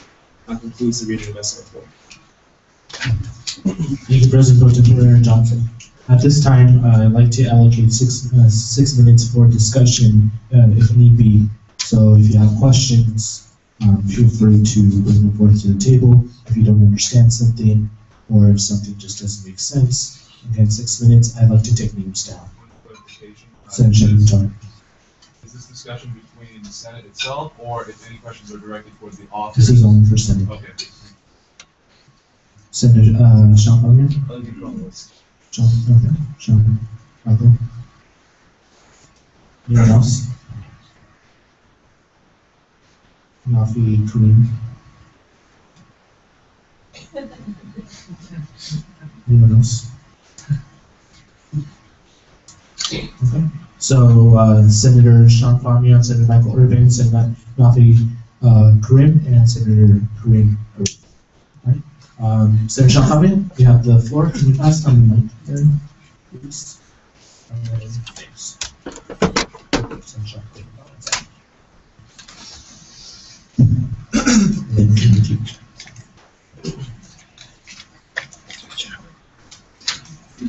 Okay, I just have a few points to make, or just 2 points actually.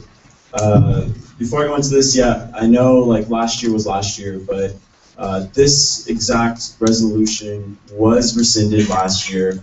Literally, the only lines that aren't in the other resolution are the ones that talk about UC Riverside. The only reason why I bring this up is because when I rescinded it, I made a specific motion that we would rescind this in an effort to make or come up with a more peaceful resolution in hopes of coexistence. And this same resolution is coming back, and without the coordination of both the Israeli and Palestinian side being represented on this resolution specifically. The other point I have to make is kind of in response to what Shadi said earlier about nowhere in the BDS movement does it say that that they're trying to, or that the existence of Israel is questioned. And the point I have to make to that, like Obama has a quote himself, and it says, "The right of return would extinguish Israel as a Jewish state, and that is not an option." Okay, it is the right of return is a euphemism to delegitimize Israel as a state, and this resolution, as said by Amal, is a part of the BDS campaign and is a part of that goal. Thank you. Thank you, Senator Shalhavi. As a reminder, if you have questions, concerns, related to this resolution, Senator Michael Irvin, if you can pass. Vice President of External Affairs, Karim. Hey, Sean, question for you. If the goal was to work on a new resolution, because I've been hearing that a lot, I'm just curious what happened with that new resolution. Why haven't we seen it, or what was the process? What happened? I can project. No, I'd be happy to talk about it because, actually, previously, when divestment was first mentioned to the Senate by Amal, she came and she said that there's going to be a divestment 101 meeting. I specifically remember I went to that meeting with the president of Haifa, Ben Morak. Tin, you were there. Shadi was there. Nafi, you were there as well.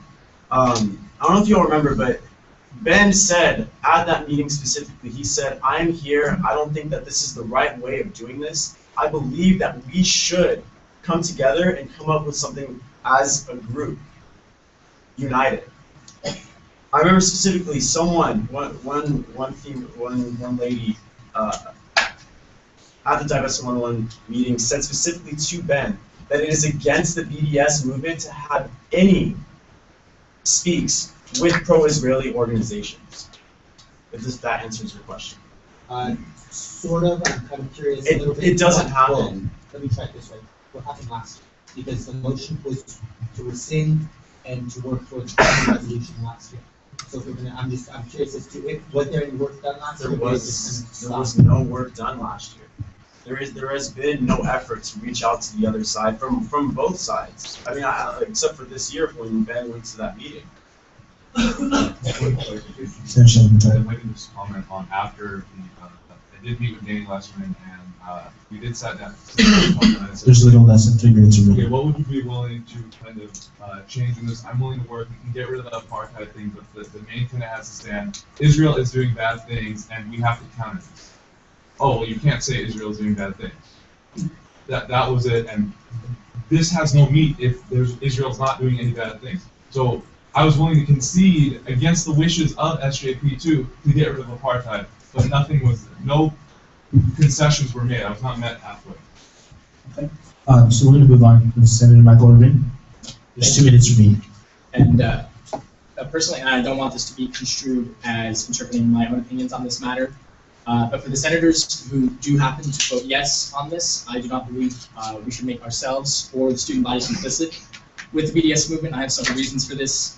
Several things were brought to the table, and my own research throughout this has regarded this as particularly valid, and that while it's not in its tenets, the politics and the rhetoric used by many of the prominent people in the BDS movement has had a significant aim not as a policy or critique of the institutions of Israel, but rather as undermining the legitimacy of Israel as a state. And these aren't just my opinions. My research has revealed that people such as Norman Finkelstein, a renowned academic, even Noam Chomsky, themselves both harsh critics of Israel's occupation of Palestine, have criticized the BDS movement aimed at undermining Israel as a state, rather than what I think this bill represents, which is very policy-based, which is very critical of institutions and practice policies, not as an attack on the right of the existence of Israel. And I'll make a motion for this, but I think like in the same spirit as the motion that was passed in UC Berkeley, I think we should separate ourselves from the full aims of the BDS movement.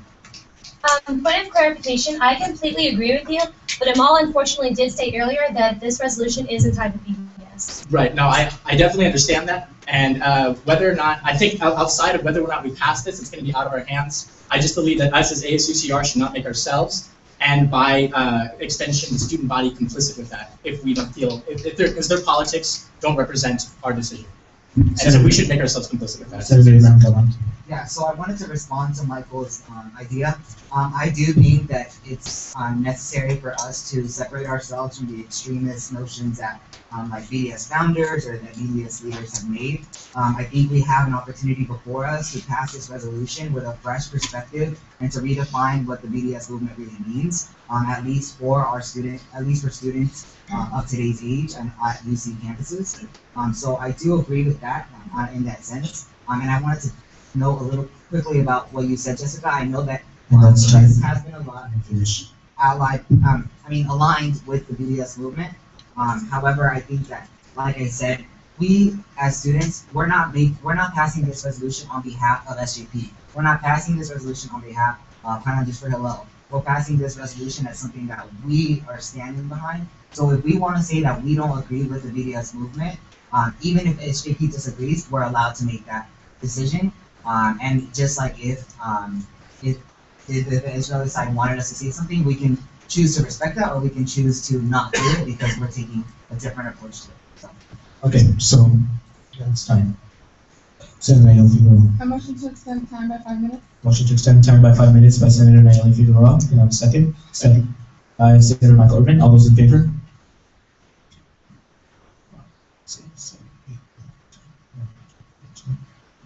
All those opposed? One. And abstain. Okay. 13-1. Oh, that passes. There's an additional 5 minutes that have been allotted for discussion. Senator Jessica Moncayo. Point of inquiry. So I completely agree with you. But so if we decide to amend the resolution that says this is not directly tied to BDS, even though Amal clearly stated that it does, does that conflict, or I'm just wondering. It's our resolution, not it's our resolution. One person at a time. Because she is an author. So that was a question, right?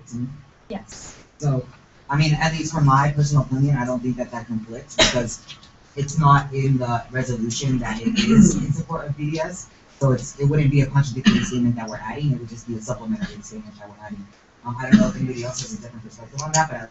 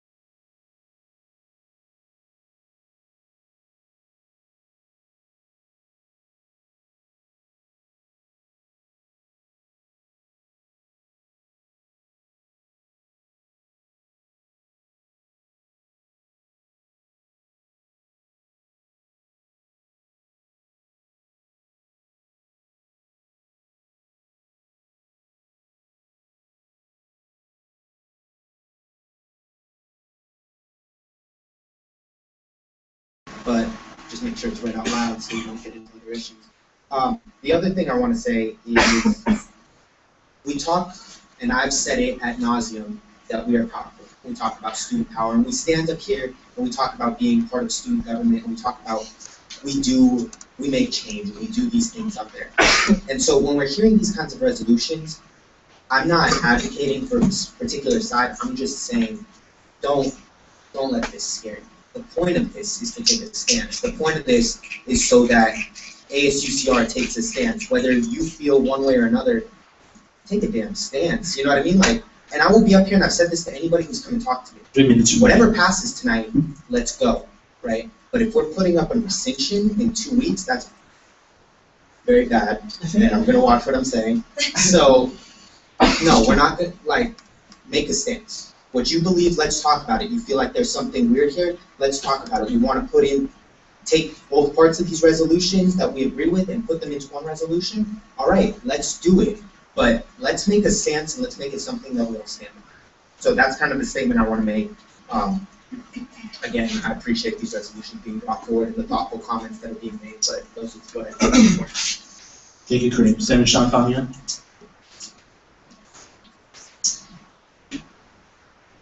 I can project if that's fine, so we don't have to pass this. You stopped.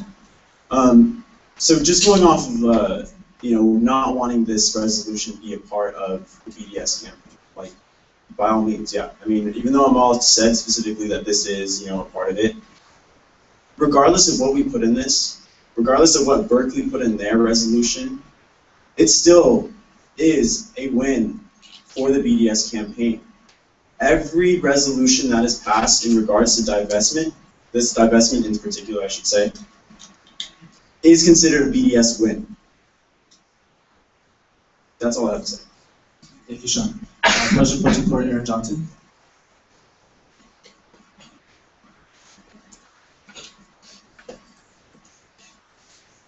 I definitely agree with taking a stance this evening, although I really want to urge that you really remember those who got you to your position today. I think that in a four-month-long divestment debate, we've let divestment fall into a very narrow category, a very narrow demographic of students. But don't forget that we represent roughly 17,000 students, not the maybe 100, 120 that are filed in this room today. And I really do feel like members such as the young lady who addressed from a neutral standpoint are often disregarded. And it's very easy in one evening to fall into one side of the argument. And take a stance, but remember where exactly you're coming from and the constituents that you represent. Very early on in the drafting of both or all divestment resolutions, I called upon both sides to bring forth some form of representation so that we can make a representative vote on behalf of the student body. This is not ASUCR's resolution or ASUCR's opportunity to voice our personal opinions. We should be making decisions on behalf of the student body, which I believe it gets very complicated and difficult when we're addressing matters of international affairs. But regardless, try to keep that in mind. That's all I have to say. There's a little less than 3 minutes. Senator Naomi Figueroa. Seeing that the conversation is redundant, I yield my time. Okay. Senator Naomi Figueroa, yields her time. Senator Lee,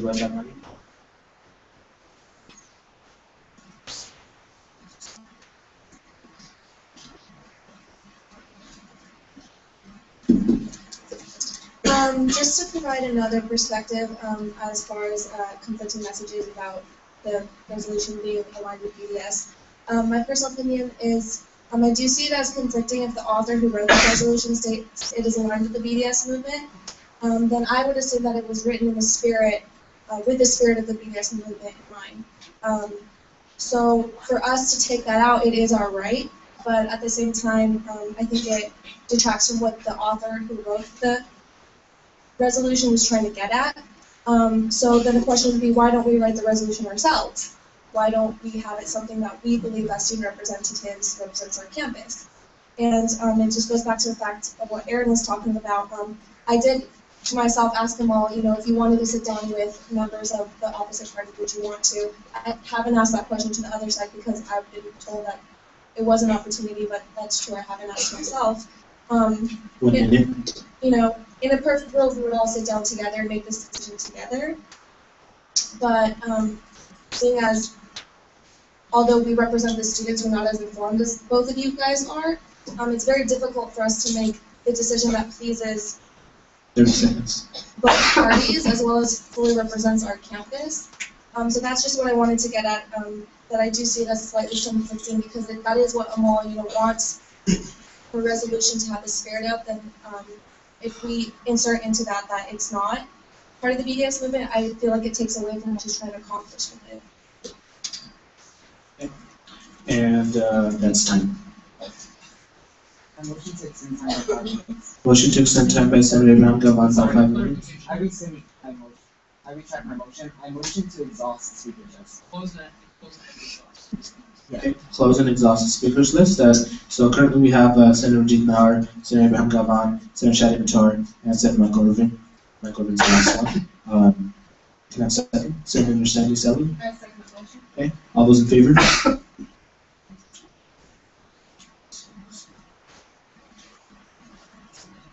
All those opposed? 2. And abstain. Okay, 12-2. Oh, that passes. So, Senator Rajit Nahar, can you pass? No, that's fine. I think it's for that. Okay.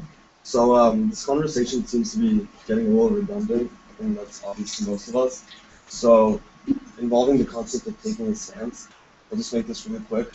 In my opinion, our job as student representatives may not necessarily be to vote, basically pick and choose on 2 different extremes, but more so to represent the student body in the best way that all of us see fit, involving even if we want to create amendments to certain resolutions. It's just my personal opinion. Thank you. Senator Abraham Gavon, we're passing down the mic to you. Should be. Thank you. Thank you. Okay, so first, I want to start off by I didn't want to talk after every person. I didn't even know if I could do that. So first, I wanted to address Kareem's point that this resolution isn't it doesn't just explicitly mention BDS. However, divestment is a crucial aspect of BDS, so I do see it as relating to BDS, if not being directly tied to it. And I want to kind of and along with that, I kind of want to say something in regards to I think what Michael's statements were interpreted as. I don't think that we aren't saying, or at least the motion or the proposal wasn't that we're not aligning ourselves with BDS. It's that we are not aligning ourselves with BDS to the extremity that the BDS movement has traditionally represented. So I don't know if that makes it a little bit more clear. It's just that we're not fully at that point, but we are aligned ourselves with BDS, because I mean, we can't say that we're passing a divestment bill and say that we're not aligning ourselves with BDS. And then I also wanted to say, in regards to Aaron's comments, I think I've said this a lot of times, and so something that I really want to emphasize again now that we have a large population here, is that if we took a stance where we did not vote on things, we didn't advocate for people, we did not advocate for ideas that are not representative of the overall student population, then I feel like nothing would occur. For example, think back to our undocumented student resolution. That resolution affected a minority of our students, and immigration reform is a controversial issue. However, if we took a vote based upon the general population, I don't think that anything would have happened to that, and that doesn't mean that something shouldn't have happened just because the overall student population wouldn't vote yes on it with us if they could, So I think it's very kind of dangerous for us to have that view, because it makes us less proactive as a student government. At least that's my opinion. I think that we were, and also in regards to that, I think that we were elected to have opinions. I mean, I know that there's a trustee versus delegate approach debate, whatever.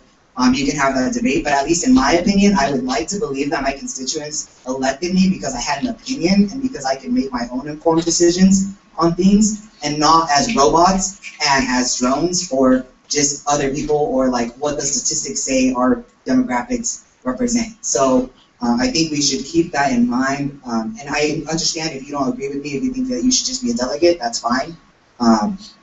And also, Mila, in response to your question of why don't we write our own, and I think this kind of goes along with Ranjit's idea that we should be crafting something more suited for reconciling the differences. I think this is our opportunity to craft something that we want.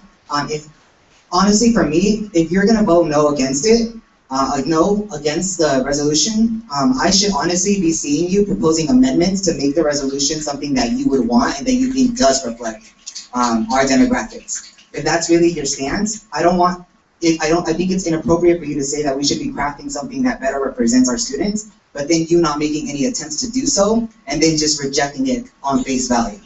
I think that that's problematic.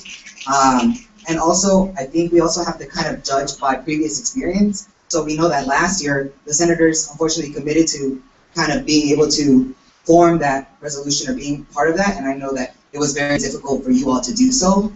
So I think just based upon what we know before, what has happened before, then we can take this opportunity we want instead of waiting on killing this bill and then trying to see if we can come up with something later. So those are my comments. Thank you. Again. Thank you. Senator Shannon Buttar? Yeah, I want to try and keep my comments short just because, like many people have stated, it is getting very redundant. I think we need a vote on this, just so people don't make a decision based on, oh, I want to get home, I have a midterm tomorrow. But I think the biggest thing I want to talk about is this boogeyman that people keep trying to talk down on the BDS movement as like it's this terrible thing. The BDS movement is a non-violent call to action. It is not something that the majority of Palestinians are calling for, that's saying, oh, let's go do suicide bombing, let's go do this. This is a majority of Palestinians advocating for non-violent resistance. And if crafting a legislation, I mean, we can talk about this with SR 13, but if working together meant Ben sending ML a text 1 hour before the LRC meeting, then I guess that's them meeting both sides. But that's basically it. There's nothing wrong with BDS because BDS is a call from a majority of Palestinians saying we want nonviolence resistance. We are at the end of our rope. We've tried violence and it didn't work. We understand that. We want nonviolence. Senator Michael Oren, can you pass something, please? I was actually getting over that.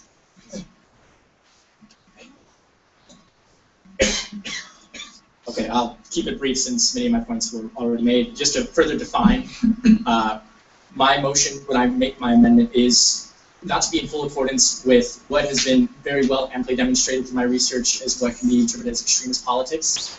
While it's not explicit with the goals of the BDS movement, many of the prominent people have spoken on behalf of that, and so it's really just trying to lessen what might be considered an extremist approach by the student government. So it's.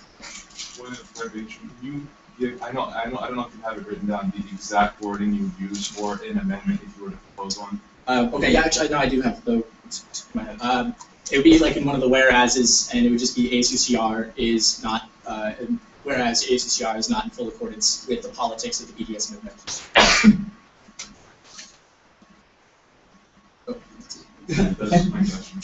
Thank you very much. That concludes the discussion for this particular resolution.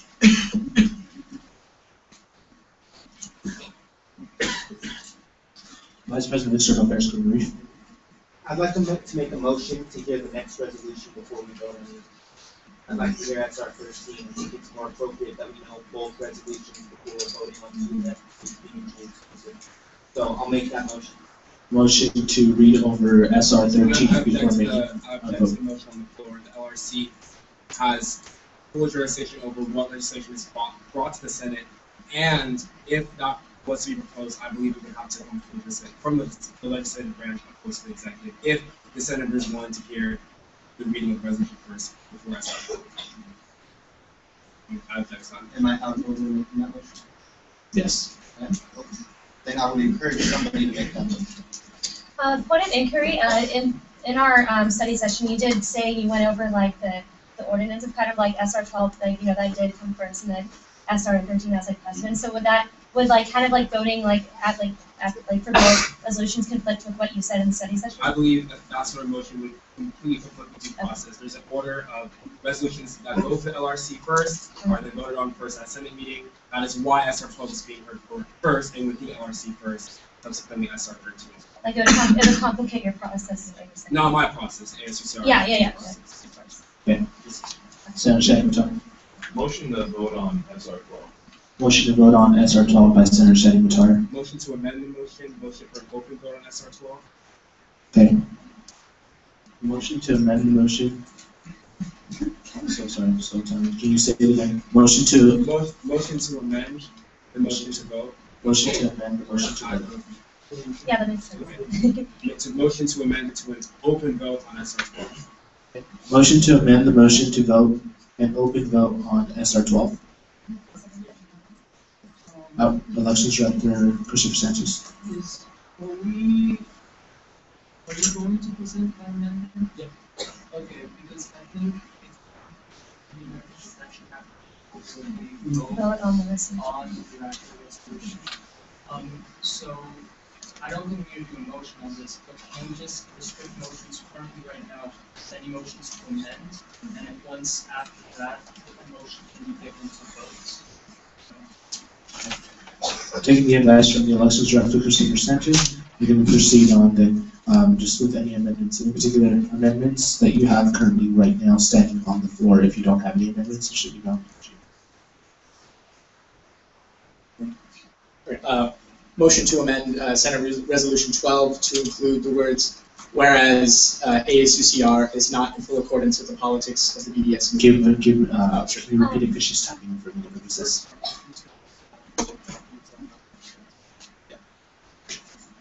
Final page. Point of inquiry to Michael. Do you know where exactly this whereas statement would be? Would it be in the beginning or the end? I have no preference as to where it's placed, wherever it would best fit the flow of the paper. With the motion, you should sit where you want. Oh, okay. Then I suppose you could put it at the beginning, then it's that. So point of inquiry, like the first line, the first whereas clause. Maybe not the first. President for Aaron Johnson. I would add all additional whereas statements at the bottom. So Okay. it would be the one. Yeah, no, I as the most recent. Okay, yeah, as the most recent addition to the whereas is all included and have it be at the bottom. I'm just putting on the screen so we can see the. Sorry, another point of inquiry. Are we allowed to ask the author to approve this this change? Are we allowed to or no? Okay.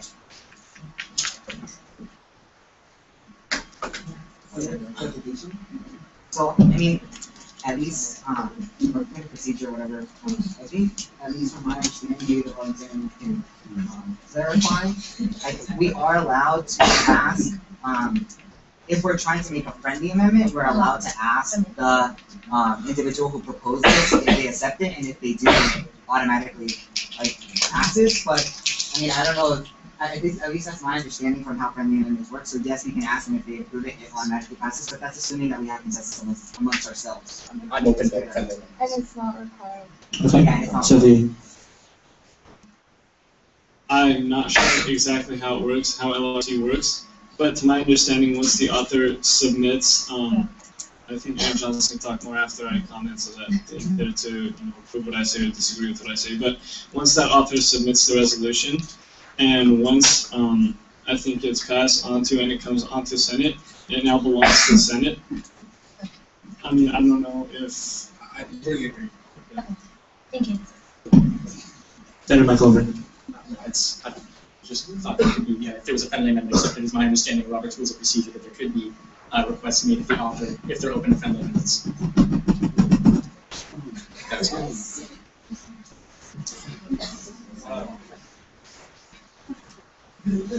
So I don't know if the parliamentarian wanted to speak on behalf of that. It was just my understanding of Robert's Rules of Procedures that if the author is open to a friendly amendment, that it's possible for other members of the Senate to be able to address that even after the initial, because I mean, I basically read that back for clarification purposes. So it's up on the screen, it's not my final submission, this is just proposed language. And if I'm open to a friendly amendment, it was my understanding of Robert's Rules of Procedure that the senators can have their input. once again, it goes to Aaron Johnson to make that final decision because he's the head of the LRC committee. Are you saying you are the author of the amendment? Because, as I said, once it gets passed through, I believe that it belongs to Senate as a whole, but more so to the LRC than Senate as a whole. So if Aaron Johnson allows that particular question to be made to the original author of the resolution, then it can be done. If anyone wants to comment. And from my understanding, this is a report from the Legislative Review Committee. This is not an extension of the Legislative Review Committee. So authority as to how voting occurs and what goes on is vested in the chair of the Senate, which is Armando Saldana, and not in the chair of the Legislative Review Committee, because this is not an extension of the Legislative Review Committee, but rather a report from the committee. I mean, I don't know how we can work that out, because but at least that's my understanding of the procedure and how it occurs. Because otherwise, it would mean that, like, outreach committee has has all jurisdiction in the votes that happen within the outreach committee, and obviously that's not true. In lieu of that, as it is a report, have we ever asked the galley or anybody from the galley to comment on any reports because they have been the author of those reports? We haven't attempted any of them before, at least from my understanding. For clarification, the last time that was done was fossil fuel divestment, and it ended up going back to the judicial review. So. So we're gonna there's a vote to put in. I just want to respond to first parliamentarian and Senator Galvan. In my opinion, the time for friendly amendments and interaction with the document and the author occurs at LRC. Once it is then submitted to the Senate, and then everything goes to the normal Senate floor, meaning that a motion to amend would have to be approved by a Senate majority, not friendly approval by the author. And second, I'm not claiming authority or power over the meeting minutes report. I was simply responding to the gentleman's question that he was asking me. I'm not trying to claim chair or any kind of power. I'm simply trying to add the amendment to the Senate statement. Thank you. Vice President Victor, no question for you. So the point of a friendly amendment is that we don't have to have a vote on it. My understanding of this conversation is the idea that we want to see if ML's good with it. So ML, thumbs up or thumbs down on adding this? Can I continue? Just thumbs up or thumbs down on adding we don't support BDS. But no, that's not. We're not. That's okay. Thumbs up or thumbs down? That's not. That wasn't my amendment. That's not his. One person at a time, please. Can you? Yeah, I'd be more than happy to just look at the specific language that, and of course, I want to hold this up a friendly amendment if possible. Is that whereas ASUCR is not in full accordance with the politics of the BDS movement. Thumbs up or Point thumbs of order. down? Maybe 1 second, please. If we're going to take this route, I think it should be voted on by Senate as a whole. If we are going to address the original author, if you guys want to really go down that path, there's nothing that says you can't do that. As long as you have a majority vote. Again, the whole reason of this is it's not a point of we don't need time to vote. It's a point of my understanding is Michael wants to see if the authors are cool with it. So we can still go to a vote, and we still should go to a vote. But a thumbs up or thumbs down just kind of gives us that clarification.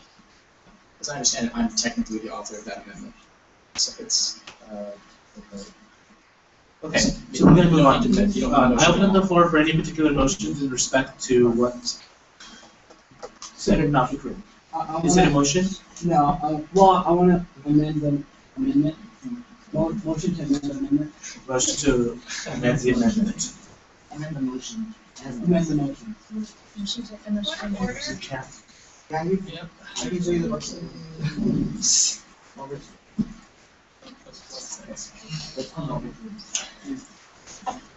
Okay, so yes.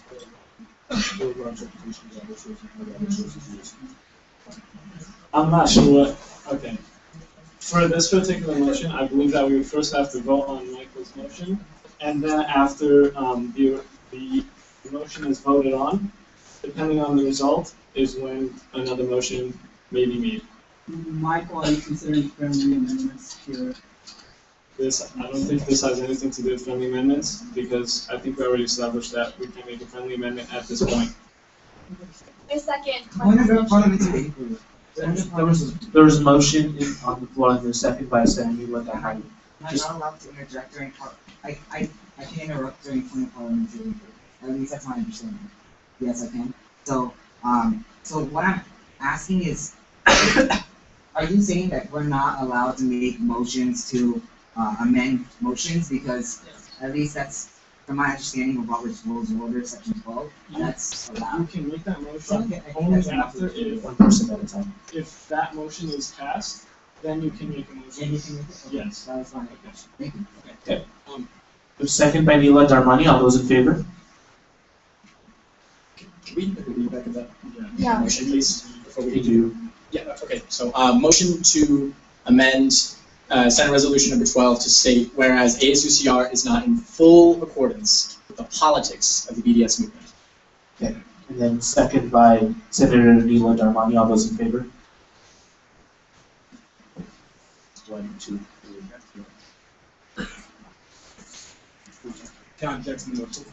I object to this motion because, going back to SRA and why we went on judicial review, once significant changes are made on the Senate Court of Legislation, it violates our Constitution. We have no source, no definition for what BDS even stands for with that motion. Just keep that, I would object to it because we're making a significant change, we're referencing a movement without any source. I mentioned this earlier in the study session. I object.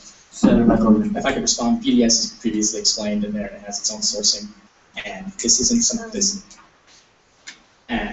something I'm making like a factual claim. This is just the framing of the argument of the bill itself. So I'm not like I'm not putting in any new information. So it's not something that needs to be sourced. Senator Jessica. A point of clarification, as saying it non-biased, it was mentioned earlier that BDS is not mentioned in this resolution at all. Oh, okay. So there's no like sourcing for directly Okay, BDS. Then all I need is link to the BDS website. Yeah, but you, for a presentation, you can't add it because if you added a source, then everyone would need a week to go over the source. Required readings policy. And it violates required reading and it's unconstitutional. Motion to move on and carry on the vote because, at least, I think let the justices decide if something is done constitutionally themselves. I think it is important in our decision making, but there is currently a standing motion. And if he's gonna object, then we can motion on his objection, at least in my understanding. But, I mean, we can vote on his objection, but as I understand, that requires a 2/3 vote of the Senate. So, I second the motion to move on. Okay. Second motion to move on by Senator McConnell. All those in favor? 1, 2, 3, 4, 5.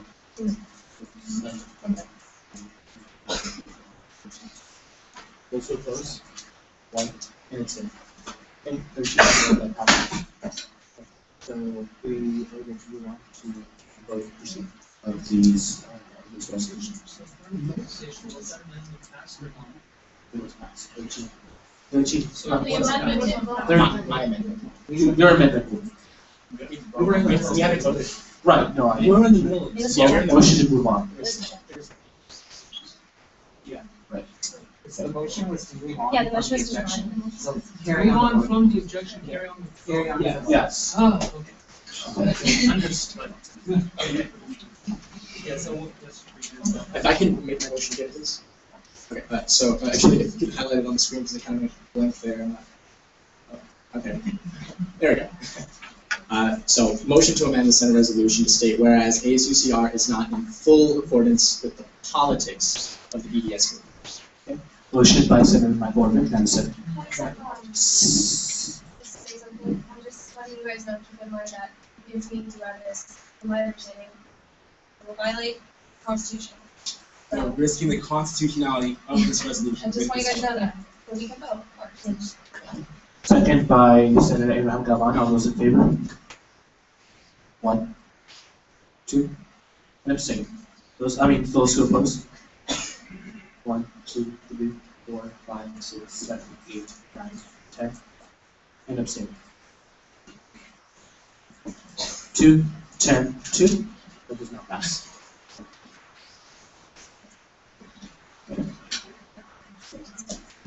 Okay, Senator Lafayette. I move to motion to add, whereas ASUCR recognizes Israel's right to exist. It just gave out some time to start.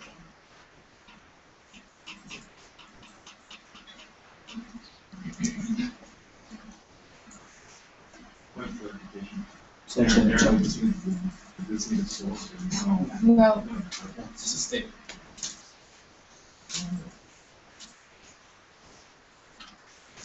Okay. There was a motion by Senator Nafi Karim. Can I have a second? I second that motion. Second by Senator Nayeli Figueroa. All those in favor? 1, 2, 3, 4, 5, 6, 7, 8. All those opposed? And abstain. 11, 1, 2. That passes.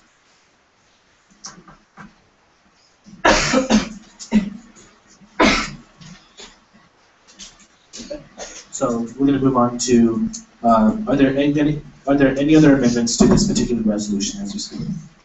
Aside from the one that was just made? No? Okay, perfect. So we're going to move on to the voting, the voting portion of this particular resolution. And I had mentioned a week ago that the voting would be done via ballot. So I had the parliamentarian Shanta Zunian explain the procedures, explain how the voting was going to be casted tonight. And so you all should have received a ballot. Okay? I did receive some advice from a couple senators to not include the name in the ballot. So I want to move forward with that advice, and I don't want the names included in the ballot. Even though there is a section on the ballot for your name, just disregard that particular section. I do not want to kill anyone trees. I make a motion for an open vote on this resolution. Okay. President Pro Tempore and Senator Aaron Johnson makes the motion for an open vote on this particular resolution. Is there a second? Okay, for transparency reasons, Senator Nima Darmani seconds. All those in favor? 1, 2, 3. All those who oppose? 1, 2, 3, 4, 5, 6, 7, 8. All those who abstain? And 3. 3, 8, 3. That does not pass. Okay. Proceed with the voting. Do not include your name on the particular ballot, please again, and do not move. This is a silent cast voting. If anyone talks in the for members who are voting, we will not proceed, or we'll do it again. You are to raise the ballot up, and Senate Secretary Alice Kong will collect the ballots from the right-hand side. Parliamentarian Shanta Zunian will do the left-hand side. Can I just select the vote? Yeah. Well, step one. Yes.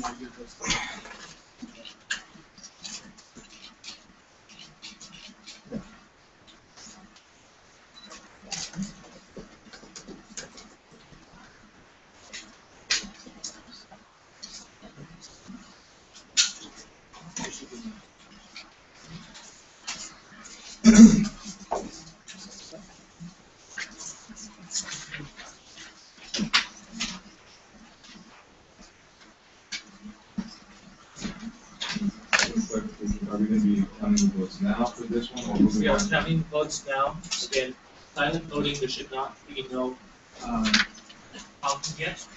So, this time, parliamentarian and Senate Secretary, can you do the counts for the sites that you received? And then I go.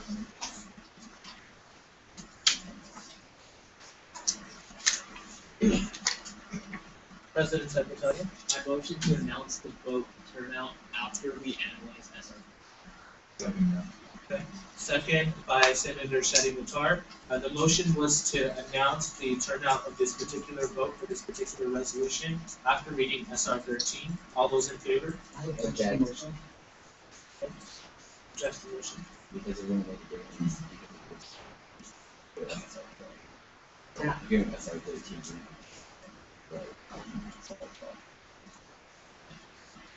Yeah, I mean, I object because I think it's important for us to know if this is passed, so we know if statements in the next one will be contradictory or not. So I Object out of normal procedure. It would be out of line from the ACCR in the procedure. Object out of procedure. We will announce the results after. Vice President Victor on first screen. So normalcy, very cool, but this is not a normal situation. This isn't something that's been seen anywhere in the UC or as Riverside before, so this is not a normal situation. Traditions and typical actions don't make a difference at this point. We have two contradictory resolutions. If we are going to do this, and I don't necessarily disagree with this, I think it's important, but I do think if we're going to do this, we need to remember that there's an option to retract and re-vote on this. So that just needs to be out there, which is why I said, let's look at both before we vote. But just kind of putting that out there. Point of inquiry, would it be more respectful to the galley as well if we announce afterwards? Because the galley does, they're waiting as well. And I feel like it'd be more respectful to both sides as well. Again, speaking non-biased. Okay. Okay.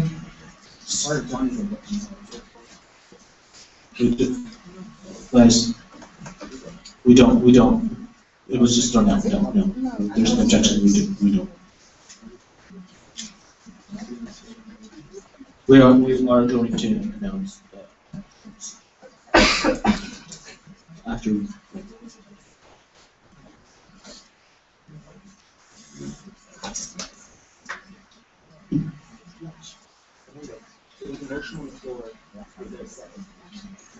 There's a second. There's a second, so there's an author, the action doesn't stop the vote, there's a motion on the floor, the action is noted, but not has to be voted. It just goes to a vote, and then it passes. You have to separate from the parliamentarian, because it's my understanding that you do vote on objection, and it requires a 2/3 for that objection to be voted, to be carried through, and the motion to not be considered, the previous motion to not be considered. I believe that is after, let's say someone says something, and then Armando says something, and then someone objects to that, and Armando says no, we're gonna stick with what we were doing before. That's when it would require 2/3 motion. I mean 2/3 in favor. So are we hearing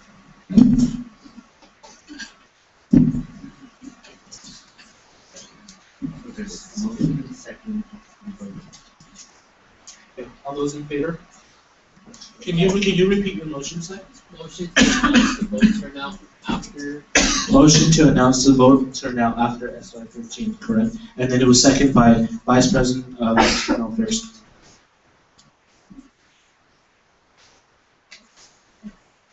Okay, all those in favor? 1. All those who oppose? 1, 2, 3, 4, 5, 6, 7, 8. And abstain. 3, 4, 5. Okay, 185 does not pass.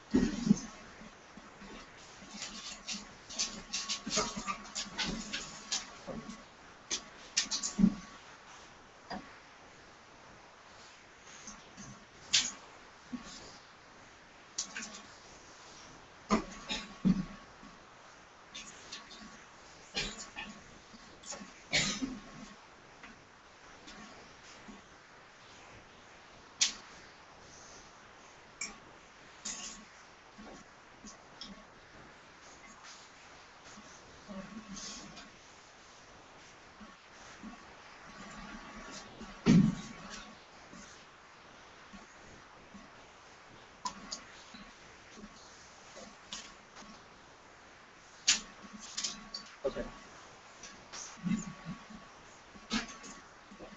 Thank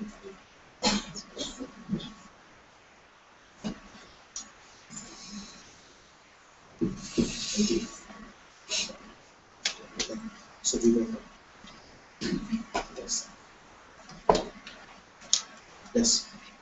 Okay. So the total, so we counted all the ballots. There was a total of 14 ballots received, so there's 14 senators this evening. There were 6 in favor, 7 opposed, and 1 abstained. That does not pass.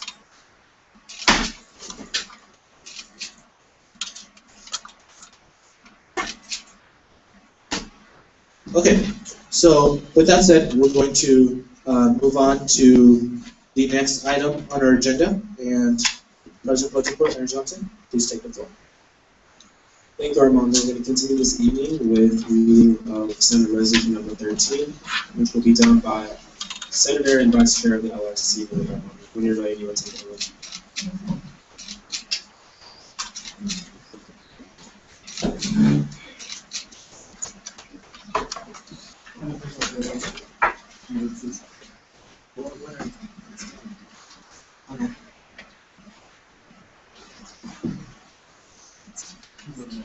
Please bear with me if I mispronounce anything in this resolution. You'll be the student senate that's remembered for not passing it. Senate Resolution Number 13, a bill in support of positive steps towards a negotiated Israeli-Palestinian peace. Whereas this bill's purpose lies far beyond solely reacting to SR12 divestment from companies which profit from apartheid, and takes tangible and strong political actions of its own, as outlined in the clauses herein, while maintaining recognition of both the Palestinian and Israeli narratives. And whereas the UC Riverside principles of community are intended to ensure that we affirm our responsibility and commitment to creating and fostering a respectful, cooperative, professional, and courteous campus environment. And whereas the UC Riverside principles of community call on us to guarantee that mutual respect is a right of each of us to live, study, teach, and work free from harassment or denigration on the basis of race, ethnicity, age, religion, religious or political preference, gender, nation of origin. And whereas at UC Riverside, students examine issues confronting the global community thoughtfully and critically, recognizing that each needs need to be viewed urgently with compassion, yet also through the lens of historical context. And whereas UC Riverside students pride themselves on being leaders in addressing the greatest political and ethical issues facing both our campus and the global community, and whereas both the Israeli people and the Palestinian people have historical and cultural ties to the land historically known as both Israel and Palestine, and whereas both the Israeli and Palestinian narratives regarding this land are substantial parts of each group's self-identity, and whereas both Israeli and Palestinians have suffered as a result of the ongoing Palestinian-Israeli conflict, and whereas President Obama, on a recent trip to the region, addressed this suffering on his speech in Jerusalem, pronouncing Hamas, Hezbollah as terrorist organizations and saying regarding Israel's security, I think about children like Osher Twito, who I met in Sardot. Children the same age as my own daughters who went to bed at night fearful that a rocket would land in their bedrooms simply because of who they were and where they lived. And later, I think about 5 Israelis who boarded a bus in Bulgaria who were blown up because of where they came from, robbed of the ability to live and love and raise families. And whereas, in the same speech, President Obama said the following about Palestinian suffering. It is not fair that the Palestinian child cannot grow up in a state of their own, living their entire lives with the presence of a foreign army that controls the movements not just of those young people, but their parents, their grandparents, every single day. It's not just when settler violence against Palestinians goes unpunished. It's not the right to prevent Palestinians from farming their lands or restricting a student's ability to move around the West Bank or displace Palestinian families from their homes. Neither occupation nor expulsion is the answer. Just as Israelis built a state in their homeland, Palestinians have the right to be free people in their own land. And whereas death and suffering of all innocent Israelis and Palestinians is unacceptable, and both Israelis and Palestinians must bear responsibility for ending that suffering, and whereas all peoples have the right to self-determination in their respective homelands, and whereas the Annapolis Conference in November 2011, 3 major priorities, the Palestinian Liberation Organization, Israel, and the U.S., agreed on a 2-state solution as outlined for negotiations, and whereas President Obama has declared a lasting peace will involve 2 states for 2 peoples, Israel as a Jewish state, and the homeland for the Jewish people, and the state of Palestine as a homeland for the Palestinian people, each state enjoying self-determination, mutual recognition, and peace. And whereas a viable 2-state solution is contingent upon an end to Palestinian terrorism and an end to Israel's administration of the Palestinian territories under military occupation. And whereas ending the Israeli-Palestinian conflict is a moral imperative and urgent political concern, and in order to truly achieve a just and equitable resolution to this conflict, a broad coalition of Israelis, Palestinians, and members of the international community must engage in the process of peace building through economic and diplomatic cooperation. Whereas Richard Goldstone, chair of the UN fact-finding mission in the Gaza conflict, said those who conflate the situations in Israel and the West Bank and liken both to both South Africa do a disservice to all who hope for justice and peace. And whereas the Center for Jewish-Arab Economic Development is founded on the guiding principle that economic cooperation in Israel is essential for peace, prosperity, and the economic stability in Israel and the recognition at large. And whereas New Generation Technology is a project in Israel that is a pure, true partnership between Jewish and Arab businessmen in Israel. And whereas the Palestinian International Business Forum holds that Palestinian private sector development is one of the core pillars to creating economic stability, increasing employment, and improving standards of living, as well as fighting poverty, thus contributing to a sustainable solution of the conflict. And whereas Total is a Palestinian for-profit company invested in telecommunications that makes up 29% of the Palestinian Authority's gross domestic product. Total also consists of 50% of the Palestinian Securities Exchange. An investment in such a company will enhance Palestinian infrastructure and promote a positive American-Palestinian relationship. And whereas the Palestinian Exchange houses Pedico Holding, a company established by Palestinian and Arab investors that contributes to Palestinian economic sectors in need of building and expansion, this company seeks to not only enhance the Palestinian infrastructure and economy, but also looks for high returns on investment in the Palestinian market.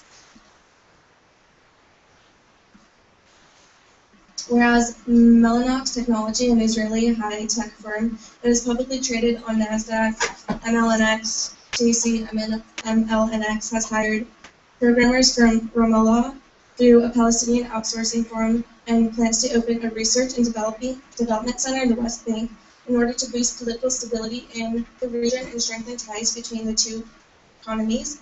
And whereas the aforementioned companies strengthen the infrastructure and economy of the Palestinian people, which is a prerequisite for a robust Palestinian state and can live side by side with the state of Israel, and whereas the United States of America has a unique ability to engage with the Israeli government and influence positive movement toward a two-state solution. Whereas, as members of a public university, the most effective method we have for demonstrating our commitment to a multilateral peace settlement and ensuring its swift implementation is by demonstrating to the U.S. government that there is a constituency that demands it to use its diplomatic sway to responsibly bring the two parties to the negotiating table, and whereas divestment alienates one of the parties, pushing them further from the negotiating table, and economic investment coupled with a strong and strategic diplomatic pressure provides a more constructive solution to achieving peace and actually incentivizes both parties to come to the table.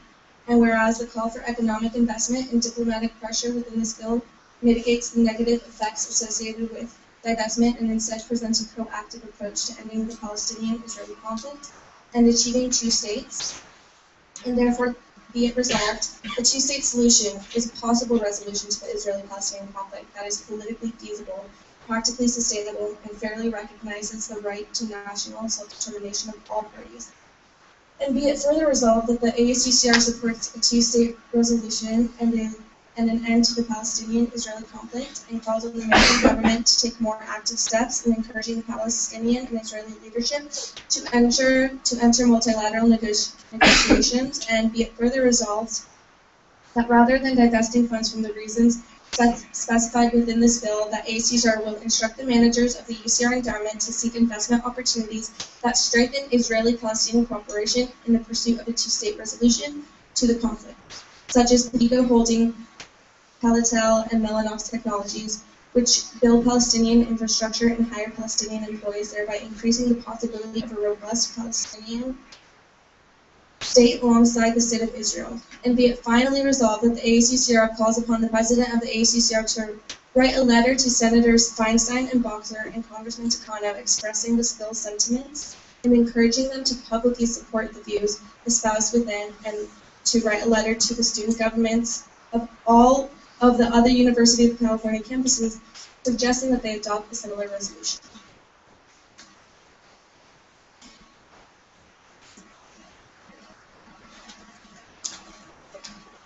Yeah. Thank you for reading the resolution. Senator Shalfano? We're going to have a discussion. If so, I'd like to be. We were going to move on to a 6-minute discussion as we did for the first resolution.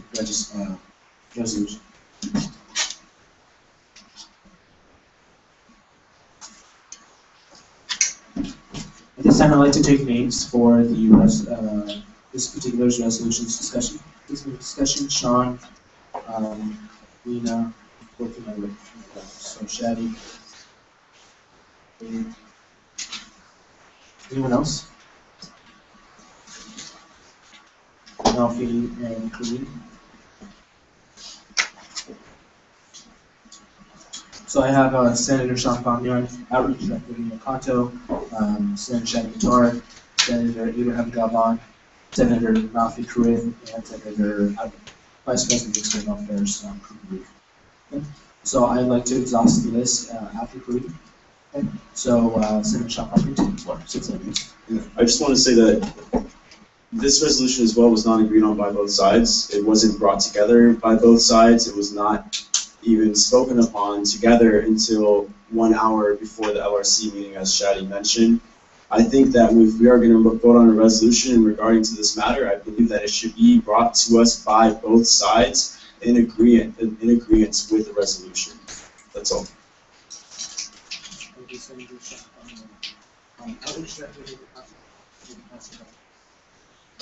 All right, so I have 3 points to bring up. Okay, so my first point.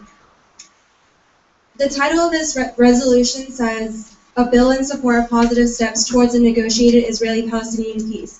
Sean brought it up, and I'm going to bring it up again.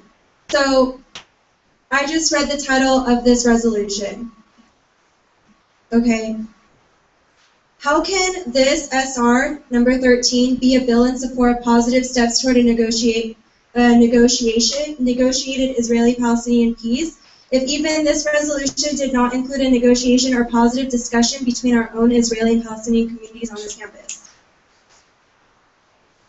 Okay, the second thing that I wanted to bring up is a lack of consistency with the written listing of Israel and Palestine within this resolution. So to explain that, if you look at the title again, at the end it notes Israeli-Palestinian peace, whereas clause number 6, it says both Israeli people and Palestinian people, whereas clause 7, it says both Israeli and Palestinian narratives.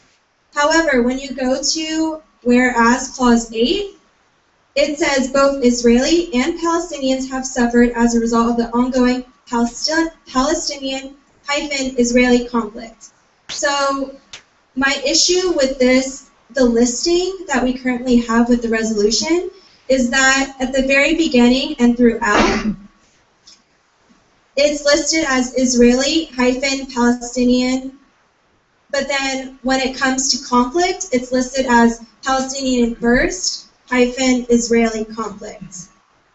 And there's more than one whereas clause that lists that, and I feel that in this resolution that needs to be more consistent.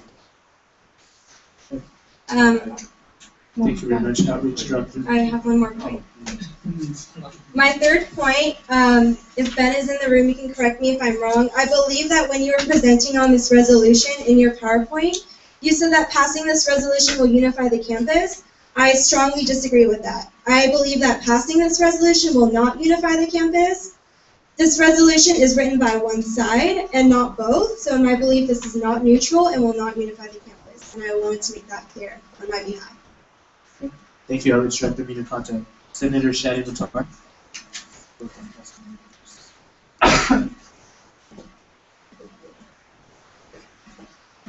All right, so just a few things in the resolution that I wanted to bring up. Specifically, the last couple of whereases where it's listing the companies, I don't have them numbered, but it says Paltel, the Palestinian Exchange, Melanex. The sources for those are dead links currently. I'm going to give Ben the benefit of the doubt that they were working at the time, but currently these links do not work, specifically links 8, 9, and 10, which is, I have them here, is Bloomberg, which is the same thing for both of them, and then Christian Science Monitor. So I just wanted to bring that up. The second thing in regards to the claims that these companies stimulate the Palestinian economy, I have a few notes on each one of these. So Paltel is a Palestinian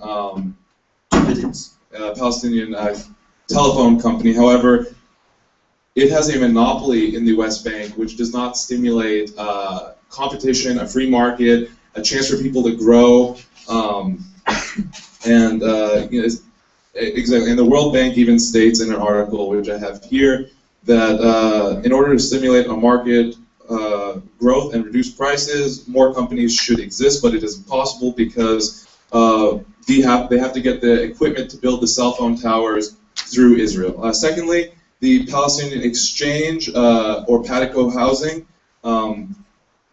Patico is owned by the richest Palestinian in Palestine, and he controls a lot of monopolies in Palestine, so it does not spur any competition within Palestine. And lastly, Melanex Technologies is an Israeli firm, so we cannot invest in that because the UC policy state we can't invest in non-American companies. And their definition of stimulating the Palestinian economy is hiring 5 Palestinian programmers out of 500 workers that they have.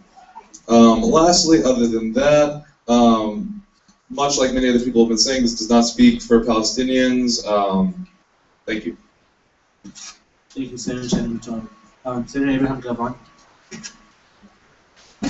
So, first off, I want to begin by saying that I think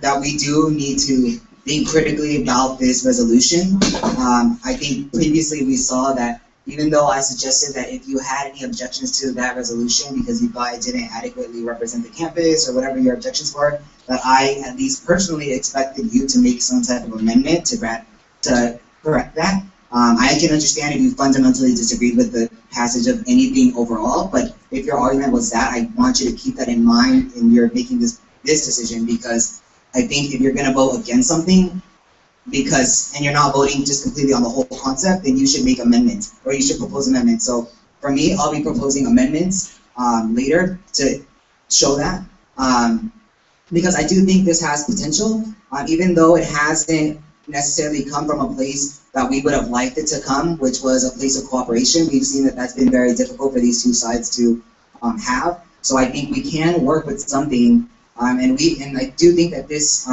has potential. However, I want to just go through this and kind of make my comments. First of all, it's my understanding that this, like, authored by Ben, sponsored by these people, shouldn't be there. Is that because traditionally do we use that format, like leaving the sponsors and the authors in there? We do traditionally do that. We have because it was listed on SR 13. Possibly RC, I want to include it on SR 12 as well to be fair. Okay. In the interest of this meeting, if the authors wish to include information, it can be. Okay, so it can be included? Okay, I just wasn't sure of that. So next point I want to make is I really think that we should take away any indications of the previous bill, SR 12, divestment, away from this, because I think that rather than, say, making an argument for something based on another proposal, I think you should be building up your own argument. I can give you an example of this because I know the next question is going to be, well, what would be your exact way of doing this? So if we go to, therefore, or be it further resolved that rather than divesting funds for the reasons specified within this bill, blah, blah, blah, blah, I think we can easily just take away, rather than divesting funds from the reasons specified within this bill, I think we can just say, be it further resolved that the ASUCR will instruct the managers of the UCR endowment to seek investment. I think it carries the same weight. I just think it's a matter of us. Their bill already didn't pass, so I don't think we need to reinforce the fact that we're against it. We clearly made that statement by not passing it. So that's one point. Second point that I would like to make is, I'm sorry, there's a lot. So second point that I want to make is I think we should also take away things that conflict that we cannot come to an agreement on. So obviously, I think there's disagreement on can we compare this to South African apartheid. So I think we should take that away. Like for example, the whereas Richard Goldstone, chair of the UN, blah blah blah.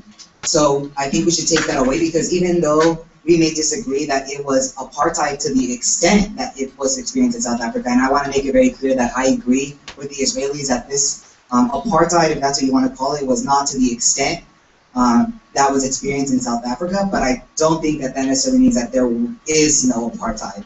It's just not to that extent. And I do think it does a disservice, say, equating it to that experience, but that's a different issue. So that's another thing. And finally, I do want to say that it's unfortunate that we don't have basically half of our galley here anymore. But I really hope that we can move past this and find ways to cooperate. And if one of your intents behind not voting for the previous resolution was that so there could be cooperation, I would like to see kind of us take off where the Senate last year kind of left off in making those opportunities for that dialogue and us being present there so we can ensure that that dialogue does move forward and that that goes somewhere. So that was my last comment. I'll make amendments later. I'll make motions to later. Thank you. Senator Nafi. I'll pass. He yields. And Vice President of External Affairs, he yields as well. And that it concludes the discussion section for this particular resolution. Okay. At this time, I'd like to open up the floor for any particular motions.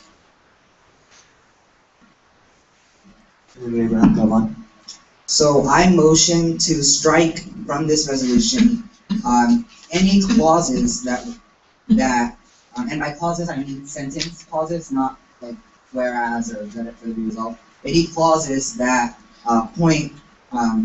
that refer to divestment or the previous bill. So, for example, if you want me to, I can go each one by one. Would you prefer that? There, use that. Yeah. Yes. Yeah. Okay, that's fine. Okay, so can we vote on all of them after I say the proposed change for all of them, or do we have to do clause by clause? This is time you should make your motion to amend based on those clauses. If it passes, then I will go through the document, edit it, and we'll reconvene and continue with amendment. Okay, so you're saying just make There's no point in me mark. marking the document. We understand the spirit of your motion. Okay. It needs to be marked now. If it passes, I can go to mark. Okay. So, is there a motion? Yeah, that's my motion. Motion to edit the second by Senator Matona. All those in favor? 1, 2, 3, 4.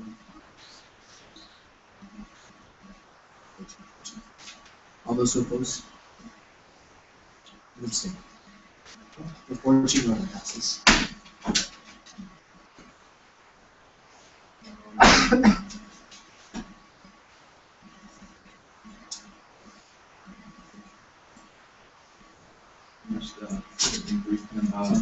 Motion to do something about the dead links where we get updated links. I know it would do something to require reading. Okay, so can you do something about the dead links? If the links are in fact dead, meaning the document is not properly sourced, I would assume that it would go into conditional review and then be thrown out for not having proper sources to back up these statements. I'm not going to do the branch, but that's all to say about that. The links dead, The links as of today are dead, so that's the information I have. As Shadi was saying, I assume they were live when the author authored this. They're not live now. We have that information for us.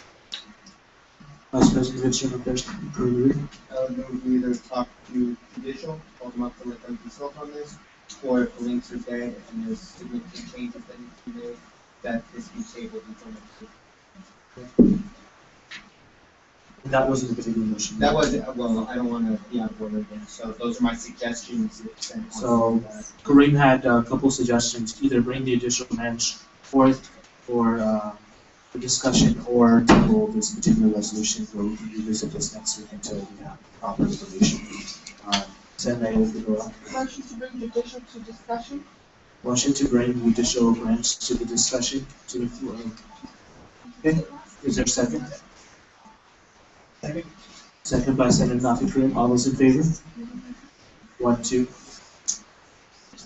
All those in favor to bring the additional branch to the floor, please. 1, 2, 3, 4, 5, 6, 7, 8, 9. All those who oppose? 4. And abstain. All those who abstain? Abstain. Who's the hand? Oh. With 941 that passes. Can we have the additional branch, please? You all don't mind. Oh, sorry.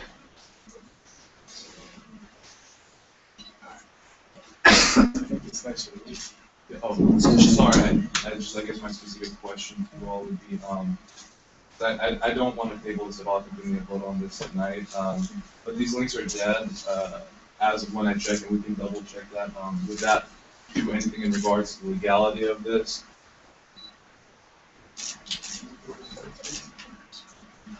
Specifically 8, 9, and 10. Okay. I did 9. This is 9. There's a space.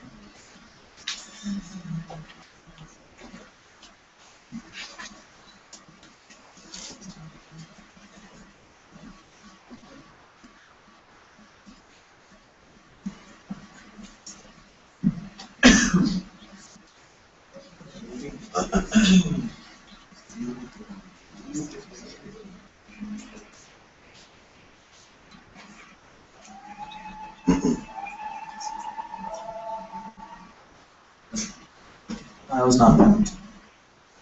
Okay, and this is, let me do the other one. 8, you said? 8 and 9 are the same, and 10. And 10? Yeah. Those are the ones that I have specifically.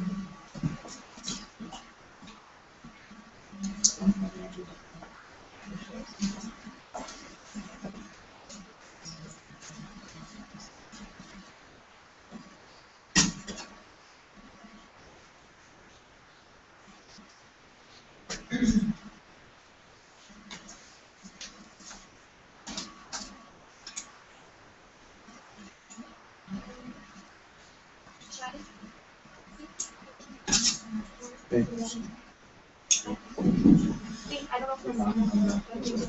That one's alright. So there is an article here.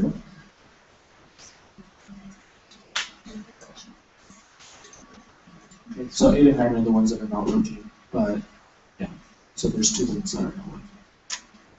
What are they citing? President Pro Tem Johnson. So if 8 and 9 are the only dead links, you could strike those clauses if they're not properly cited, which will not table or kill the resolution, but take out the clauses that are no longer accurately cited. That's a recommendation. Second. No, it's just a recommendation, not a motion. Can we see what those sources were saying? Yeah.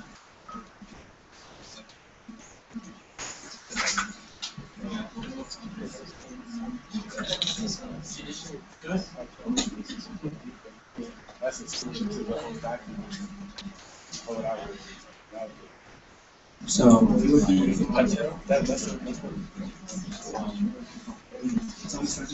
Point of clarification, yes. additional grant. These sources, I believe, what they're trying to say is that these companies listed are positive toward the Palestinian economy. That's why I feel they do kind of make some sort of statement with some backing.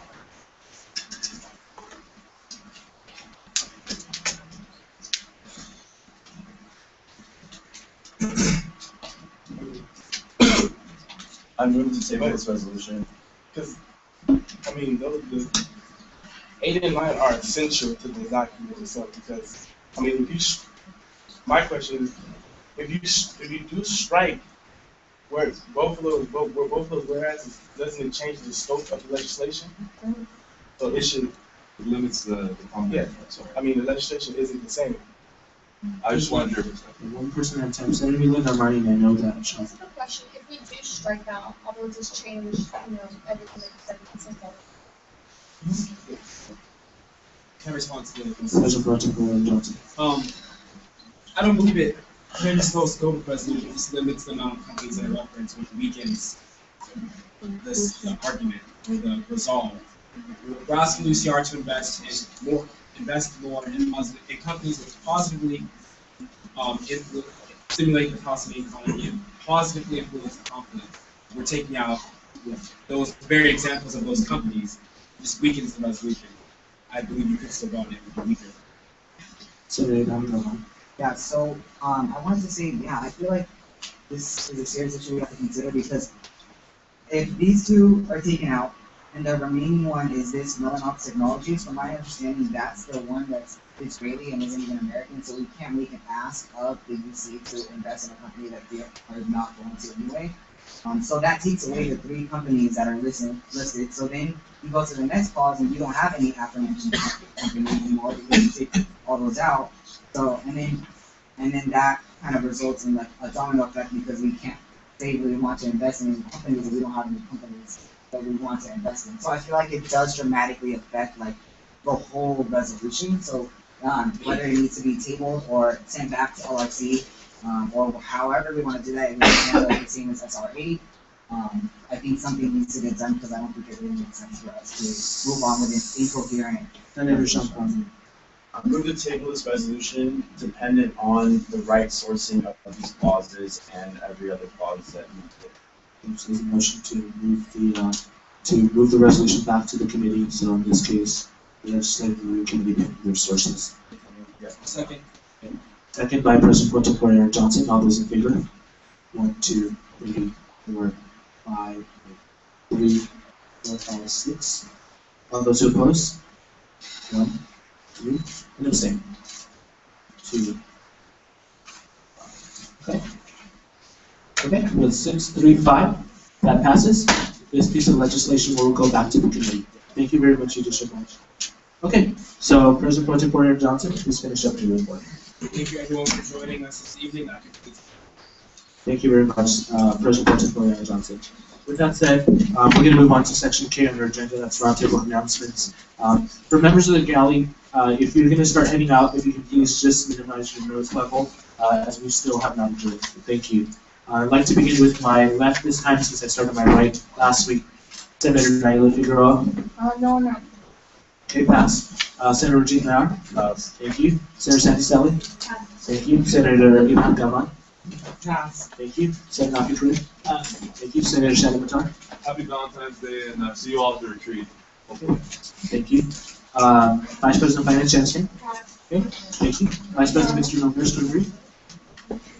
Yeah. Doesn't really matter to me what happens as far as the vote goes. What matters to me is the process that just happened. And what I just saw was a closed ballot.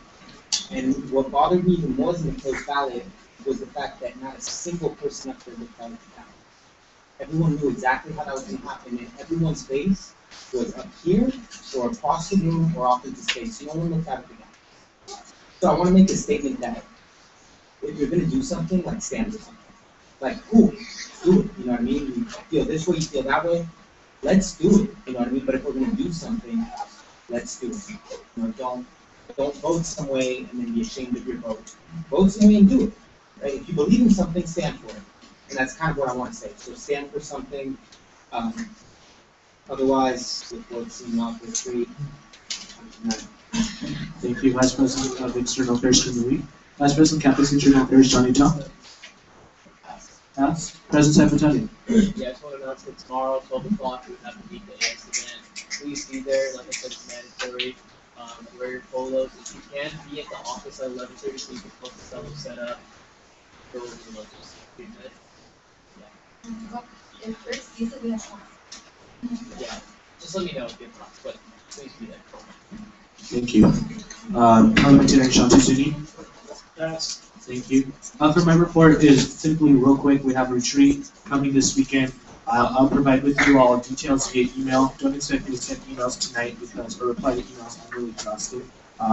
But I will get back to you all within tomorrow on Friday. The other thing I do want to mention is we are, as we adjourn, I know that all of us want to leave, but we've got to stay in here and put back the room the way that we found it. So I need everyone here helping putting the tables and chairs back. Do not leave. I know all of us have assignments and midterms and things to do. So please stay here. The more hands there are, the faster we can get out of here. That's basically it. Thank you very much for your cooperation. Senate Secretary Alice Kong. Thank you. President Pro Tempore Aaron Johnson. Thank you. Personnel Director Daniel Gianich. Thank you. Elections Director Christopher Sanchez. So one thing, real quick, sorry. I didn't want to give a report so we could get to the podium sooner. So we just finished mandatory candidates meetings. Yeah, it's over. It's done. So we have 71 candidates that came to the meeting, so more than triple from last year. But here's the thing, though. So I already have 3 parties registered, and I know 4 parties going to register. And most of them are full parties, right?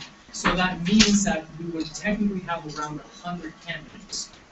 So here's the thing, though, why I'm bringing this all up for an announcement. That means, right, by simple algebra, that there's some people from parties, I don't know which ones because I don't know what the party rosters are, that haven't attended the mandatory candidates meetings. And I don't want people to come up later saying, oh, I didn't know, or, you know, et cetera, et cetera. So what I'm asking from the different party signatories, if you could please try to turn in the party roster form, it's on ASUCR website, as soon as possible. So then I'll double check that, your list, versus the people that I know came to mandatory candidates meetings, so then I can let the party signatories know who hasn't come, so you can contact them to come and contact me to make sure everything's good. So that's just for all the party heads. Make sure to do the party roster ASAP. Oh, that's it. Thank you very much, Chris. Outreach Director Mina Kato. Okay, I have one announcement. For the dance marathon event, Sai and I made a dance marathon jar. It's something that the front does. So if you'd like to donate, you can donate there. I plan on taking the jar out of the office on the 21st for the event. That was all Mina, by the way. Yeah, it's cute. Snaps from me. It was his idea and I helped. Thank you. Senator Michael Irvin. Pass. Okay. Senator Kelly Chan. Thank you. Senator Neela Darmani. Thank you. Senator Sunal Rashidi. Thank you. Senator Tindu. Pass. Thank you. Senator Shafamian. Dodgeball. 27. Thank you. Thank you. Senator Jessica Moncayo. Volunteers, let me know. Thanks. Okay. Volunteers. Thank you. And Mark, the Promotions Director, Ruben Mazat. Pass. Thank you. Before we adjourn, again, thank you very much for your cooperation, and please stay behind so we can help Ms. Susan Allen Ortega, Mr. Sandoval, and Lori put this one back into crystal condition. Jessica? I motion to adjourn this meeting. Okay, motion to adjourn this meeting by Senator Jessica Moncayo. Can I have a second? Second by President Tempore Aaron Johnson. All those in favor? 1, 2, 3, 4, 5, 6, 7, 8, 9, 10, 11, 12, 13, 14. Okay, this meeting's adjourned at 11:26 p.m. Have a good evening.